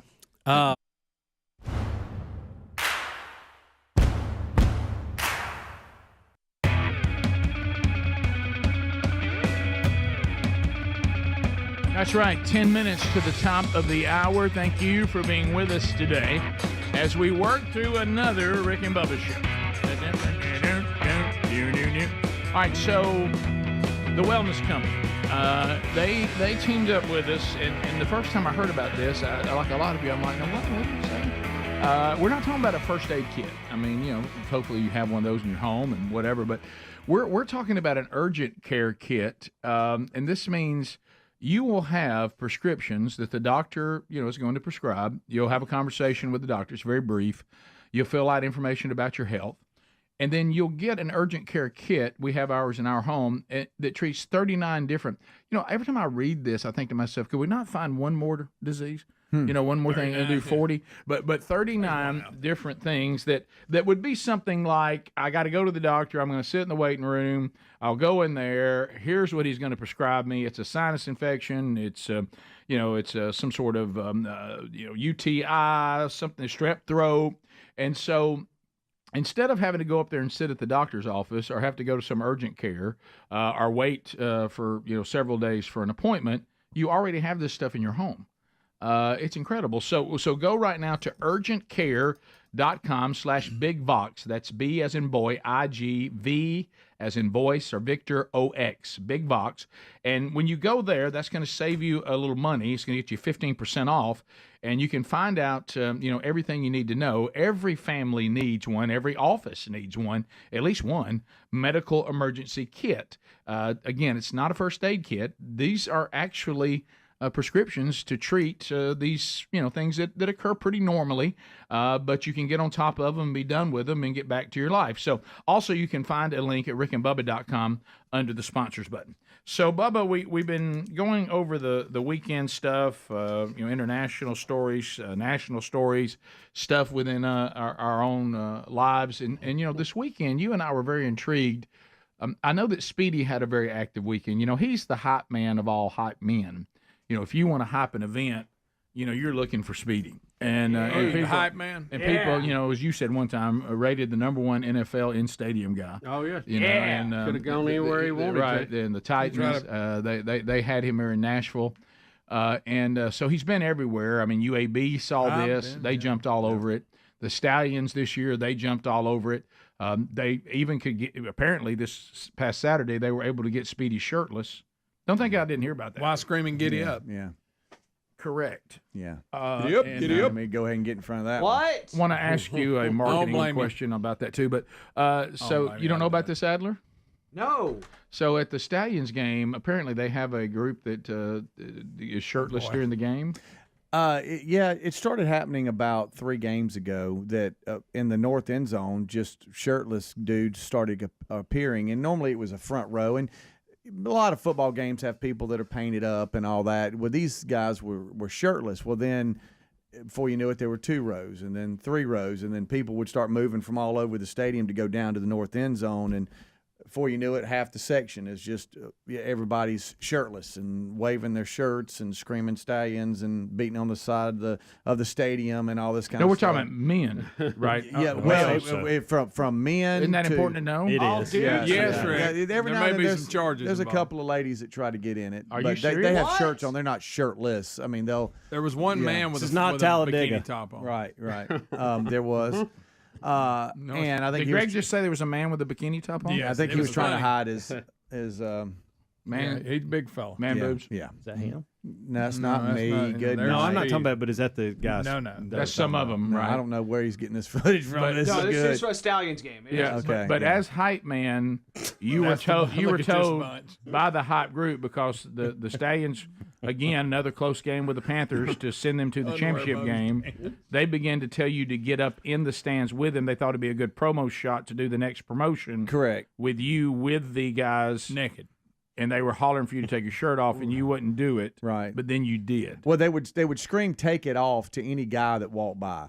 Take it off. Like Cole Kubelik was But with that's an upgrade ESPN on because- ABC, and they were screaming Yeah. at him on the sideline. If you're in the infield at Talladega, that still goes on, but they don't say it to guys. Right, No, right. Completely different. So Whole there was a different thing. slight bit of communication between me and the game day crew, who's excellent. And Garrett normally is responsible for me. I hate to apologize to him. Will, the camera guy, he's great. And they said, hey, it would be kind of cool if you went up there and pitched the fourth quarter sing along. Should have been a cowboy. Oh my. And or could have been a cowboy. excuse Oh me. my. And But and they're so, not the Cowboys. But besides that, right, but it's just a sing along, I Greg. know. It has nothing to do with the Stallions. Is it? And I thought it was should have been a cowboy. Is it should I don't Should I say- have I been say- a cowboy. Yeah. Coulda learned to I second roll guessed with myself that. there for a second. Sort of thankful I don't have any idea what you're singing. Right. Good song. What? I like You that know song. that. I don't know why. It's Toby Keith, Rick. I don't know why they don't play the horse. Dun, dun, dun, dun, dun, dun, dun. Yeah. Well, I will can't tell you sing this: along they with do it. have a straight up cowboy on horse riding out as the Stallions are introduced every home game, see, I which like is that. pretty cool. I like that. So anyway, so long story short, they asked me to get up there. There was a little bit of miscommunication. I get up there at the 4-minute mark. The Stallions are trying to come back. It's all crazy, and Good they game. said no 2-minute warning. I'm like, oh no. Well now I'm up there. Were you And- shirtless for 2 minutes? No. So now I got a red Stallion shirt on, and I'm sticking out because everybody else is shirtless. So they're just like, take it off, whatever. They start pulling off. So I finally escape the section. I'm like, oh, good night. So I'm standing over there and I'm waiting. In about 2 minutes and 20 seconds, I said, I'm going back in. Well, I go back in. They start pulling on my shirt. Take it off. Take it off. You got to take it off. Speedy, you got to take it off. Sure. And now, Garrett's going, 2 minutes. You got 2 live reads. And I'm trying, what? And they're screaming. It's next level. Please understand, getting in the middle of all that was never. sure. So before I knew it, I was shirtless. And how many so they times have come you said to me that?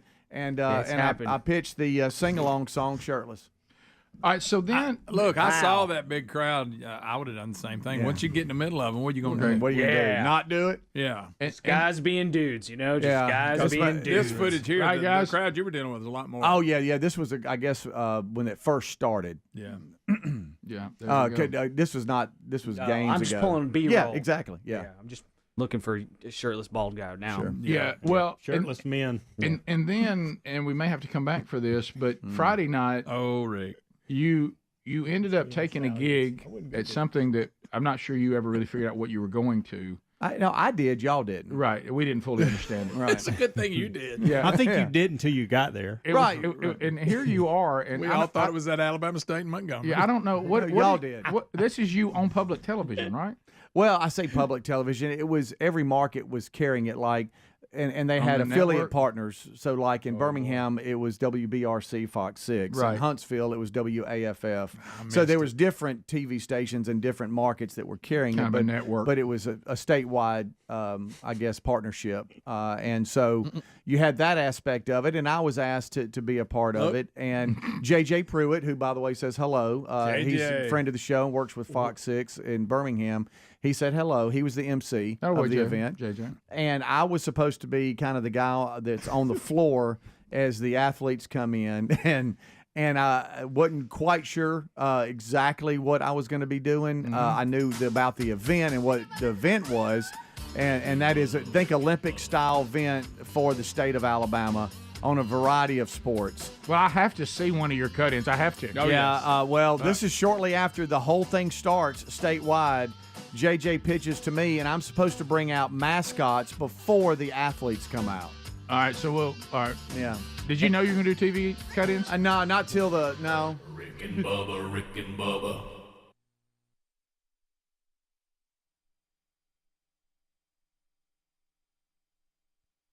G. Gordon Liddy. What considered dangerous? You may think they're a jerk, but there's no law against being a jerk. His talk show, he would literally open the Washington newspaper and read out of it. Yes. And you would hear him rattling the pages, and he would just read it like it was a Sunday morning. Yeah. You're catching up on the news. And he was very difficult. Now, being the engineer, I had to deal with the automation system. Listen to this story. This is a great story. That ran his show. I know some of them probably programs ours and go, yeah, right. Right. But he wouldn't keep the brake windows. No, he wouldn't hit the brakes. And the automation, the way that it would work, like if you were going to do a break at, say, 6:30 or 30 minutes after the hour, you had about a 5-minute window to start that break. And if you didn't do it, it would jump to the next break, which might be at 45 minutes after the hour, let's say. Right. So he would blow by that break and then go to break, and so we would be a break off the whole time. He would blow through the window, and there was nothing you could do with the automation to fix that because he was just so unpredictable. He wouldn't stay on any kind of format clock whatsoever. So our boss at the time, Mark Bass, the Hammer, he would call and complain about it, and he would say, "Hey, what's going on?" I said, "Look, Mark can't do nothing about it. He's taking breaks outside the window of our equipment. We can't do nothing with it." So we would go in, we would have calls, and I mean, this happened 3 or 4 times. And Bass had called him one time, and I'm sitting in there, and it's on the speakerphone in his office, and he's just ranting and raving, going, "Look, we're going to drop the show. We can't do this. Our commercials are all screwed up. We got dead air. Nothing's working right." And the guy who managed the show said, "Look, Mark, Bubba, let me just be honest with you.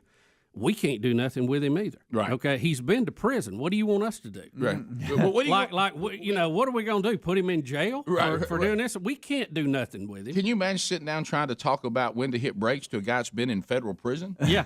And so, and Bass said, "Well, we're going to drop his show." And he said, honestly, he don't care. Right. He couldn't care less. Yeah. So that's kind of the G. Gordon experience And we had. didn't he also would hit something? You hit something where he would hit something on the while he was doing the show and make the brake start sometime or something. Who was that? Maybe that was a different guy. The whole thing was just very hard to manage. Let me put it that way. Yeah, he was. But it drove Bass crazy sometimes too, because he'd sit there and read the newspaper. But and that was he, my least favorite thing he did. But, now when he would, and he was very monotone, and he was very matter of fact about a lot of things that were very upsetting to people. You know, he's the one that came out after the Ruby Ridge thing. Please don't miss this. And this was said in microphones. And he told people, he said, "Look, if federal agents are storming your property, shoot them in the head, not the chest, because they're wearing bulletproof vests." Yeah.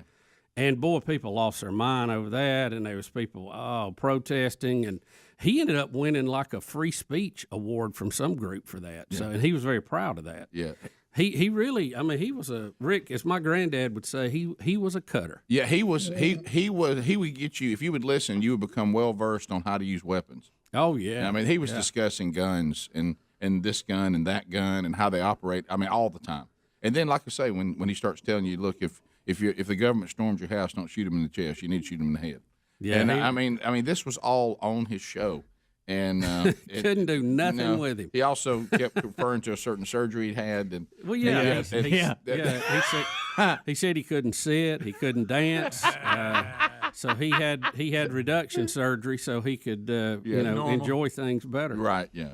So gosh, he was an interesting cat, no doubt about it. And how about old Ken Hamlin too? You brought him up. The Avenger. Bubba. We used to call each other going, Bubba. "Did you hear what he said?" I used to listen to him all the time. Gosh, Ken Hamlin. Oh, Rick, he would have him crying in the corner. When you could send him to his email and he would send you a letter of reparation, meaning that he has now forgiven you for slavery, and you're free to go live your life. And he would send it to you, and you could frame it and put it up. No, and he was a black man. Yeah. And don't forget, he would welcome new stations in the South by playing Dixie. Yes, he did. Bubba, Rick and Bubba. All right, so Helmsy, yesterday you left the show. I don't know how deep we were in the show, but you had an appointment yesterday. Yes, sir. You.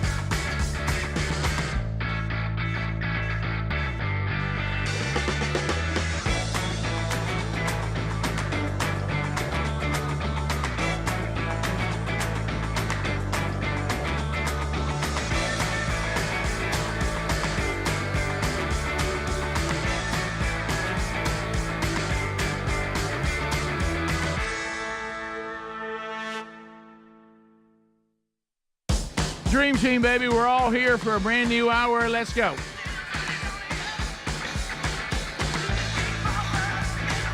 So we'll start a brand new hour. Thank you for being with us. Did you miss some Rick and Bubba today? Well, you can grab any of the show that you missed by going to our archive options. You can find those on the YouTube channel or on the Rick and Bubba podcast channel. So we've covered a lot. We're run down, usually on Mondays we'll run down a lot of weekend stuff within the show and around the world. We've had a lot of that.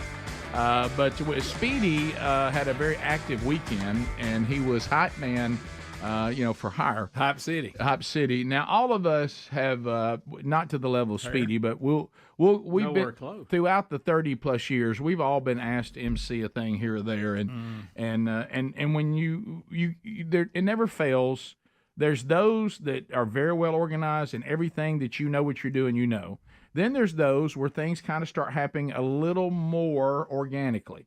like the horrible time that I was asked to do something that I thought I knew what I was doing, and they threw in, oh, by the way, introduce the mayor, who I didn't know what the mayor's name was, and apparently no one else did either. Yeah. And that So made they kept so I passing them up. just had to do, ladies and gentlemen, the mayor.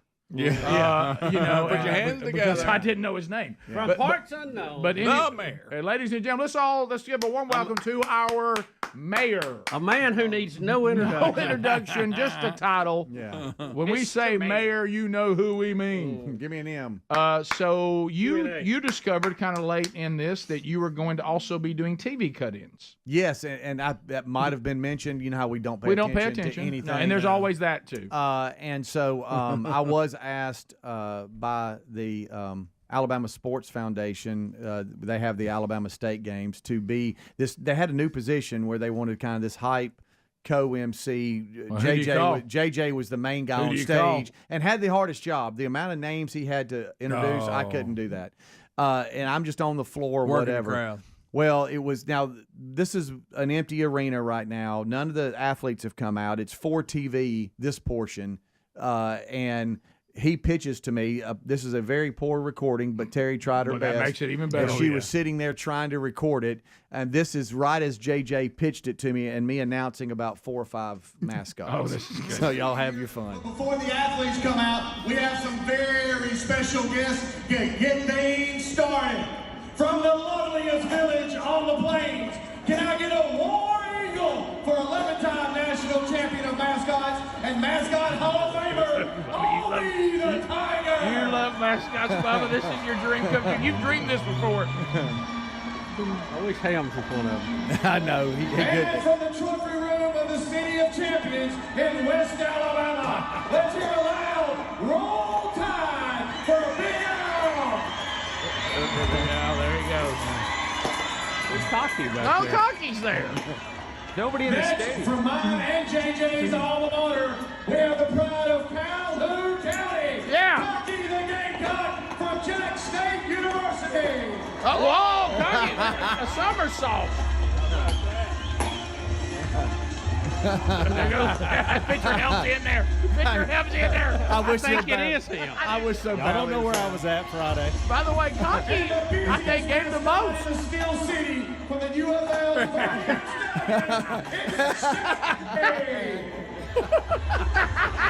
Look at all the mascots.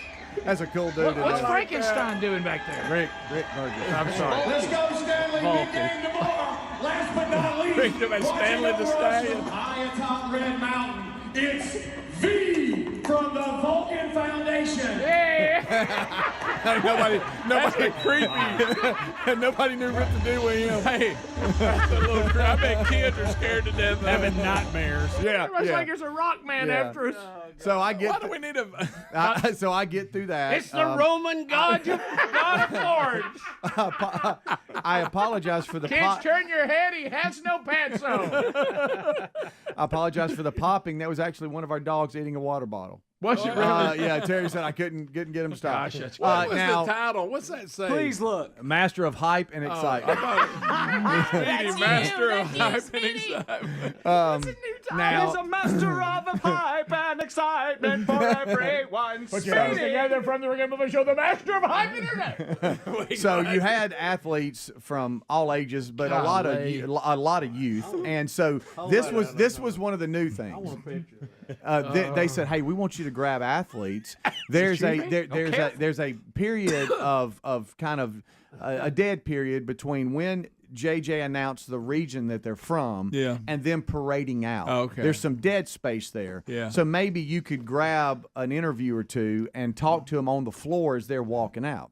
Or send Vulcan back out. And now I don't have an IFB, so I can't hear TV. And this was not on the house. Mommy, will it get us? This was not on the house. This was only on TV. So there was audio going in the house, and then there's TV.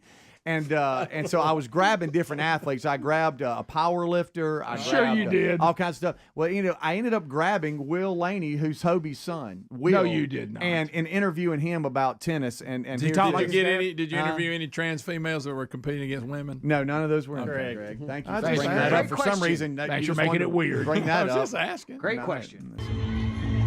Where are you, Speedy? Where's Will? Okay, I was able to grab another athlete from the West Division. Sir, what's your name? Will Laney. Will Laney. Now, what do you play? Tennis. Tennis. Good There you job. go. I bet you're good. Yes. I bet you're good. You a lot of training? Yes, sir. I hear you. Well, are you excited? What would it be like to win a gold medal? Would that be cool? Yes, sir. I bet you it would. Well, go have fun this weekend, okay? Yes, sir. Okay, man. We'll see you later. Greg, Speedy, true to form. Yeah. Speedy, true to form. Yeah, well, the only reason I played that is because I know y'all make fun of me interacting with kids. Well, you need to give young Will some airtime. Yeah. But I didn't just interview kids. There were some adults too. You ain't never interviewed the female adults. power You didn't interview the female power lifter that You was an sure? expert in bench. Did you grab her too? I talked to her. She was the first athlete I talked to. Yeah. Okay. I forget what they were. That was from the West Division, and there was all kinds of different divisions as far as they spread it out because it was a statewide deal. Yeah. You do such a good job, and we're just making fun of it so much, and I'm sorry, but it's very funny. The master of hype and excitement. The master. You mean the MHE? You don't start introducing him as that. And you interviewed somebody that what now? That was a power lifter? Yeah, they had a Rick? power. They had a powerlifting Look out. meet, I guess, that was part of the Alabama State games, and so that when they came out, I didn't know what they did except for Will Laney. I knew he was a tennis player. But for some of them, I would just see him, and I'm like, hey man, how are you doing? What's your name? What's your sport, or what are you competing in? And you just had to go fly by sea. Yeah. And I didn't really know, and I think Jeff, who was the camera guy, he would just point to me when they had some open space and everything, and so I didn't know that was what she was competing in until I started interviewing her. But she was. I asked her what. Because even were if you you're surprised by that event? Well, even if you're a power lifter, I would think you still have one. What do you say? One competition where you might feel a little bit more confident in than others. Like maybe bench or power cleans or something like that. And your specialty. Yeah, thank you. Mm-hmm. So it was that I interviewed a guy that was track and field, and he said he can show out in the 100. So, okay. Did you challenge him? No. Do they do it all inside that arena, or they go different places? No, what they did is they march out, and then once the opening ceremonies is up, then they go up. There was a band that was in concert from Troy, and they were everything was live. There was no marching tracks, band or rock band? No, like a rock. They were unbelievable, man. They were so talented. They had a horn section and everything. They were the band in concert that night. Inside the arena? Yeah. And then once the opening ceremonies are over, then everybody goes away, and then they compete all over the state in different things. Oh. And not everybody that's competing, of course, could make it for the opening ceremonies, but those that could. But the event wasn't there. That was just a ceremony. That was exactly. Got it. I mean, way to go, master of hype and excitement. M-H-E. Rick and Bubba. Have some back issues, and blocks are a modern medical miracle for a lot of people. Yeah, give their life back, because when you're in pain, especially like Bubba was talking yesterday, and there's all sorts of different things. Bottom line is you don't like a never-ending, constant pain, really, of any kind. Right. But when it happens in your back, it affects how you move, and it's just, I mean, there's so many people with back trouble. But you went to get a block yesterday, and you do this how often? Well, I've done it before, but it's been 5 years. Okay, well, that's good. Now my block didn't work for 5 years. They're usually good for 6 months to a year. Okay. If you get a year and a half out of it, you've really done, you've stretched it about as long as you can stretch it. Understood. And the first time I did this, I had one. It really didn't help.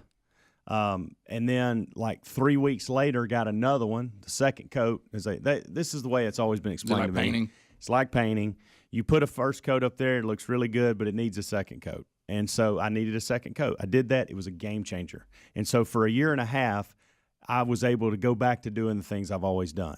Well, it wears off, then time goes by, then you find yourself not doing a lot of things that you used to do, and then you just kind of give up and go, well, I don't have the energy, don't want to do it, my back's hurting, blah, blah, blah. And so I stayed in that mode for about 2 or 3 years. And then last year I got serious about it, went to schedule to get a block, and then that's when COVID hit. We had the pandemic. So that pushed it even further. And so the new year I said, okay, I'm finally going to deal with this. And so yesterday was the day that we dealt with it. So I've been seeing the doctors and going through that process and got it done yesterday. I can tell already that I have relief. Like, for instance, and I can't date it. I can tell you it's at least a year. It may be longer. But this morning I woke up with no pain in getting out of bed, no pain in sitting down to tie my shoe or getting back up after, or having to move around in certain ways to tie shoes or to grab this or grab that. Oh my gosh, I need a block. So I do feel that.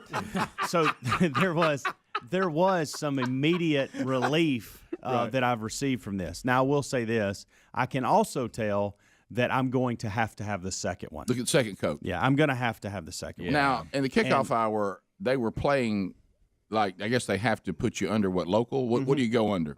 No, so they put you under anesthesia. So there's an anesthesiologist. Out? Am I out? Well, this is a debate that's going on in my house right now with They my knocked wife. me out when I had And so my Bubba, wife. you get knocked out when you get your teeth cleaned. Right. Yeah. My wife is a medical. My wife is a Right, medical professional, so I can't really argue with her on this front. No, but she's got you on But this. I know this: when they take the IV and apply the medicine, it's about 10 or 15 seconds, and I am out, and I don't remember anything. I don't feel anything. And then somewhere along the way in the next hour, they wake me up and say, we're done, ready for you to go home, and you're loopy as can be. So she said, this is her checkmate moment yesterday, which kind of got me just to hush and go, okay, you're probably right, which leads me to a major concern of mine, for me personally. Right. She said, how were you laying when you went under? I said, I was laying on my stomach, face down in this little comfy thing, laid out straight, you know, and Kind of like Deshaun Watson. Yeah. Rick! No, You're right. It sounds like a massage. Yeah, You're right. Yeah. Okay, so that's what's going on. Oh, I tell you. She goes, okay, so when you woke up, where were you? And I said, I was in a recovery room in a chair. And she goes, how you think you got there? You think they just lift you up and put you in there? She goes, this is one of those things where you can respond, you just don't remember it. And I'm like, well, that's scary. That's scary. Wait a minute, time out. So you're saying that I can respond in these moments? They can ask me questions? Oh, yeah. So and I don't know if that's true. I'm just telling you what. Tell them what the answer was. Well, I'm You're worried not to death. responsible. What am I saying in there when this is going on? I'm going to pull Dr. Downey aside next time, and I'm going to say, Doc, it's serious business. Am I completely out? Am I talking? Am I responsive? And if I am, what am I saying? Well, now you know. But Hams, you're not responsible, though. I mean, you Right. could say anything. You're not responsible. You know what you are? It's just like somebody that had too much to drink. Well, and somebody says, "Do you not know what you were doing last night?" And they go, "What did I say?" Mm-hmm. Well, I mean, let me tell you. Of course, you're under the, I mean, Yeah, you're you didn't do this to yourself. right. I don't think anybody can hold this against you because it's a medical agree. procedure. Absolutely. Yeah, right. But there's a reason he keeps going back. I know. Well, that's true. Yeah. So you think you were completely out, but your wife says no, you weren't. She You just don't says- remember it. That's what she says. Yeah, and she's probably right. It's just like when they do the endoscopy and all that stuff. Same thing. The what? Yeah.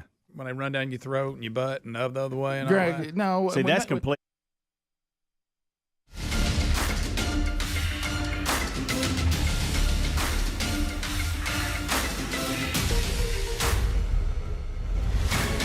Minutes past.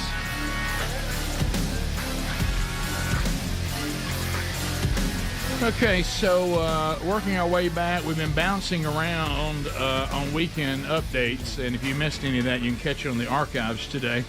Bubba, you were telling me in the break if we ever wondered how you get what to Everest? Well, let's say you're on Mount Everest and you need a delivery. How in the world do you think they're going to get it to you? Well, we got a video that'll show you. Okay, so this is how you get something to the top of or up on Mount delivery Everest. to Mount Everest. At the top. Yeah, watch this. Pretty wild. Okay, all right, here we go. All right, so Little drone delivery. Okay, so there's the drone. Wow, it's impressive. Wow, Everest is so big. Yeah, so large. That's impressive. You've seen the helicopters go up and the wind shear and stuff. They're like, hey, we can't stay up here long. Right. But that, I guess it can. Yeah, wow. So Drop it right down. That's how they little drone. Hey, man. Drones are game changers. They really are. Because You think I know I'd forget something. I'd get all the way up there and go, Oh, my chapstick. I mean, if you think a drone delivery is tough, you're bringing back a backpack. In your neighborhood, think about it going to Everest. I mean, if it could do that, surely it could hit my neighborhood. Yeah, right? that's impressive. This Everest thing, I saw a picture the other day in the line. Yeah. Does that kind of ruin it? That It there's that many does. people that are doing it. Well, I You tell know you what ruins I'm it for me is when I keep stepping over dead people. Well, that Yeah. does, but I Right. mean, but the line of people, I was like, well, I mean, if this many people can do this, yeah, you know, It's you kinda getting crazy. takes People are away from it. People that shouldn't be doing it are doing it. It's holding up the line. You're standing there trying to get to the peak. Right. And there's And 200 people standing in front of you. Look Look at at it. That's real. That's real. Yeah, Look at really, that. that's it. See, I'm not. What's that? What's Boy, that? see, if I'm at the bottom, this. though, I'm like, if they can all do it, I can. If they're all tied, are they all tied together? Are they on like a tag line? I or hope what? so. Not tied together to each other. And you realize how hard it is to breathe right there? You think I'd be frustrated standing in line to get on the roller coaster? I know. Can you imagine trying to stand in that line? You can't breathe. You're like, we can't even stay up here long. We're all going to die. Can I get a fast pass here? If you get to the top, you're going to take a minute and take pictures, right? I know. Selfies and all that. I mean, that's a lot of people going on. Isn't it also I just true? feel like I mean, if I'm trying to do some great thing, and I They're look, dumbing there's- it down. There's It seems 500 like people behind me doing it. Yeah, it gets I'm to the going, point you're ready to tell your story at lunch about how you got to the peak of Everest, and the guy across the table says, "Yeah, me too." See, now they is that have- the public beach route? Can I go the private I beach wonder. route? Is there I another wonder. trail? That's a good point. No, I turnkey. Speaking of things that very few people have done, how about going to the moon? Did y'all see Bill Anders, the Apollo 8 astronaut? This is the Good first gracious. one that left Earth's orbit. Right. You know, went around the Right. moon, and he was killed in a plane crash in Washington State. How about that? Funny how that happened. I mean, isn't that crazy? You go 240,000 miles around the moon, then you're killed in a plane crash. It's almost like somebody wanted to keep him quiet. Yeah, he started talking. Greg, come on. I would also remind Alanis That's what it sounds Morissette. like. Loose lips. Now that is ironic. Yeah, it is. Yeah, You know, it is. Capricorn 1 to you. Yeah. Think about all the training they had to do to be astronauts, all the flights they had to make. You go up in the Apollo, you leave Earth orbit, first time anybody's ever done that, and go out to the moon and come back and then have a wreck. You can't even have nothing. Also, I video. think there's only 6 people left that have walked on the moon. I saw that stat. Oh, somewhere. really? Yeah, something like that. Video 10. Except for the Chinese. Speaking of high tech, talking about the drone and of course traveling to space. Did you see this SWAT sniper that actually shoots an idiot who's holding up a Florida bank and has hostages at knife point? And Shoots them through a monitor screen. Yes, and so this is. I have a new video here that I think this narrates it. I haven't checked it out, but I Okay. think this narrates it. Oh my goodness! Graphic content. I'll just keep it small. I'll keep the windows small. Okay. Well, I mean, I Due to kinda- the suspect's limited exposure, the sniper took a planned and deliberate shot through a computer monitor. Okay, it's edited. Striking the suspect in the center of the forehead, killing him instantly. I might have to help too. I get it. I can empathize with that situation. They're trying to talk to it, though. Believe me, I can. Okay? But that guy's and setting I up. want to be able to help you with that. Right? As somebody else who has kids, I want to be able to help you with that. Is he propping on his 100%. shoulder? Yes, yeah, he is. Come on, Albachi. Here it is. Right? Keep talking to me. Keep talking to me. Let me know what's going through your head right now. What I'll tell you what's about to go through your head. I want to make sure you're the most relaxed. There it is.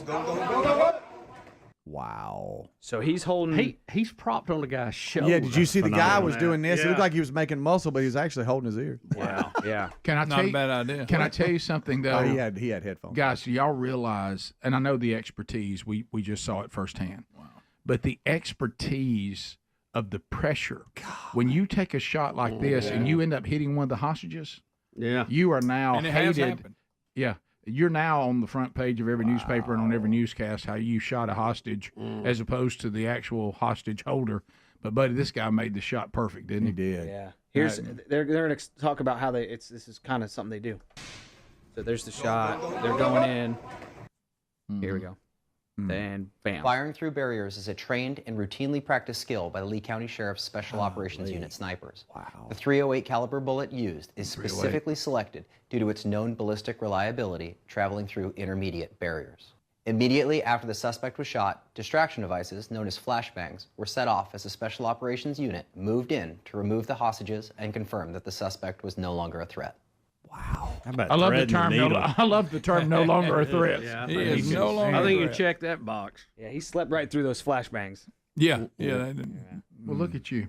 That is So It's amazing. It what, really is. what an Their incredible skill level is Yeah. Oh. incredible. All right, next video 11. How about the guy said, "Yeah, just rest it on my shoulder. I Yeah. got you." Let me know. Yeah, I mean, because your shot is only as good as that guy holding the. I know. We're all working together here. but we're highly, highly, highly trained. Thank goodness for them.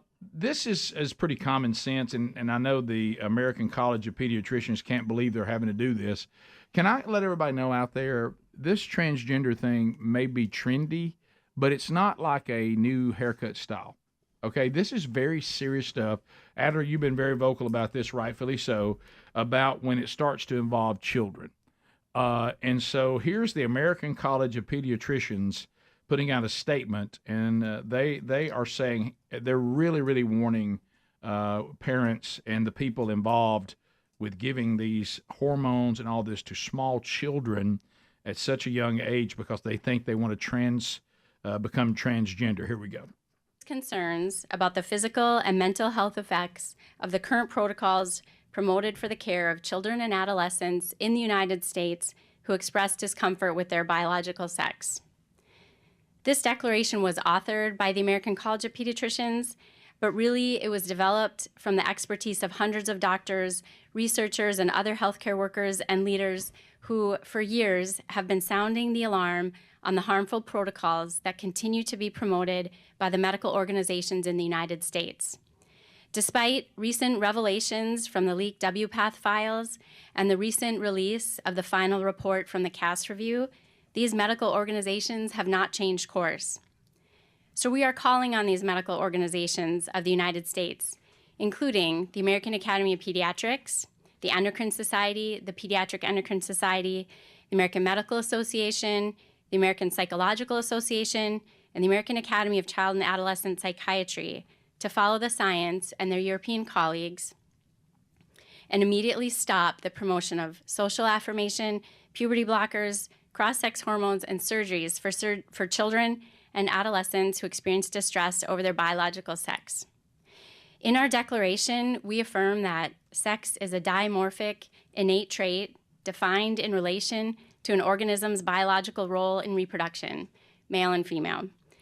This genetic signature is present in every nucleated somatic cell in the body and is not altered by drugs or surgical interventions. Consideration of these innate differences is critical to the practice of good medicine and to the development of sound policy for children and adults alike. Medical decision-making should be based upon an individual's biological sex. It should respect biological reality and the dignity of the person by compassionately addressing the whole person. Yeah, it kind of goes back to what we were talking about a long time ago. You can do surgery, you can do hormone treatment, but you're still XX or XY. And that does not change. Now, keep in mind what she also said. This would actually be following the science. Yeah, I know. Yeah. No. Forget that. Right. All right, we'll be right back. More Rick and Bubba coming up right after this. Rick and Bubba, Rick and Bubba. Your butt. No, you're not Greg, completely out. Greg, you'll go when to they butt when they do a colonoscopy, I was completely out. Well, no, you don't remember it. But were they you? Don't That's put a the breathe, thing. They don't put you under and put the breathing thing on you and all that. I think like they if you- did. No, they don't. I don't remember. They don't. See, Greg, I don't remember. Well, that's the key. I know That's how my they get you. concern was I just didn't want them to get those tubes mixed up. Yeah, Greg. Amen to that. Yeah. Hey, y'all mark those, right? Greg, I was. Which just, way does red go? And which I was way just, does I was blue just go? thankful I didn't remember. Yeah. You wake up and you're in the room. Yeah, And but you're the, like, how about that? but the last memory. But every is what's time I have disturbing. surgery, I woke up, I'm in a room. Yeah, but I'm talking about when they put you in that deep, they put the thing in you and all that. You don't know what I did. You weren't there. I know. Greg, that. quit talking I'm down and to here's Rick. the Have you had a colonoscopy? I have not. Okay, then. But I'm due one. You Me need and to get Speedy one. both. You We're need to going get same- one, Paula. We're going the same day. I'm afraid to go Side because by of side. the last thing you claim you see. We're going. Oh. We're getting a twofer deal. I mean, Yes. if me that's tell you. that's the last thing you see. Well, you think it's bad to be on your side like that, Helms? But see, you know you have a back problem, so it's not really bothering you. What's real bad is when all of a sudden you ain't got no drawers on, and you're over on your side, and everybody's closing in on your back Knock side. me And the out. last thing you remember is everybody standing around ready to go. Go ahead and knock me out before that. How about this? Why don't y'all knock me out when I get here? Yeah. Rick, the last thing that I've heard one time was, "Hey, boys and girls, let's get started." The last thing I heard was the eagle has landed. Yeah, I don't mind if you knock me out fully dressed and just take my clothes off. Just don't let me be a part of it. Saw an uncomfortable moment yesterday. I'm picturing that. Clearly says on the directions that if you don't want to be in a gown, there's certain clothes you can wear and keep them on, and they'll just maneuver around scared them. of a gown? Sweats or something. Well, of course, you see people walking in with blue jeans, and they're being told, "Hey, we got to put you in." And so they get frustrated. It's like, well, if you just read the directions, you wouldn't be frustrated. They meant pajama bottoms or sweatpants or something, right? Exactly. Some shorts. Helms had a kilt. Helms showed up with a kilt on. Gym shorts. All they had to do was lift. What if Hamsey walked in with a cutoff on a pair of shorts? But Gym shorts. How's he do it? So she made. So what it is, you're not all the way out. So and so when we do, and we've had these moments. One of them made a best of. that's good Goodness stuff. gracious! Oh yeah, when we had you on. I love y'all. So you're talking, and you start. This is when you start remembering things. So if I'm talking, then you got to think I was probably talking before I remembered it. Oh yeah. And so I don't know. There's no telling what you said. I'm going to get to the bottom of it. Nobody funny looking walks in because she'll say something like, "Hey, nice Oh, big yeah. head you got with that little body," something like that. You know? I probably won't do that, Greg. That's not my personality. That's what you would do. That's what you would do. Wow. Yeah. I'm Matter of not fact, you do that when you're not under anything. Imagine if I was. All right. So, but you're feeling better. I am feeling better. Probably have to have another one. And then I've been told that I'm a candidate for this radio frequency ablation, which is a new deal they're doing that I'm probably gonna do. That's a third code. Just ask them what the frequency is, Kenneth. That's right. Yeah. We'll be back 15 minutes to the top of the hour. Rick and Bubba, Rick and Bubba. So, so we finished up Rick and Bubba flashback last hour about Speedy saving the.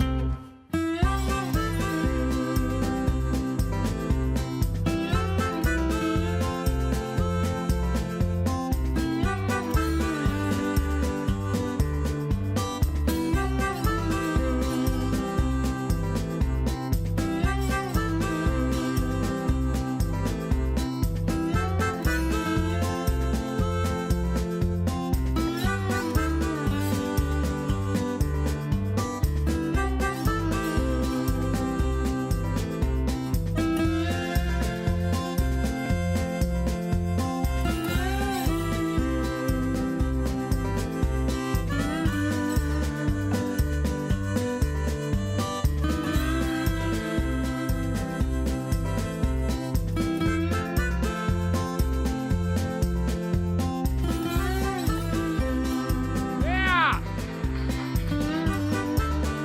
35 minutes past the hour as we work our way back, breaking down the stories of the day. We'll try to get some more of your phone calls in before the hour is up. Bubba, we know that right now there's a push by the environmentalists that we must stop all farming, especially involving beef, cattle, and their flagellants. Whatever the deal is of the day, what they're after. Also, I will tell all of you after just returning back from the great state of Missouri, the overpopulation bunch. We got a lot of room. Yep. I flew over thousands and thousands and thousands and thousands of acres. We're good.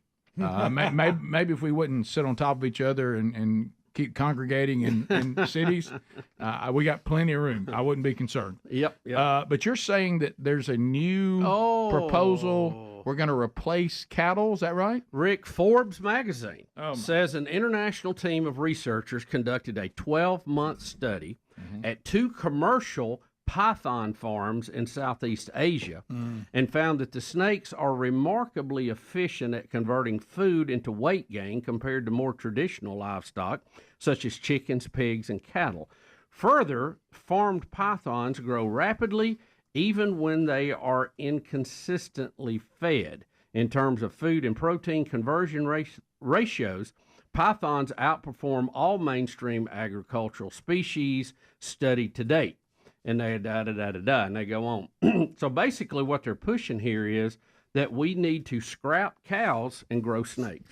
Well, what this is the animal version of we're going to pretend that people would rather drive an electrical car, battery car, versus one that is from fossil fuels.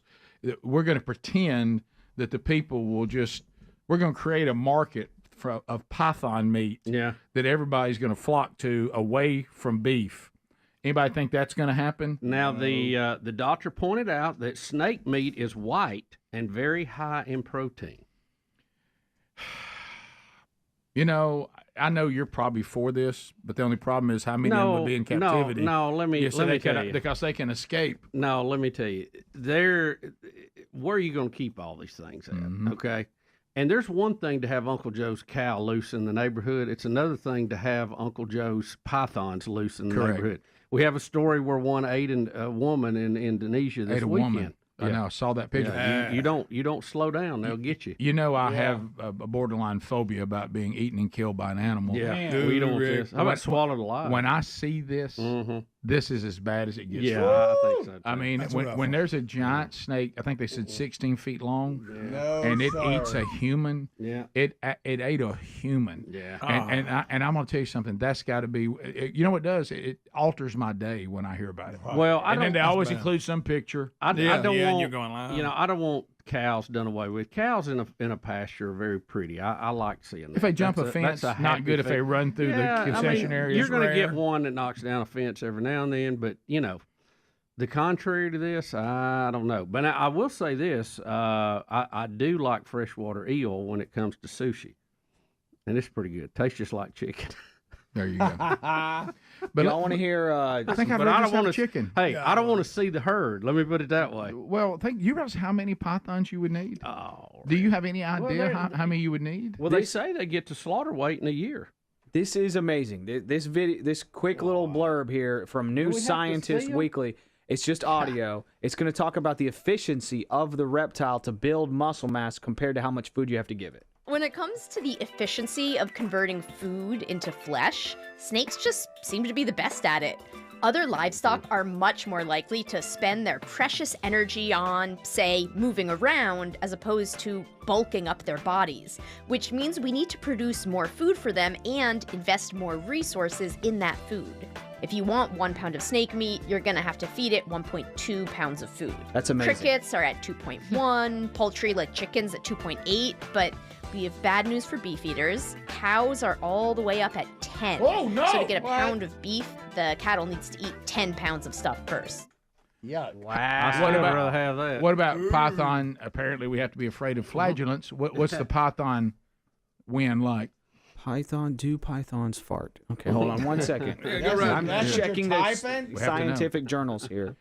But this is the stupidity of. Does everybody remember when we were all going to start eating ostrich? Everybody remember that? Oh, that listen. Or what was it? What was that other one? Emus, Emus, the Rias were the little ones. Now, the reason I know this, the craze went nuts, and there were people buying farms of them, and we would have to build power to the new barns for the. Doesn't this and when feel like they that? give us that spiel on how much each egg's worth and all this. Doesn't it feel like that? Then a few years later, all of a sudden, we just had a bunch of empty barns, and every now and then you see a all little Rio walk by. Did we all flock to emu and ostrich? We were told that we should. But you know what? We just like the way steak tastes. Yeah, we really enjoy it. It's just not. I mean, look, I'm not saying it's not bad for supplemental. Yeah. But it's to be, say, or in an area where you don't have cows. Them things are guys, y'all want to too. replace the cattle industry? Yeah, what are you thinking? I'm thinking pythons. How was this person not laughed out of the room? Sounds good. They're- Now, I'm they're all efficient, for them, but hard to market. I'm all for them cleaning out the Everglades of these things that have thrown the whole ecosystem off, Mm-hmm. and having a barbecue with them. Who But here's cares? the problem: if they become a farmed animal, then we go back to what we don't want. And you and I said it: More of 'em. if you love an animal, eat it. Yep. Because if we consume an animal, we'll make sure there are gillions of them. Do you want gillions of pythons to feed nations? No, gosh, no, because you know they're going to get out. The meat looks so weird. It looks like it's like long and like salmon, but it's like pink like pork. That is so weird looking. Hey, do you hear I'd about? like to throw it on the griddle. I'd like to throw it on the Blackstone. Give it a shot. How about this? Remember, Hey. God took their legs away. Hey, did you hear about that The tornado? one that we praise every Sunday. Yeah. Okay. Hey, the tornado Took came through. their legs away. Knocked down Farmer Williams' place. You talking about the python farm? Yeah, Yeah. knocked the whole thing down. Where's the pythons? They're everywhere. Just all Can over you the imagine place. being in the country at night, all the hissing you'd hear? Oh, Oh my gosh. Sitting there trying to play. You'd pull over, think you got a flat tire. Yeah, everybody. Who wants to sit by a campfire, play acoustic guitar, and listen to pythons? Nah, not me. It's not the same as hearing. Right. You can't curl it up on the grill like that. What? No, Bubba, don't even do look. that. It's like a snake donut. It's like trick me. Make me think it's a pork tenderloin or something. Yeah, I like it where it looks like the salmon better. I just, I'd you rather know, have that than that curled up. Oh, they left the skin on it. it feels like the electric car. to I don't me. want that. I don't It, want it that. feels like the electric car. So when they farm these things, But do not they as take the good. skin and make boots and all that? I guess don't so. know. belts I and all guess that? they do. I don't know. I hope Good so. old pair of sure. snakes. Please don't. I know. I have an I ostrich just- skin belt, by the way. Yeah, Oh, well, that's you know, a weird Rick, look. The little dots. It is strange. but at least it didn't help cause the downfall of all No, mankind. But, God didn't take his legs. No. Imagine that. Imagine an ostrich or an emu out with no legs squirming around. What a mess that would be. It really would. I have wouldn't- hard trouble getting down a hole. Yeah, I wouldn't want to see that. Be a big hole. All right, we'll come back. Final phone calls of the hour. 866 We Be Big is our number. We'll chat with you, America, when we come back. My skin's crawling. Oh, Rick, I found that picture of the lady inside. Don't the look python. at it. It's terrible. Let's you don't see want to it. see it. They got a picture of it cut open. Oh, why'd you, You show don't wanna that? see But that. why did you show it? There's a woman in there. Like a sleeping bag. Your phone calls Oh, are next. Bubba.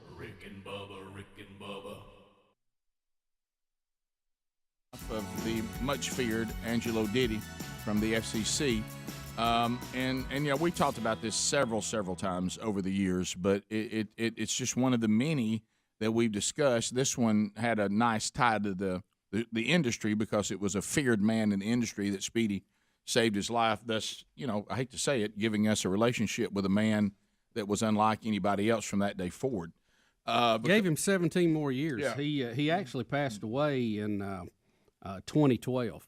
He was 87 years old, so he was 70 when Speedy saved him. Yeah, and so that goes into that weird list of Speedy and his various savings of people in precarious situations, and I think our number is 12 documented. 12 documented times, and Greg and I were discussing in the break, and we discuss this every time. I don't know whether to be comforted by Speedy's presence or concerned about it. Yeah. I don't know. Does he draw bad situations, or is it good to have him if you get in one? I don't know which way to go with it. Is he like a superhero we don't know about? right? Is it something there? I mean, Greg, I think we've cleared him. I'm scared to hang around. I think we've cleared him of Moonchow's, and of course, you would make. Yeah, no, he's not. Right. He's not causing. But only Greg would bring that up. There, we had to look at it, but he's actually not causing these events to happen and then being the hero. Right. That is Moonchow's. I don't think he's fully utilizing the gifts that God given. And here's why I say Wasted in this line of work. Yes, because there are volunteer fire departments out there that would love to have this man on board with them. They would,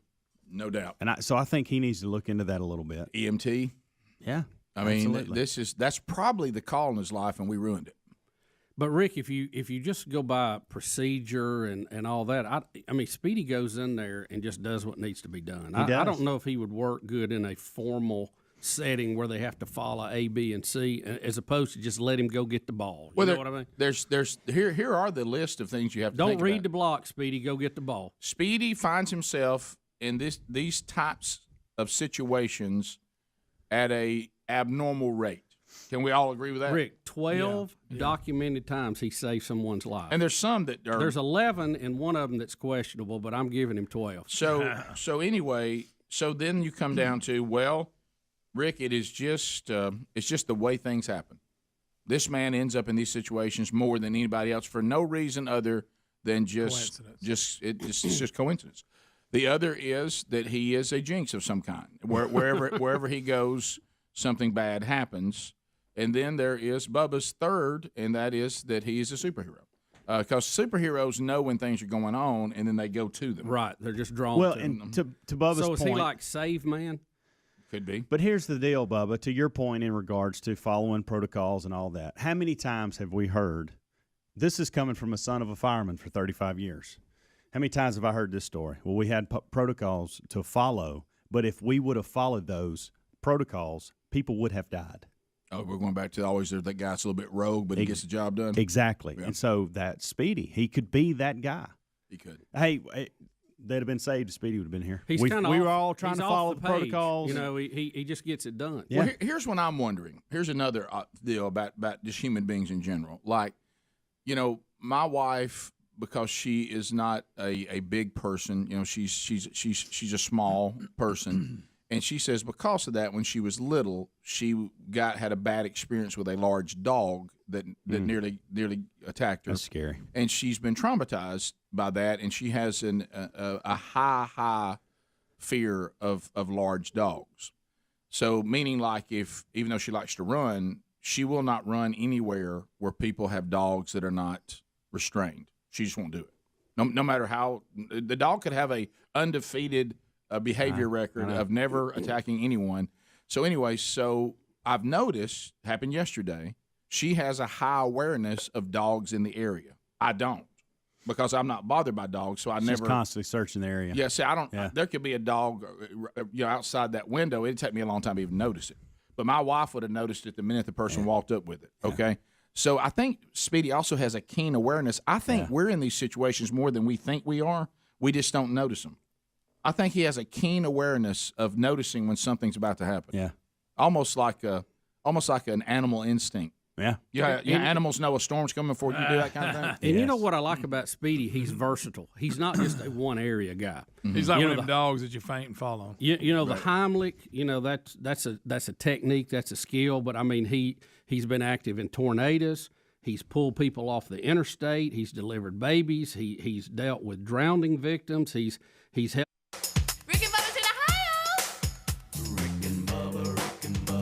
Pass the gravy, please. 10 minutes to the top of the hour. Why don't you join us? Join us. 866-WE-BE-BIG. The lines are available. Coach Helms taking phone calls right now. Let's chat with you, America. Love to talk to you. ZapMyDebt.com. Go there right now. Boy, debt. That feels great, doesn't it? You get some of that high interest stuff going. I know. Look, man, I remember when I'm younger, first started out, got in some of that. It's a mess. And it's designed to keep you there. That's the worst part. That's the reason why you need somebody, an advocate like ZapMyDebt.com, because what they can do is they're experts at this, and they have aggressive strategies. Now, we're not talking about old school, spread it out over a long period of time, lower your payment, that kind of stuff.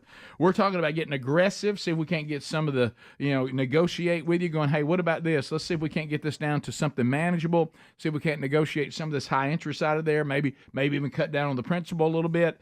And they have plans that can get you out of this debt and it be gone permanently. That's what you're looking for, okay? And the system is designed to keep you in it. So let's get out of the system. So why don't you contact Zero Debt USA by going to zapmydebt.com. Zapmydebt.com. Talk to them for free. There's also a link at rickandbubba.com under the sponsors button. All right, phone calls coming in at 866-WE-BE-BIG. Let's start with Austin out of Coleman. Austin, welcome to the Rick and Bubba Show. Go ahead. Hey, how are y'all today? We're good, man. Hope you're okay. Okay, great. Earlier today, y'all were talking about sharks and how Jaws, the first one, was the best shark movie ever. I'm going to have to disagree. Obviously, the sixth movie, Sharknado, is the best. What a terrible. There's six of them. Can you believe people go and watch that? I mean, enough to generate six of them? Yeah, they become that funny thing you do, That's really Sharknado. incredible. You know, I hate it. I've never watched any of them. Is that the one where they rain sharks or something? Yeah, yeah. There's like a tornado and they're all in it. Yeah, they're slinging them everywhere. Sharknado. Yeah. It's something. Let's go to Holly out of Sweet Home, Alabama. If you want to join us, you can at 866-WE-BE-BIG. Holly, welcome to Rick and Bubba. Go ahead. Good morning, guys. Hey. About the snakes. My mother and father, when I was younger, I was about 7 years old. They actually killed rattlesnake and copperhead, and my mother would cure the skin. But we actually ate the rattlesnake, and it was actually good from what I can remember. I've heard of people eating it. Yeah. It wouldn't be my pick right out of the gate, but in a tot, I think I've eaten it at, a wild game feast or something, and I understand that. But what we're talking about, is it viable to be our mainstay and replace beef? That's what's being proposed. And they're talking about pythons now. You're talking about things that are going to get 20, 30 pounds. Oh, man. I mean, we're not really talking about run-of-the-mill timber rattler here. No. Let's go to Brian out of Huntsville, 100.3 The River. Brian, go ahead. Land shark, but from that point, the pythons, they eat meat, and so do boas, and there have been household pets that is proven to sometimes kill another pet or even a child in the crib. Sure. No, thank you. I'm a second level vegetarian. That means that the cow eats the grass and I eat the cow. There you go. Well said. that. But it's the point you were making a minute ago, Bubba. Hey, Pawpaw, our cows are out. Yeah. All right, y'all come help me round them back up. Hey, Pawpaw, the pythons are out. Now the grandkids are in danger. Everybody's in danger. Yeah, well, everything. Ain't no rounding them up. Yeah. And Rick, the whole Everglades, I mean, it's one of the most pristine things we had environmentally on this continent, and it's been destroyed by these things. I know. Yeah. You would think the animal people don't quite know what to do they? No. It looks like to me, have they finally picked and they're against the python now? They are in the Everglades. We need that, and we need to cull our alligator population by about 2/3. May need to fish a few more sharks. Those two, absolutely. Yeah. Put them right on the list. Let's go to Navarre, Florida. Bruce is standing by. Bruce, how about it? Rick, Bruce Harmon. Hey, buddy, what's going on? What's up, buddy? What's going on, buddy? Y'all were talking about the sharks earlier. Yeah. A buddy of mine pointed out at work on the lunar table. Best fishing time yesterday was between 1 and 3, or the day that they were bitten. Wow. So between 1 and 3, I looked it up, and sure enough, and that's when all those people were bit. They were following the fish. Note to self: know the premium fishing times. Yes, check the moon chart. That's right. You see somebody out there fishing? Yeah. Don't go out there. How about this? Note to self: when I go on vacation, download new app. Yes. Yeah, that's they know the fishing hours. Thanks, Bruce. Appreciate it. There's that laugh. Or you can reassure yourself by looking at the number of shark attacks in the pools. That'll do it. That's none. None. Zip. Adam in Florence, WLAY. Adam, go ahead. Good morning, gentlemen. So I got just two things. One, that whole snake thing. I don't know. I'm 42 years old, and that sounds like the beginnings of an old scary movie. Yep. So I'm good on that. And people, I'm sorry about the shark attacks and everything else, but y'all were swimming in their backyard. Where I mean, there's timing. There's things you can look at as far as when it's in mating season and whatnot, how aggressive they can be. And, like I said, I mean, I feel for them, but it just people act so surprised when they hear, oh, we got a shark attack. Well, I mean, you're swimming in their backyard, just got to be aware and got to be careful. But, that's why I don't go in the water past my knees anymore. Yeah. And so do you feel the same way, though, if I kill an animal that's in my backyard? I mean, he's in my backyard. He's in my backyard. Well, depending on what kind of animal it is. If it's one of them steaks, yeah, let's go for it. Throw it on the grill when you're done. What about an annoying dog? Not really. No, I'm just Stop kidding. it. Just having fun. Let's go to. We've all thought Who are that. you, the governor of North Yeah. Dakota? Oh, really? Did he Oh, do yeah. something? No, the one Or of she? Trump's running mates in her book. She admitted it. Oh yeah. Well, Took out one of her dogs. but let's just say this. We got aggressive. Well, Bubba, you said it, and I think we've stopped saying it but whatever. But we grew up a little different. Yeah. That wasn't all that surprising to read. No, it really wasn't. No. If you had a troublemaker. Yeah, well, you just carried him out, and he didn't come back. Steve Flat Rock, go ahead. Hi, look, y'all talking about eating steak. I mean, I've had rattlesnake nuggets in several places. I think they're great. Pretty good. Now, I've never tried to eat a constrictor, but I have had rattlesnakes several different places. Yeah.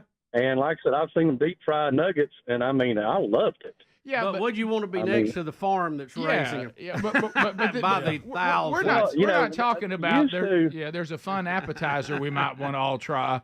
We're talking about they're suggesting taking over the beef industry. Yeah, where it looks like the gates of hell. Well, I mean, I'm just talking about, they used to, at the first year of the rattlesnake rodeo, they used to cook rattlesnake and serve it. Well, that's fine. I mean, that op bunch. Nobody's saying that. Snakes. But have you ever been at, say, Perry's Steakhouse, and one person came in and said, "Hey, by the way, y'all got any rattlesnake? Y'all got any python?" Yeah. It's one of these things. We had a rattlesnake roundup, so we cooked rattlesnake. Fine. You're at the wild game feast over there. That guy's got some rattlesnake. Okay. Rattlesnake nuggets. Hey, look on the appetizer. We're kind of we're a wacky restaurant. We got rattlesnake nuggets. That's fine, and they don't taste bad. There's nothing wrong with that. But they're trying to say it can replace the beef industry. No one has ever said, I got to tell you what I got a hankering for today. You don't have any fresh rattlesnake, do you, by any chance? Got any fresh python? It's one of those things you see on the menu. You go, let's try one of those. Yeah. That wasn't too bad, was it? Tastes like fried chicken. About like a gator tail. Right, yeah. Exactly. Same thing. Nobody's in search of it right now. No. So hey guys, we're here in the Golden Ticket Seats. Yeah. Before we go, where's the best rattlesnake in town? Yeah, where you get? Yeah, where can we get the best python? Has anybody ever asked you that? Ever? No.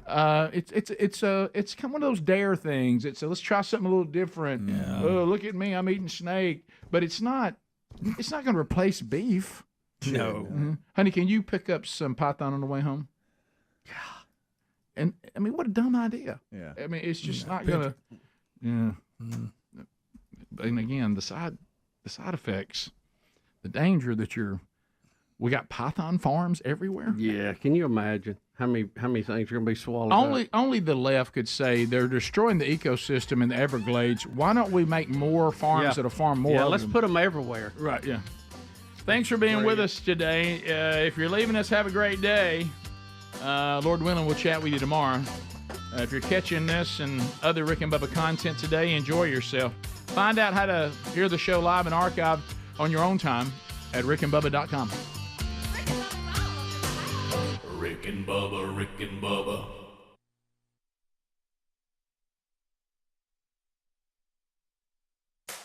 Rick and Bubba's in Ohio. Rick and Bubba, Rick and Bubba. Pass the gravy, please. Rick and Bubba, Rick and Bubba. Ooh, it brings me to my knees. Rick and Bubba, Rick and Bubba. I can't start another. Rick and Bubba, Rick and Bubba. Day without 'em, brother. Rick and Bubba, Rick and Bubba. Ooh, there is no other. Rick and Bubba, Rick and Bubba. Waking on their blubber. Rick and Bubba, Rick